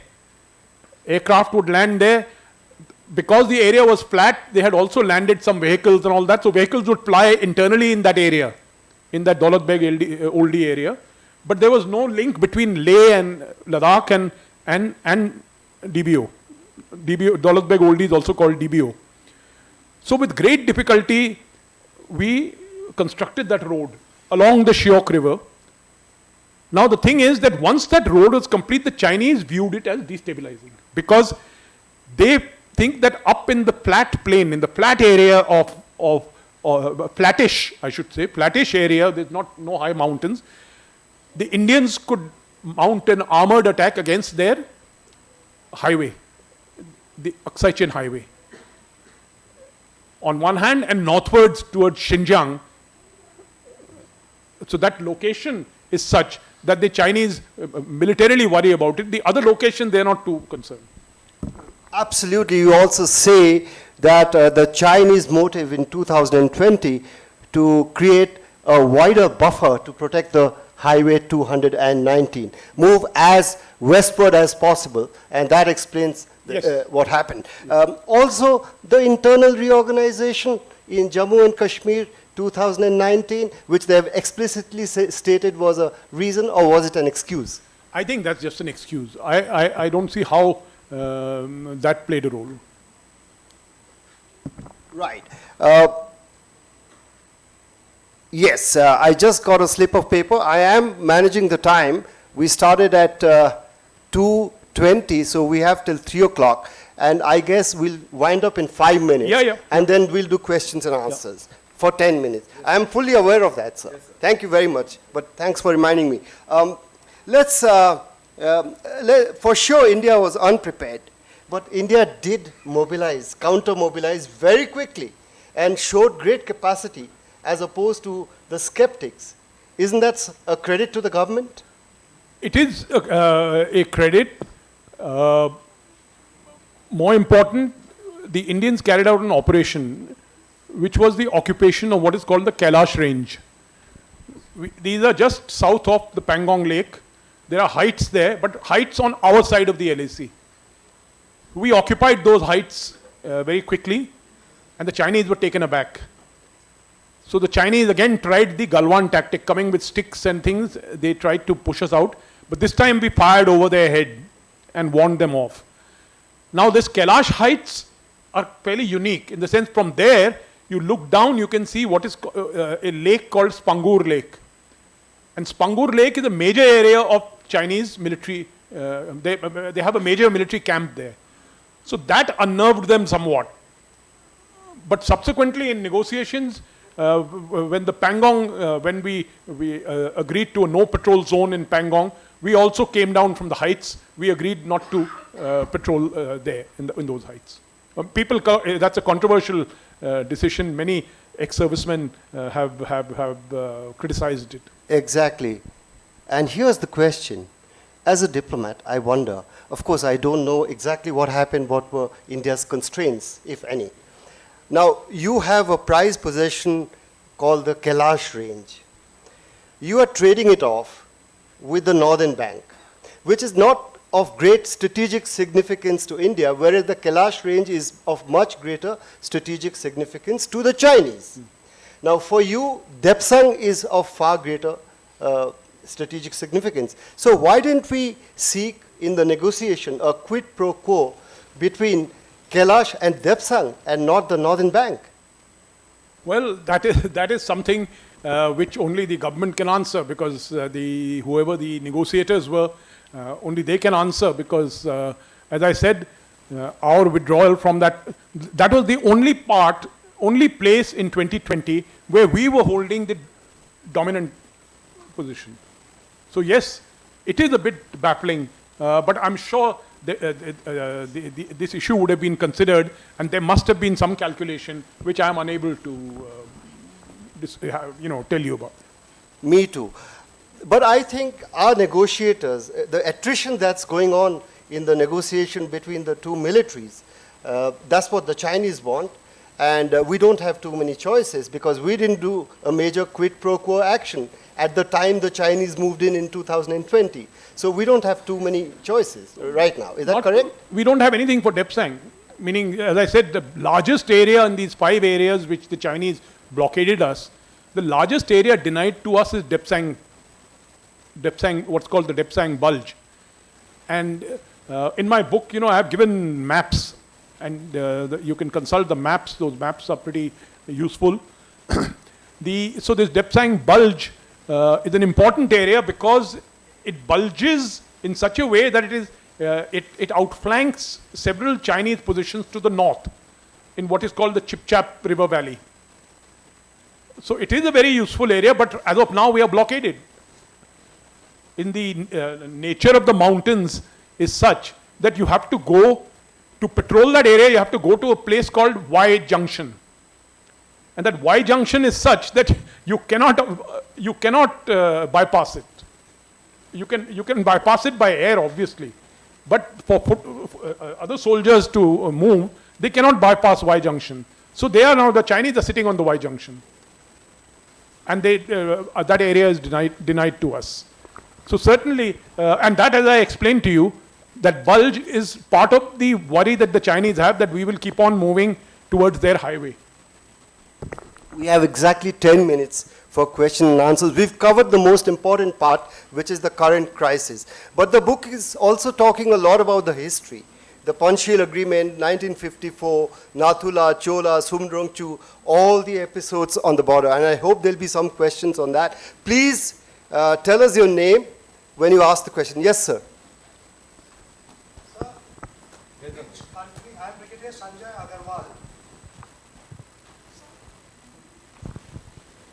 Please have the mic so that all of us can hear your question. I am Brigadier Sanjay Agarwal. Which country, China or India, stands to benefit more from the ongoing delay in conflict resolution?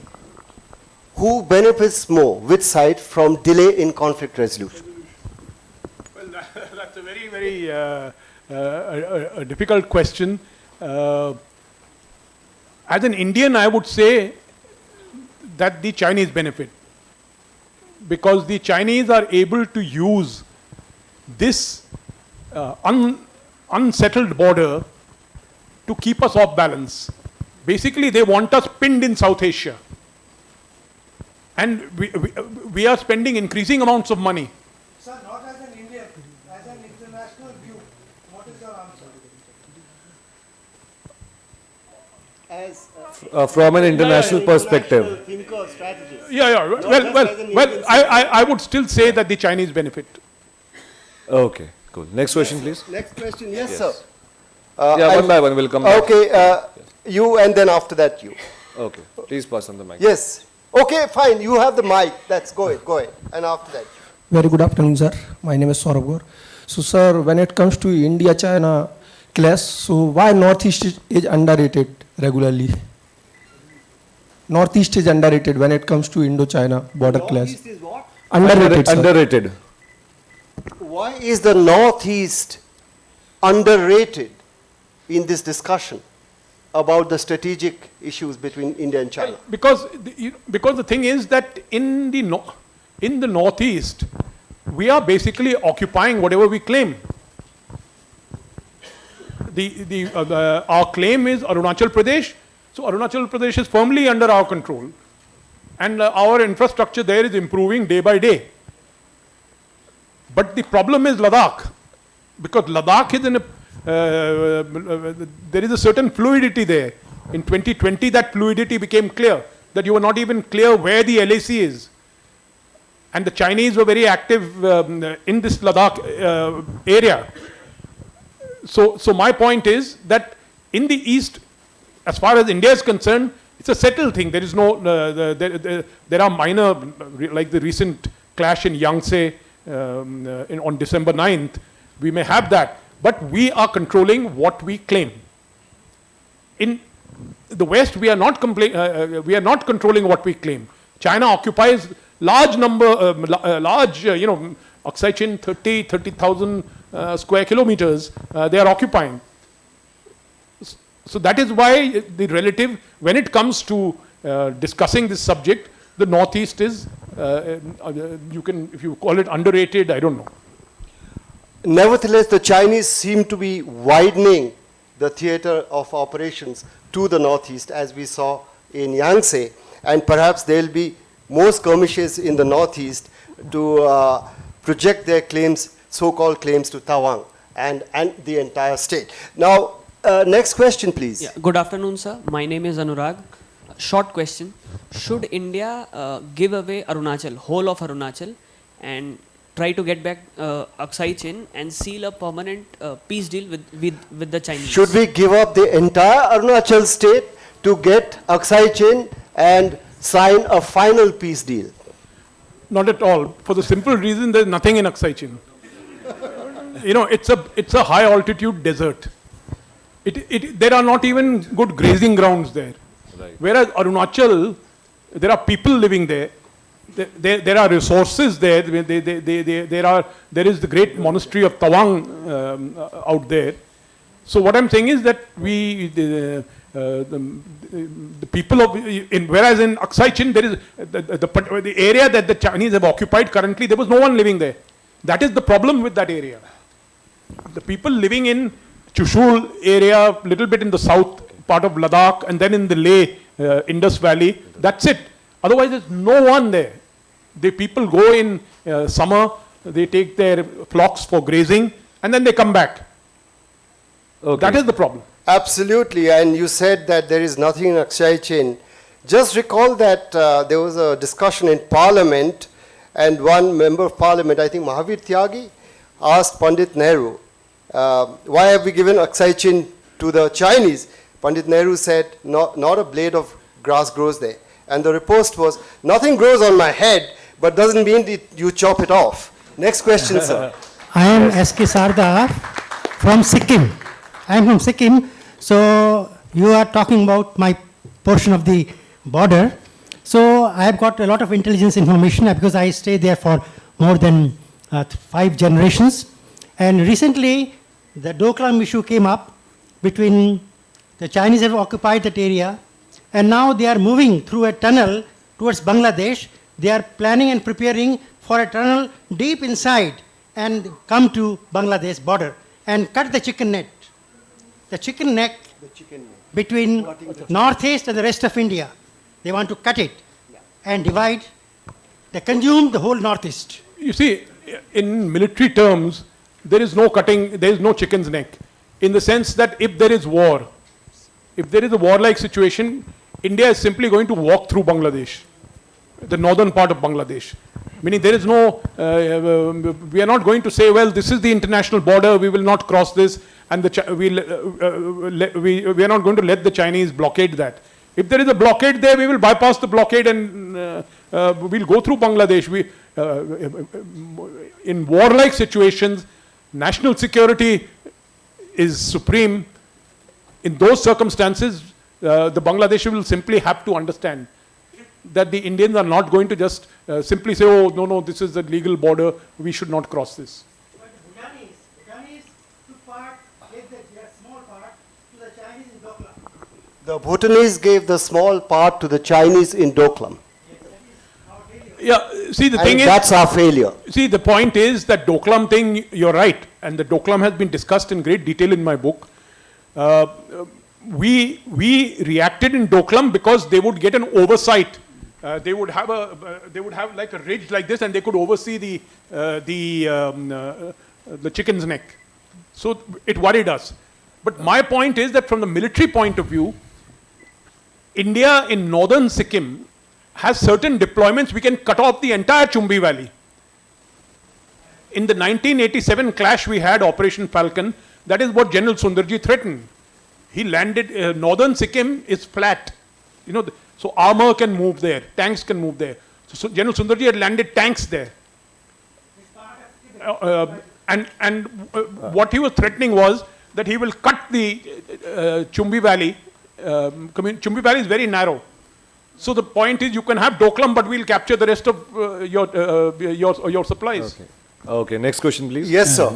Good evening, Dr. Sarabjit. As an outside observer, I would like to ask everybody here, how is it that even in Siachen, shepherds were used, or the shepherds gave the information that something was happening there? And here we are, after so many years of India being India, how do we not know exactly what's happening on our borders? Shepherds gave the information to the government in Siachen. And I think I'm sorry, Kargil. Shepherds won't last very long in Siachen. Absolutely. In Kargil, and we don't have similar communication from the locals in the East, and not enough But why information with depend the on Chinese. locals? Why depend on locals in a modern state? There has been a somewhat controversial policy which the Ladakhis criticize. That is that the army prevents them from going into the grazing grounds. So far, we have lost a lot of grazing ground. My friend Punchok. The army, when you say the army prevents them, Yes. the army is under political control. No, you see, like that we can connect very well this thing. What I'm saying is that the army locally prevents them from. Brigadier, please don't defend your institution. This is not the platform. Brigadier, you made your point, and he has a right to say what he wants to. The point is, I can send you the references. There is an article by Punchok Stobdan, who's my good friend. He's from the IDSA. He was former ambassador to Turkmenistan, and he has written extensively on this. The policy that we have adopted in Ladakh with regard to handling the graziers has cost us a great deal. Even this time, last month or this is January, maybe earlier this month or late last month, the Hindu had another story. There is a guy called Stanzin. He's a local legislator. He pointed out that we have been blocked by the army for sending our graziers. So what I'm saying is we have shot ourselves in the foot on that. Okay. Well, he's just quoting what the Mr. Stanzin said. You can have your opinion. Well, that's been a fantastic session, erudite, knowledgeable, restrained, dispassionate, objective, calm, and enlightening. And we are very grateful to you, Manoj, for this wonderful discourse on this wonderful book and Absolutely. beyond. The conclusion is that the crisis is here to stay, so let's ready ourselves for the upcoming situation. Thank you so much, gentlemen. मैं brigadier Sanjay ji को मंच पे बुलाना चाहूँगा on behalf of the BLF team to please present a memento to our author and discussant for that insightful discussion. Irony being, yes, of course. See, let's agree to disagree, and yes, a wonderful discussion there. And एक बार मनोज जी के लिए जोरदार तालियां हो जाए. Wonderful thoughts. And there it is, the mascot of the Bhopal Literature and Art Festival, the Florican, lesser Florican bird, a highly endangered bird. And please also give it up for Ambassador J. M. Mishra ji for being such a wonderful moderator. Thank you so much for being watchful of the time, sir. I never like to interrupt, but that's my duty as the host for all the sessions of BLF at Antrang. Thank you so much, sir, and thank you so much once again to Mishra ji for being very watchful of the time and of the session as well.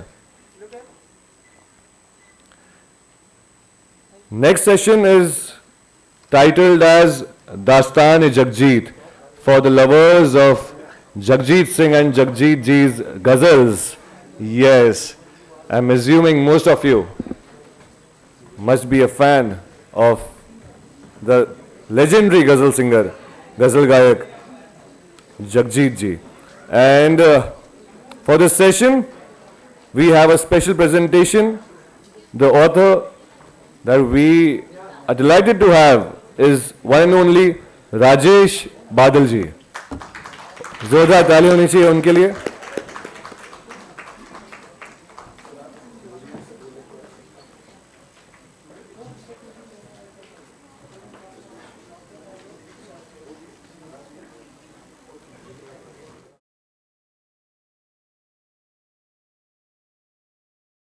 और उनके साथ discussion में रहेंगे doctor ज्ञान चतुर्वेदी जी. उनके लिए भी जोरदार तालियां होनी चाहिए. About the author let me tell you, पिछले 42 साल से रेडियो, प्रिंट, इलेक्ट्रॉनिक और डिजिटल में पत्रकारिता करते आ रहे हैं राजेश जी. 100 से अधिक डॉक्यूमेंट्री का निर्माण कर चुके हैं. टीवी पत्रकारिता में पहली बार बायोपिक की व्यवस्थित शुरुआत करने का श्रेय उनको ही जाता है और 50 से अधिक बायोपिक के निर्माता रह चुके हैं. आप प्रस्तुतकर्ता के साथ साथ एक एंकर भी रह चुके हैं. आप करीब 10 चैनलों की शुरुआत कर चुके हैं. आज तक में संपादक, वॉइस ऑफ इंडिया में मैनेजिंग एडिटर व समूह संपादक और इंडिया न्यूज़ में न्यूज़ डायरेक्टर रह चुके हैं और आप BAG फिल्म्स के कार्यकारी संपादक भी रह चुके हैं और साथ ही साथ राज्यसभा टीवी के संस्थापक एग्जीक्यूटिव डायरेक्टर 8 साल तक रह चुके हैं। हमें बहुत खुशी है कि आप हमारे बीच हैं और हम तालियों से आपका और हमारे डिस्कशन का अभिनंदन करते हैं और निवेदन करते हैं कि इस डिस्कशन को प्लीज़ शुरुआत की जाए इस डिस्कशन की।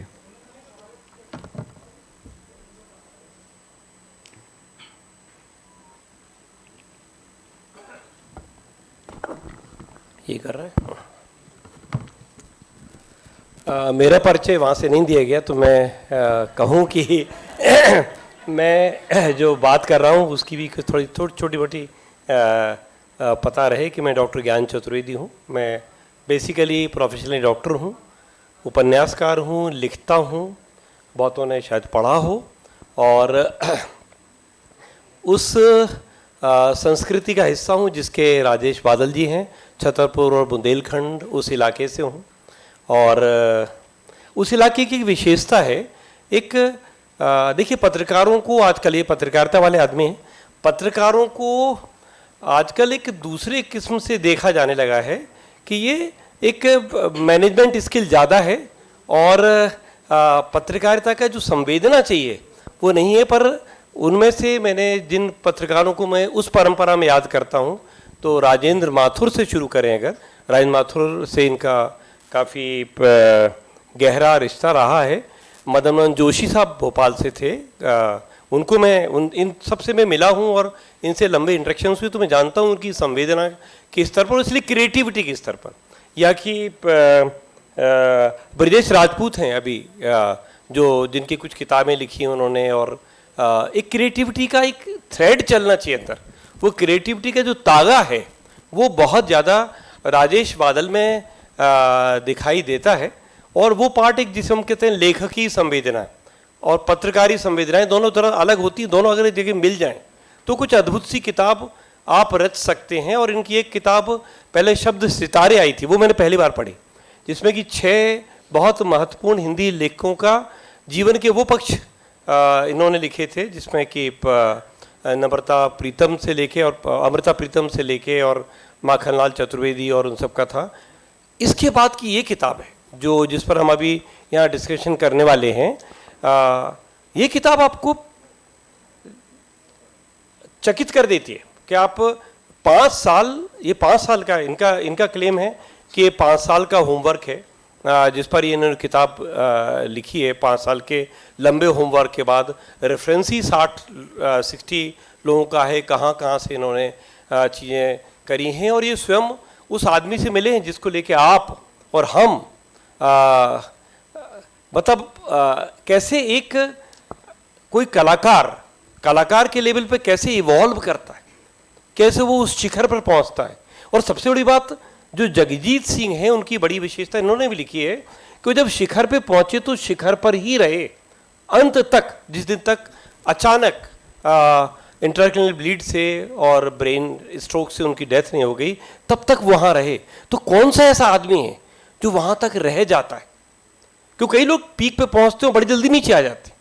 वो पीक पे रहने की शर्तें क्या हैं, हम वहाँ से बात शुरू करते हैं कि पीक पर रहने की शर्तें क्या हैं। सफलता का एक आपने इसमें एक पूरा उनका एक सफ़र लिखा है जो जालंधर और वहाँ से पंजाब से निकल के धीरे धीरे वो बम्बई पहुँचते हैं और वहाँ भी आसानी से बम्बई पहुँच के वो ओवरनाइट स्टारडम वाला मामला नहीं, एक बार तो धक्के खा के वापस आ जाते हैं, वापस से अपना काम शुरू कर देते हैं और फिर से वो वहाँ पहुँचते हैं। वो स्ट्रगल का अपन अलग बात करेंगे। पर मैं आपसे उल्टा शुरू करता हूँ कि क्या चीज़ आपको लगती है जगजीत में, कौन सी ऐसी चीज़ थी कि जिसने वहाँ तक से पहुँचाने के बाद वहाँ तक वो कायम रहे, लगातार नीचे नहीं उतरे जी, कला के तौर पर अदरवाइज सफलता का जो सांसारिक एक पक्ष है कि सफल हैं आप, वो छोड़ दीजिए। कला के तौर पे, गज़ल गायकी के तौर पे और जो उन्होंने नए नए प्रयोग किए, उनके 80 शायद टोटल रिकॉर्ड्स निकले हैं LP और EP मिला के, जैसा इसमें ही लिखा आपकी किताब से ही बोल रहा हूँ मैं। कोई आदमी कहाँ तक, और लाखों में बिकते थे। और जब वो ये बात करें उससे पहले इन्होंने रेफरेंस दिया है, जब 70 साल के हो गए तो उन्होंने घोषणा की कि मैं 70 महफिलें करूंगा इस साल में। तो 70 महफिलें मतलब 70 प्रोग्राम करूंगा। तो वो 48 कर चुके थे और आगे करने वाले थे, उससे पहले उनको उनकी मृत्यु होगी। तो एक आदमी इतना एक्टिव इस उम्र में जाके रहता है ऊपर और इतना शिखर पर रहता है, वो कौन सी आग है जो आप इनको देखते हो कि इनसे आप मिले भी हैं? ये 3 मुलाकातों की बात करते हैं, उसके बाद हम आपसे फिर बात करेंगे उन मुलाकातों में आपने जगजीत को बदलते हुए कैसे देखा। मैं आपको पहले से पूछता हूँ। धन्यवाद ज्ञान जी। चूंकि आपने बात जो है, जो बाद वाला सवाल है, पहले किया है, तो मैं भी एक बताना चाहता हूं कि बाद वाला उत्तर मैं पहले दे देता हूं, जो शायद मैं आखिर में बोलता। कोई भी रातों रात जगजीत नहीं बन जाता। जगजीत बनने के लिए बहुत लंबा संघर्ष चाहिए, बहुत गहरा समर्पण चाहिए, और जगजीत ने वो दिखाया। और मेरी नज़र में जो आपके सवाल का जो उत्तर आता है, जगजीत का जो रिश्ता था वो आम आवाम के साथ था। क्योंकि जब आप देखते हैं कि भारत में जगजीत सिंह की गज़ल गायकी के क्षेत्र में जब एंट्री होती है, जब वो आते हैं, तो उस ज़माने में गज़ल को महफिलों का हिस्सा माना जाता था। बेगम अख्तर या मेहंदी हसन साहब या और भी जो उस दौर के गज़ल गायक थे, तो ये माना जाता था कि वो महफिल के लिए गज़ल है। जगजीत ने ऊपर जाने के लिए घर घर में गज़ल को पहुंचाया, महफिलों से निकाल कर उसको ड्राइंग रूम में पहुंचा दिया, हमारे दिलों में पहुंचा दिया, हमारे बेडरूम में पहुंचा दिया, हमारी किचन में पहुंचा दिया। और उन्होंने वो बात कही जो शायद उनसे पहले आज तक किसी कलाकार ने नहीं कही थी। तो जब कोई कलाकार, मैं तुलना गांधी से करूंगा, गांधी इस देश में एक ऐसे महापुरुष हैं जो हम सबके भीतर धड़कते हैं। ये अलग बात है कि हम लोग कभी कभी 2 अक्टूबर और 30 जनवरी को उनको जगा लेते हैं और बाद में थपकी दे के फिर सुला देते हैं, लेकिन गांधी हम सब में एक गांधी है। इसी तरह हम सब में एक जगजीत है। और जब जो जगजीत 150 करोड़ के देश के हर दिल में धड़कता हो, तो वो तो शिखर पे रहना ही है। आप कह रहे हैं कि नहीं, मैं आपसे दूसरी चीज पूछता हूँ। आप जब कहते हैं आप बहुत बड़े नाम हुए हैं गज़ल गायकी के पहले भी, गज़ल उनके समय में क्यों नहीं पहुँच पाई वहाँ तक, किचन तक और लोगों के जुबान तक और बिल्कुल सामान्य आदमी के पास? वो क्या एक नया किया जगजीत ने जो दूसरों ने नहीं किया था? देखिए, उनकी गज़ल के क्षेत्र में जब उनका प्रवेश हुआ, तब तक गज़ल के बारे में जो परिभाषा थी या हमारी सोसाइटी में जो कहा जाता था कि गज़ल एक तरह से इश्किया मिजाज की शायरी है, जिसमें एक प्रेमी है, एक प्रेमिका है, या कुछ इस तरह का एक रागात्मक रचना का एक क्षेत्र है। लेकिन जब जगजीत के हाथ में वो गज़ल आई, तो उन्होंने हमारे आपके जो आज के सरोकार हैं, मुद्दे हैं, मसले हैं, उन सबको अपनी रचनाओं में शामिल किया। कोई गज़ल गायक ऐसा नहीं है साहब कि जिसके बारे में आप ये कह सकें कि उन्होंने लोगों की आवाज़ उठाई। शोला हूँ भड़कने की गुजारिश नहीं करता, सच मुंह से निकल जाता है कोशिश नहीं करता। तो वो जो सच, मुझे लगता है राजेश, ये एक गज़ल का मिजाज बदलने की भी चीज़ है कि उस समय जो लिखी गई थी गज़ल, उसके बाद आज की जो गज़ल लिखी जा रही है, चाहे हिंदी में आप दुष्यंत कुमार का शहर है ये, दुष्यंत की गज़लें जो हिंदी की हैं वहाँ से आप शुरू करें, और जो इसमें सुदर्शन फाकिर वगैरह की, निदा फाजली की गज़ल है, गुलजार की जो बशीर बद्र साहब की गज़लें, उनको उन्होंने गाया। तो वो आप मानते हैं क्या कि उस समय चूँकि उसका लाभ मिला और उसका लाभ उठाया भरपूर इन्होंने, कि गज़ल का मिजाज बदल चुका था और दूसरे ढंग से गज़ल कही जाने लगी थी, और उस गज़ल को उन्होंने दूसरों तक पहुंचाया और उससे एक दोनों को एक उस तरह का लाभ मिला कि ये वहां तक पहुंचे। देखिए, इनकी पहचान थी, ये बड़े नाम गज़ल उठाते आपने जो लिए हैं, निदा फाजले साहब हैं, सुदर्शन फाकिर हैं, बशीर बद्र साहब हैं, गुलजार हैं। इनकी रचनाएं गाने के लिए कोई भी कलाकार शायद आज भी तरसता होगा या चाहता है, लेकिन जिस दौर में जगजीत ने गाना शुरू किया, आपने कभी खलील धन तेजवी का नाम सुना है? आपने कभी नंद कुमार पाठक का नाम सुना है? आपने कभी यूं शिव कुमार बटालवी को हम अलग से सुनते आए हैं, पढ़ते आए हैं, लेकिन शिव कुमार बटालवी को गाने का आइडिया किसी गजल गायक के क्यों नहीं आया? तो सवाल यह है कि जब जगजीत की जो खास बात थी कि वो खुद अपनी रचनाओं का चुनाव करते थे, और वो रचनाएं जो उनको लगती थी कि लोगों के दिल तक उतरती हैं। उसी रचना के चुनाव पर आपसे बात करना चाहता हूँ कि उन्होंने, आपकी मुलाकातें हैं, 2-3 बातें भी हैं, और उनके दोस्तों से बहुत सारी बातें हैं, आप कई दोस्तों से मिले हैं, उनके भाई, परिवार, चित्रा जी से आपकी लंबी मुलाकातें हैं जी, जहाँ आपने इसके बारे में पूछा है। कैसे चुनते थे वो, उनके क्या क्राइटेरिया थे कि वो जानते थे, उस नब्ज पे हाथ रख देते थे कि ये ज़रूर से ये बात पकड़ेगी, बात निकलेगी तो दूर तक जाएगी, बहुत सिंपल छोटे से शब्दों में, और कहाँ तक बात पहुँची भी वास्तव में? तो ये क्या था वो जादू जगजीत में कि वो सही गज़ल पकड़ते थे कि ये गाई जाएगी तो पकड़ी जाएगी? मैं आपको बताऊं, मेरी नज़र में जगजीत एक फरिश्ते थे।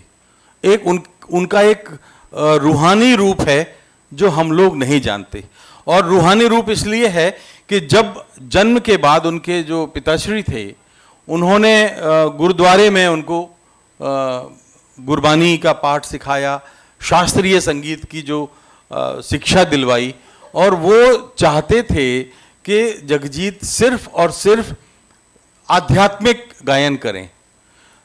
वर्षों तक जगजीत ने यह हासिल किया, और उसके मुझे लगता है कि उस अभ्यास के दरमियान वो वहाँ पहुँच गए जहाँ उनका रिश्ता कुछ ऐसे संवेदनाओं से हुआ जो बाकी जो गजल गायकों में नहीं था, और उसके चलते उन्होंने आपसे कहना चाहूँगा कि इस किताब में एक बहुत बड़ा शुरुआती हिस्सा, करीब 50-60 पेज, जगजीत के इस तरह से जगजीत बनने में उनके माँ बाप का, उस संगत का जहाँ वो शब्द गाते थे, कैसे वो शब्द गायन के ज़रिए न केवल आध्यात्म और रूहानी एक संवेदना से जुड़े, बल्कि वो जो एक आध्यात्मिक गायन में जो एक शास्त्रीयता है उससे जुड़े। मैं आपसे प्रश्न नहीं पूछ रहा, मैं कहना चाहूँगा कि ये बहुत खूबसूरत हिस्सा है इस किताब का, और पढ़ने लायक है कि कैसे कोई चीज़ जमती है, और एक बड़े गायक की एक कैसे भावभूमि बनती है जहाँ से एक चीज़ें तैयार होती हैं। तो आप अपनी बात मैं एक प्रसंग आपकी बात की, देखिए कम लोग शायद जानते होंगे कि जगजीत सिंह पैदाइशी सिख थे, और उनका नाम था सरदार जगमोहन सिंह। जगमोहन सिंह जवान होने तक जगमोहन सिंह रहते हैं, लेकिन जगमोहन से जगजीत बने थे वो अपने पिताजी के गुरु की वजह से, अपने गायन की वजह से। जब उनके पिताजी के गुरु ने, उनका नाम भी जगजीत था, तो उन्होंने जब जगजीत का गायन सुना और कहा जगमोहन के जगजीत के पिताजी से कि इसका नाम जगजीत रखो, ये सारे जग को जीतेगा। तो ये उस दौर में भविष्यवाणी थी। अब हुआ ये कि जब ये दिल्ली मुंबई पहुँचे, और मुंबई में जब HMV के साथ इनका पहला रिकॉर्ड निकला, तो HMV वालों ने कहा कि देखो मुंबई में एक सरदार या सिख को गज़ल गाते लोग स्वीकार नहीं करेंगे, तो आप अपने केश दान करिए। अब सोचिए, जिसका पिता सच्चा नामधारी सिख हो, जो खुद भी सिख रहते हुए अपने बचपन में उन सिख शिक्षाओं का पालन करता हो, उसके सामने कितना धर्म संकट आया। वो एक अपने आप से लड़ता रहा, पिता से हिम्मत नहीं हो रही थी क्योंकि पिता बहुत पिटाई करते, तो बड़े भाई के मार्फत बात नहीं बनी। अंततः ये एक मुंबई के एक सलून में गए, एक बिहारी हजाम था, उससे कहा कि मेरे केश उड़ा दो, साफ कर दो। उस हजाम ने कहा क्या कह रहे हो, आपने घर वालों से पूछ लिया है ना? इन्होंने कहा हाँ पूछ लिया है। तो उसने कहा कि तुम झूठ बोलते हो, तुमने घर वालों से नहीं पूछा है, एक बार फिर सोच लो, एक सिख हो तुम, सिख होते हुए तुम्हें बाल नहीं कटाना चाहिए। और जगजीत के आंसू बह रहे थे और वो बाल हजाम साफ कर रहा था। जब बाल कट गए तो हजाम ने कहा कि बाबू इतना दुख था तो क्यों तुमने बाल कटाए? 3 साल तक पिता से अबोला रहा, पिता नाराज थे, कई दिन तक अपने कमरे में बंद रहे, और वजह यह थी कि वो दुनिया को कहते थे कि सच्चे सिख बनो, और उनके बेटे ने एक तरह से ये त्याग किया था, तो उनको शर्म आ रही थी। तो ये जो बात हुई, और लेकिन जब पहला रिकॉर्ड आया उनका, और रिकॉर्ड के बाद एक, लेकिन छोटे छोटे रिकॉर्ड थे क्योंकि नए कलाकार थे, लेकिन जो पहला अनफॉरगेटेबल आया, तो वो आज तक आप सबको याद होगा, फॉरगेटेबल नहीं हुआ। और पहला वो रिकॉर्ड था, बात निकलेगी तो दूर तलक जाएगी, जिसमें था, और वो 80,000 रुपया उस वक्त एक रॉयल्टी उनको मिली थी, जिससे उन्होंने एक मकान खरीदा था, और वो उनकी जिंदगी में एक टर्निंग पॉइंट है जिसको आप बोलते हैं।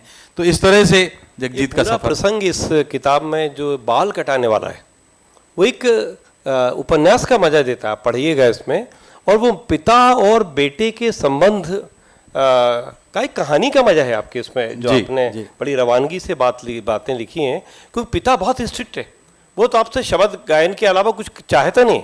आप उसकी इजाज़त के बिना उसको, बल्कि लगभग उसे नकार के आप बॉम्बे पहुंच जाते हो कुछ गाने के लिए, फिल्मी गायन। वो तो आपने आगे लिखा है, वो तो फिल्मी गायक बनना चाहते, बुनियादी तौर पर फिल्मों में गाने गए थे। शुरू में मदन मोहन और 3-4 बड़े लोगों से मिले थे, पर बात जम नहीं पाई। और वो गज़ल जब उनको पहली बार, वो भी संयोग बनते गए, और HMV ने उनका एक रिकॉर्ड किया, और बाद में कहा कि भाई तुम सरदार, तो जमता ही नहीं कि सरदार हो, गज़ल गा रहे, चक्कर क्या है। तो पहले आदमी रिकॉर्ड देख के हंसने पहले लगेगा, सुनेगा बाद में। और वो कई जगह जब गज़ल गाते थे, ऐसा इन्होंने लिखा है, जब वो सरदार के रूप में गज़ल गाते थे, तो शुरू में लोग मजाक करने लगते थे, ऑडियंस में हंसी की एक लहर हो जाती थी, एक सरदार जी आ रहे हो गज़ल गाएंगे। और जिस समय वो गाना शुरू करता था, जब सरदार हुआ करता था, तो ऑडियंस पर एक नशा तारी हो जाता था। 2 मिनट बाद एक बाकायदा स्टैंडिंग ओवेशन शुरू हो जाता था उसकी हर गज़ल पे। तो वो तो चीज़ थी ही, क्या आवाज़। और एक बात मैं आपसे पूछूं, आपकी इसमें बहुत खूबसूरत किताब छापी है, और इसमें बहुत सारी फोटो हैं उनकी। आपको क्या लगता है, मुझे तो सरदार के रूप में जो उनकी फोटो है, और बाद में जब बाल कट जाते हैं उनके, ये कितना खूबसूरत नौजवान निकल आता है जो सरदारियत के पीछे छिपा हुआ था। मुझे लगता है कि उनका बहुत खूबसूरत थे, जो अगर पगड़ी और दाढ़ी के पीछे छिप गए थे, बहुत ही खूबसूरत। अगर आप इजाजत दें और आप लोग 1.5 मिनट इस किताब का जो सबसे जो दिल है, धड़कता हुआ है जो हिस्सा, अगर आप कहें तो 1-2 मिनट में पढ़ के सुनाना चाहता हूं। मेरे पास है। हाँ, इसमें आपने कहा, मैं आपने ये बात कही इसलिए मुझे याद आया कि ये टुकड़ा मुझे आप लोगों पिता से जब बाद में उसकी माँ समझा रही है जगजीत सिंह की पिता को कि भाई बच्चे को करने दो जो कर रहा है। और तुम, जगजीत के पिता सरदार नहीं थे, जगजीत के पिताजी दादाजी सरदार नहीं थे, उन्होंने सिखी धर्म इनके पिता ने अपनाया था। उसने कहा जब तुम अपने पिता का विरोध करके अपनी मर्जी से सिख बन सकते हो, तो तुम्हारा बेटा इसी काम के लिए अब वो सिखी छोड़ के और कुछ और काम नहीं कर सकता क्या? इतनी स्वतंत्रता तुम अपने बेटे को नहीं दोगे क्या? वो बड़ा प्रसंग लिखा है। मुझे मतलब मैं भी इस प्रसंग को लिखते समय कई बार मेरे आंसू आए, और चूंकि प्रसंग सच्चा है, अकेले में पिताजी बहुत दिनों तक कई दिनों तक फूट फूट कर रोते रहे। एक दिन जगजीत की मां से उनका कुछ इस तरह संवाद हुआ। पिताजी कह रहे हैं, मुझसे जरूर कुछ भयंकर पाप हुआ है, मैं सिखी धर्म का पालन नहीं कर पाया और उसी की सजा मिल रही है। ऐसा क्यों सोचते हो? मां ने कहा, तुमने कोई गलती नहीं की, फिर जीती ने ऐसा क्यों किया? मुझसे पूछा तक नहीं। अरे पूछता तो क्या तुम इजाजत दे देते? मां ने कहा, लेकिन अपनी बात तो रखना चाहिए, अपने पिता से छिपाने की क्या वजह है? मैं उसका दुश्मन तो नहीं, तुमसे डरता है। उसने बात तो रखी अपने बड़े भाई के जरिए। अच्छा एक बात बताओ, बोलो क्या कहती हो? तुम जब पैदा हुए और बड़े हुए तो क्या सिख रूप में पैदा हुए थे? उनके पिता सिख नहीं थे, उन्होंने भी सिख धर्म अपनाया था, ये मैं बता दूं। तो पिताजी कहते, नहीं तो तुमने तो पगड़ी और केश बाद में रखे। हां, इसमें क्या शक है? और यह भी सच है कि तुम्हारे पिता तुम्हारे सिख धर्म को अपनाने के खिलाफ थे। हां, वे नहीं चाहते थे कि मैं सिख बनूं, ये उनके पिता ने कहा। आगे देखिए कितना जबरदस्त ये संवाद टर्न लेता है। और तुमने अपने पिताजी की इच्छा के खिलाफ सिख धर्म अपनाया, यानी तुम पिताजी की इच्छा का सम्मान नहीं करो तो ठीक, और बेटा ऐसा करे तो ठीक नहीं। यह कैसा रवैया है तुम्हारा? पगड़ी केश तो बाद में भी रखे जा सकते हैं, और रखे जा सकते हैं तो हटाए क्यों नहीं जा सकते? तुम्हें तो गर्व होना चाहिए कि जो शिक्षा तुमने बच्चों को दी वो सार्थक रही। हमारे जीती ने कोई चोरी करने के लिए तो पगड़ी केश नहीं कटाई। तुम उसे संगीत में उस्ताद देखना चाहते थे, संगीत के लिए ही तो उसने ये नया रूप धारण किया है। नहीं, मगर मैंने उसे फिल्मी गीत और गजल गाने के लिए संगीत नहीं सिखाया। संगीत में कोई भेद नहीं होता। याद है तुम्हारे नामदारी गुरु ने जीती का नाम बदलते समय क्या कहा था? उन्होंने कहा था ये सारे जग को जीतेगा। तो फिर अब बताओ, जगजीत यहां लुधियाने के गुरुद्वारे में शब्द गाता रहता तो सारे जग को कैसे जीतता? और जब उसे जग जानेगा नहीं तो वह जग को जीतेगा कैसे? गुरुजी की बात झूठ कैसे हो सकती है? अब पिताजी के निरुत्तर होने की बारी थी। लेकिन मेरा मन नहीं मानता। क्या करूं? मैं उसको माफ नहीं कर सकता। अच्छा ठीक है, तो मैं जसवंत को कहती हूं कि जगजीत को लुधियाना बुला लो, उसे वापस सिख बना दो और घर बैठकर सारी उम्र इत्मीनान से शब्द कीर्तन सुनो। तुम तो अपने गुरु को भी झूठा साबित करने पर तुले हो। इसमें गुरुजी झूठे कहां साबित हो रहे हैं? वे तो गुरबानी गाने के लिए कहते थे। तुम भी अजीब पिता हो, बच्चे के ही खिलाफ हो। कीर्तन करके किसने आज तक जग जीता है? कीर्तन तो मन जीतने के लिए होता है, जग जीतने के लिए नहीं। और देखिए एक चरम पर एक तर्क, जिस तर्क के आके संसार का हर पिता हार सकता है। जो इंसान अपने मन को जीत ले तो जग ही जीत लिया समझो, ये पिता ने कहा। यह बात तुम्हारी बेतुकी है, चाहे तो किसी भी गुरु से पूछ लो, मैं गलत नहीं बोलती। तुम्हारी बीवी हूं तो जीती की मां भी हूं। मैंने उसे जन्म दिया है। और फिर याद करो, अंग्रेजों के से लड़ने के लिए सरदार भगत सिंह ने सिख वेश त्यागा था। उसके मां बाप ने तो उसे नहीं छोड़ा जैसा तुम कर रहे हो। उसने तो वाकई भगत होते हुए जग जीत लिया, और तुम अपने बेटे को जग जीतने से रोककर भगत बनाना चाहते हो। ये इस मतलब इसमें पिता और बेटे के संबंध, माँ और बेटे के संबंध, बहन जी हैं उनकी, उनके साथ संबंध, दोस्तों के साथ संबंध, और बड़े भाई और एक छोटा भाई है, इनके बीच में संबंध। जब वो बॉम्बे चले गए थे तो पिता से पैसे नहीं ले सकते, तो कई दिनों स्ट्रगल किया। तो पिता जो भाई है वो कैसे पिता का रोल अदा करता है, और बाद में जब ये करोड़पति हो जाते हैं। और बात का एक बहुत बड़ा हिस्सा है कि कितना बड़ा आदमी था वो आदमी, कि इतने पैसे कमा के उस समय वो उनकी पत्नी बताती हैं, चित्रा जी कहती हैं कि कम से कम 10 परिवार उन्होंने पूरी ज़िंदगी चलाए होंगे। 10 परिवारों का बाकायदा खान पान और सारी चीज़ें, उनके बच्चों की शादियाँ, कोई शादी के लिए पैसे मांगने आ गया या कार्ड देने आ गया तो मिठाई के डिब्बे में 50,000 रुपये रख के दे रहे हैं, क्योंकि वो उनके साथ कुछ काम करने आया है, वो उसको लगा कि वो आदमी को ज़रूरत है। ऐसे बहुत सारे प्रसंग हैं जो इसमें लिखे गए हैं।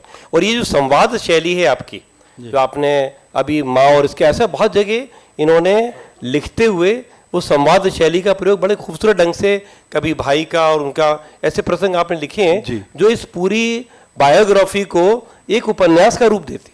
तो एक रोचकता लगातार बरकरार है पूरे पहले पेज से आखिर पेज तक, और वो ये आपकी इस किताब को बहुत खूबसूरत बनाते हैं। ऑथेंटिक तो है ही। दरअसल ज्ञान जी, ये उपनिषदों में एक संवाद शैली मिलती है, तो मैं कह सकता हूं कि उपनिषदों से मैंने ये चुराई हुई है ये शैली, तो इसके लिए मुझे माफ कीजिए। लेकिन मैं एक रूप, आपने जो बात कही, मैं एक बात बता दूं, हम उस जगजीत को जानते हैं जिसकी गजलें हम दिन में, रात में, अकेले में, भीड़ में गुनगुनाते हैं, दिन भर याद करते हैं। लेकिन जगजीत का एक रूप और था। उन्होंने बंबई में भूखमरी देखी थी, बंबई में संघर्ष देखा था, फटेहाल जिंदगी जी थी। तो उन्होंने ये संकल्प किया कि हमारे बाद जो कलाकार आएंगे वो कलाकार संघर्ष ना करें, हम इसलिए उनको बिना पैसे के मौका देंगे। और जब आपको याद होगा, बेस्ट ऑफ 80s एक 1980 में एक एल्बम आता है जिसमें उस दौर के सारे नए कलाकार थे उनको वो मौका देते हैं। लेकिन मौका सिर्फ ये नहीं है, हम सब ने सेंटा क्लॉज देखा है, के बारे में सुना है। सेंटा क्लॉज आता है, सबकी मदद करता है। फरिश्ता भी एक ऐसा ही होता है। जब जगजीत सक्षम हो गए तो अभी भी बंबई में एक रेस्टोरेंट चलाते हैं जसबीर साहब, वो जसबीर साहब को फोन करते थे, ओए जसबीर क्या कर रहे हो? तो कुछ नहीं जी पाजी रेस्टोरेंट में हूं, आ जाओ चलेंगे कहीं। तो वो आते थे और जगजीत एक बड़ा झोला लेकर और एक हाथ में बड़ी कागज की लिस्ट लेकर वो बैठते थे और कहते थे चलो आज सारे दिन चलेंगे। और उस लिस्ट में नाम होते थे उन लोगों के जिसमें जो मुसीबत ज़दा होते थे। किसी को बेटी की शादी करनी है, किसी को मकान का किराया भरना है, किसी की बीमारी का ऑपरेशन होना है, किसी को पुलिस तंग कर रही है तो उसको मदद की घूस देनी है उसके लिए। तो ऐसी लिस्ट होती थी, लेने वाले को पता नहीं उनके पास जाने कहां से ये खबर आती थी। और किसी ये लिफाफे होते थे, सुबह 10 बजे निकलते थे, किसी लिफाफे में 25,000, किसी लिफाफे में 50,000, किसी लिफाफे में 1 लाख, किसी लिफाफे में 2 लाख, और सारे दिन बांटते थे। और महीने में 2-3 दिन ऐसा करते थे और ये सिलसिला सालों चलता रहा।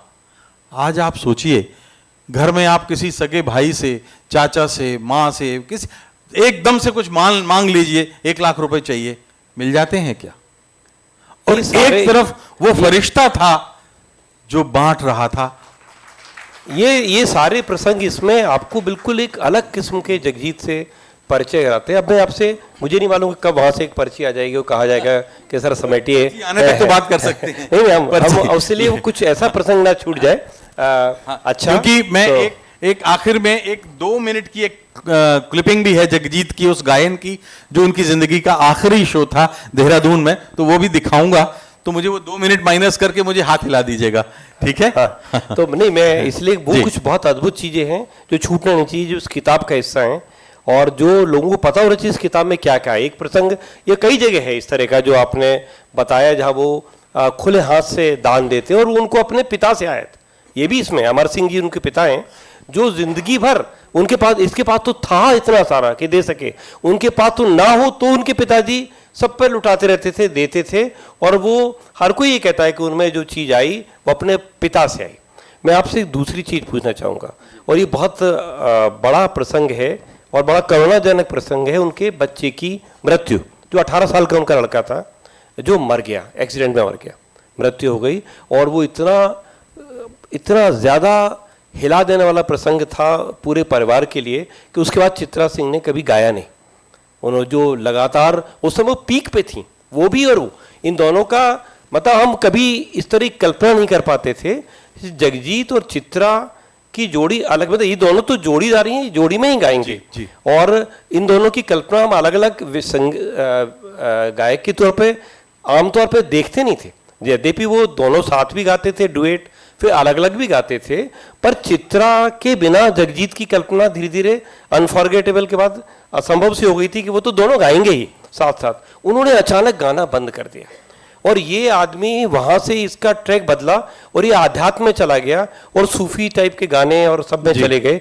वो मुझे आप बताइएगा 2 तरह से, कभी आपने चित्रा जी से उसके बाद मुलाकातें की होंगी इस किताब को लिखने के लिए? आपके बारे में कहा जाता है, मैंने पढ़ा, इसी में पढ़ा था, उन्होंने लिखा है उनके भाई ने कि आपने 5 उन पर फिल्में बनाई हैं, जगजीत पर, राज्यसभा टीवी के लिए 5 फिल्में। तो आपका उनके प्रति जो अनुराग कह लें या बिल्कुल ऑलमोस्ट आपने कहा फरिश्ता है, तो आपका जो फैसिनेशन है उसके लिए वो अद्भुत है। मानेंगे कि आपसे बेहतर इस समय उनके बारे में और कौन जानेगा। पर मैं आपसे पूछना चाहूँगा, आपने कभी, देखिए हमारे घर में कोई डेथ हो जाती है, हम 2 दिन, 4 दिन, 10 दिन, 20 दिन, 1 महीना, 2 महीना, फिर हम उस दुख से निकलने की कोशिश करते हैं और आमतौर पर निकल ही आते हैं।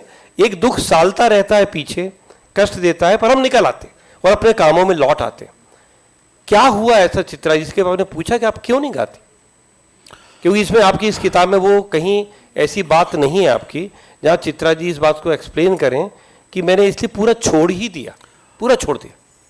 देखिए, वो एक बड़ा मार्मिक प्रसंग है, और चूंकि मैं एक पत्रकार भी हूं, तो जवान बेटा हमने देखा हो, मैं उस पर आऊंगा, पहले ये प्रसंग बता दूंगा अगर आपकी अनुमति हो तो जवान बेटा, बहुत सारी चीजें छोड़ रहा हूं कि लोग किताब खरीदें और पढ़ें। हम क्यों बता दें सारे प्रसंग हम तो उसका झलक दे रहे हैं कि आप इनको देखिए, तो इसलिए किताब पढ़िए। उसके एक दोस्त का एक्सीडेंट हुआ है, वो उससे अस्पताल जा रहा है रात को 12 बजे। हमने देखा है कि घरों में भी, यहाँ भोपाल में भी, लखनऊ में, जहाँ भी आप रहते हैं, जो डिवाइडर होता है बीच में, उसके बीच में लाइट के पोल होते हैं, और वो उनकी जो क्रेन होती है वो उनको ठीक करने के लिए अक्सर खड़ी रहती है। तो बम्बई में भी एक क्रेन खड़ी थी, और वो क्रेन ठीक नहीं कर पाए। बिजली वाले, नगर निगम, जो बम्बई का नगर पालिक निगम था, वो छोड़ के चले गए। अंधेरा था, 80 की स्पीड थी, और ये टकरा गए, और वहीं स्पॉट पर विवेक की डेथ हो गई। 18 साल, 20 साल, 19 साल का लड़का था, इकलौता लड़का था। और उसके बाद अगले दिन मीडिया में, अखबारों में ये खबरें आई कि बड़े बाप का बेटा था, शराब पी कर के गाड़ी चला रहा था, और ये अमीर लोग होते ही ऐसे हैं, और वगैरह वगैरह वगैरह। तो चित्रा सिंह के पहले पति की जो बेटी थी मोनिका बहुत प्यार करती थी विवेक को। वो 1 साल तक, उसके एक बच्चा हुआ था 1 साल का, उसने उसको झूला घर में डाला, और 1 साल तक उसने संघर्ष किया, और उसने दस्तावेज निकलवाए, और दस्तावेजों से साबित किया कि जो है ये मौत, उसमें गलती बंबई नगर पालिक निगम की थी, लेकिन पत्रकारों ने वो खबर नहीं, पत्रकारों ने उड़ाया कि दारू पी के और तेज रैश ड्राइविंग और बॉम्बे में जो आम होता है। जी। तो उसके बाद जगजीत भी 6 महीने तक नहीं गा पाए, चित्रा तो आज तक नहीं गा पाई वो, लेकिन घर चलाना था, जैसे आपने कहा कि 10-12 लोगों का परिवार उनके साथ चलता था। देखिए, हमने देखा कि कोविड में हम लोग भी साल 6 महीने बाद टूटने लगे थे, तो जगजीत तो उस समय, और जगजीत सिंह की जगह पर तो ये बड़ा मुश्किल था। जगजीत ने उसके बाद उनकी आवाज में एक रूहानियत। मेरी बात मैं कह रहा हूं कि आप एक बहुत संवेदनशील व्यक्ति हैं, आपने ऐसे ऐसे प्रसंग उसमें निकाले। मुझे लगता है कि माँ के तौर पर चित्रा को ये समझ पाना इस किताब का बहुत इंपॉर्टेंट हिस्सा होता, कि आप माँ के तौर पे किसी को कितना एक दुख हो सकता है कि उसका जीवन ही बदल जाए। अब देखिए, लगभग संन्यास लेने वाली बात हो गई। देखिए, जैसे किसी के साथ बड़ा चीज है वो साधु बन जाए, ऐसा एक जो पीक ऑफ कैरियर पे थी, जो इतना गाती थी, दुनिया जान में जिसका वो था, कुछ दिनों बाद आदमी निकल आता है, बच्चे के दुख से भी निकल आता है, उसे वो चीजें पुकारने लगती हैं जो उसके लिए एक जमाने में पैशन जैसा था, कि गाना है, स्टेज है, तालियां हैं, लाइट्स हैं, लोग फोटो खींच रहे हैं, आपसे ऑटोग्राफ मांग रहे हैं, वो चीजें आपको वापस बुलाने लगती हैं। उनसे निकल के उस लड़की ने पूरा छोड़ ही दिया। वो माँ, उस माँ का कभी आपसे बात हुई? अगर आप कभी एक बार चित्रा के दिल में झांक के देखें तो मुझे लगता है कि चित्रा के साथ हमारी इस नियति ने न्याय नहीं किया। 15 साल की लड़की जो कॉलेज में पढ़ रही है, उसको एक देबू दत्ता नाम का आदमी बंबई का, बंगाल कलकत्ता में देखता है और कहता है उसके माँ बाप से कि मैं इस लड़की से शादी करूंगा। चूंकि वो अमीर था तो चित्रा के माँ बाप उससे शादी कर देते हैं, बम्बई आ जाती है और 16 साल की उम्र में वो माँ बन जाती है। उसके बाद जो है वो उसके पति 4 साल के बाद पति कहता है कि अब हम तुम्हारे साथ नहीं रह सकते, मैं तुमको तलाक देना चाहता हूँ। चित्रा फिर एक बार वो बम्बई के महासमुंदर में अकेली हो जाती हैं। कुछ बरस के बाद जगजीत से शादी होती है, कुछ दिन अच्छे बिजली की तरह चमकते हैं और फिर विवेक की डेथ हो जाती है। उसके बाद मोनिका की शादी होती है, मोनिका प्रेम विवाह करती है और मोनिका की पहली शादी असफल हो जाती है, दूसरी शादी असफल हो जाती है। आज चित्रा अकेली हैं और वो अपने बेटी के बच्चों के साथ रह रही हैं। और अब मैं क्या कहूँ कि पति चला गया, बेटी चली गई, बेटा चला गया, खुद अपनी जिंदगी में उनके ये था।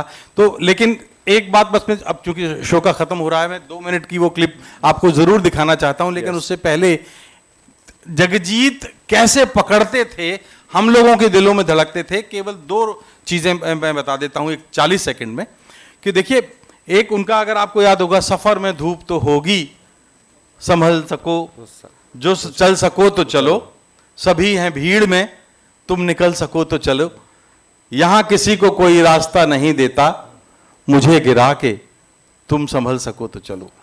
तो ये आज का दौर है आज का दौर है कि आपको देखकर देखता रह गया, आते आते मेरा नाम सा रह गया, झूठ वाले कहीं के कहीं बढ़ गए और मैं था कि सच बोलता रह गया। हाय हाय, वाह वाह। तो ये वो चीजें हैं जगजीत की कि अब मैं राशन की कतारों में नजर आता हूं, अपने खेतों से बिछड़ने की सजा पाता हूं, इतनी महंगाई कि बाजार से कुछ लाता हूं तो अपने बच्चों में बांट कर शर्माता हूं। वाह। हैं? ऐसी बहुत सी वो रुलाकर हंस न पाया देर तक, जब वो रुलाकर हंस न पाया देर तक, जब मैं रोकर मुस्कुराया देर तक। क्या बात है, बहुत बड़े। ये जगजीत के सिलेक्शन की बात। भूखे बच्चों की तसल्ली के लिए मां ने फिर पानी पकाया देर तक। वाह। और आखिरी में अंत में इसके बाद वो दिखाता हूं आपको जो मुझे मेरे दिल के करीब है। सर जिस पे ना झुक पाए उसे दर नहीं कहते। ऐसा दर किस काम का जिस पे सर ना झुके? सर जिस पे ना झुक पाए उसे दर नहीं कहते, और हर दर पे जो झुक जाए उसे सर नहीं कहते। क्या बात। अब अगर वो एक क्लिपिंग अगर आप वो दिखा दें, क्लिपिंग प्लीज प्ले कर दीजिए। वो 27 और 28 नंबर की जगजीत, वॉल्यूम तेज कर दीजिएगा।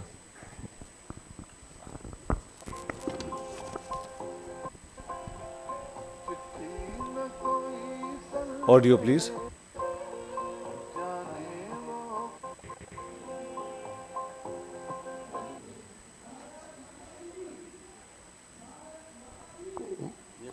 वॉल्यूम करिए।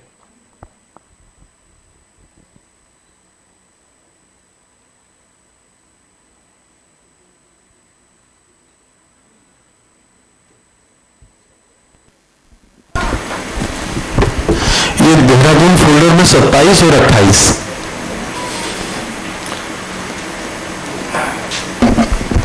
यकीन मानिए बाकी सबकी तरह मेरा भी मन नहीं है कि सेशन होके नहीं, मैं भी इतनी सारी बातें लाया था और उसमें से 10% भी पूरी नहीं हो पाई हैं, लेकिन एक बात आप क्या करें, पर हमारे हिसाब से भी इसमें इतनी चीजें हैं बात करने की, पर जब तक ये लगा रहे हैं मैं आपसे एक प्रश्न पूछता हूँ।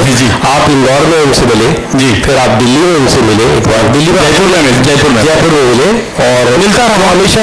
पहली बार भी जब आप एक छोटे पत्रकार के तौर पर मिले तब आप यहीं थे, तो भी उनको याद था जयपुर में मिले कि तुमको मैं इंदौर में मिला था, और फिर आप एक लंबा साक्षात्कार करना चाहते थे दिल्ली में, और उसके बाद उनकी डेथ ही हुई, वो रह गया, वो पार्ट होता वरना ही फिल्म का आपकी जो तो ये जगजीत आपको कभी बदले में ओवर की जिंदगी में, और किस तरह से सर बस एक इंटरप्शन जी बिल्कुल मैं चाहूँगा कि जब तक ऑडियो रहे वीडियो हम ऑडियंस में से कोई सवाल आपको जी जी श्योर ऑडियो में किसी सवाल है तो प्लीज हाथ खड़ा कीजिए, अगर कोई सवाल है कुछ थॉट शेयर करना चाहें पूछना चाहें,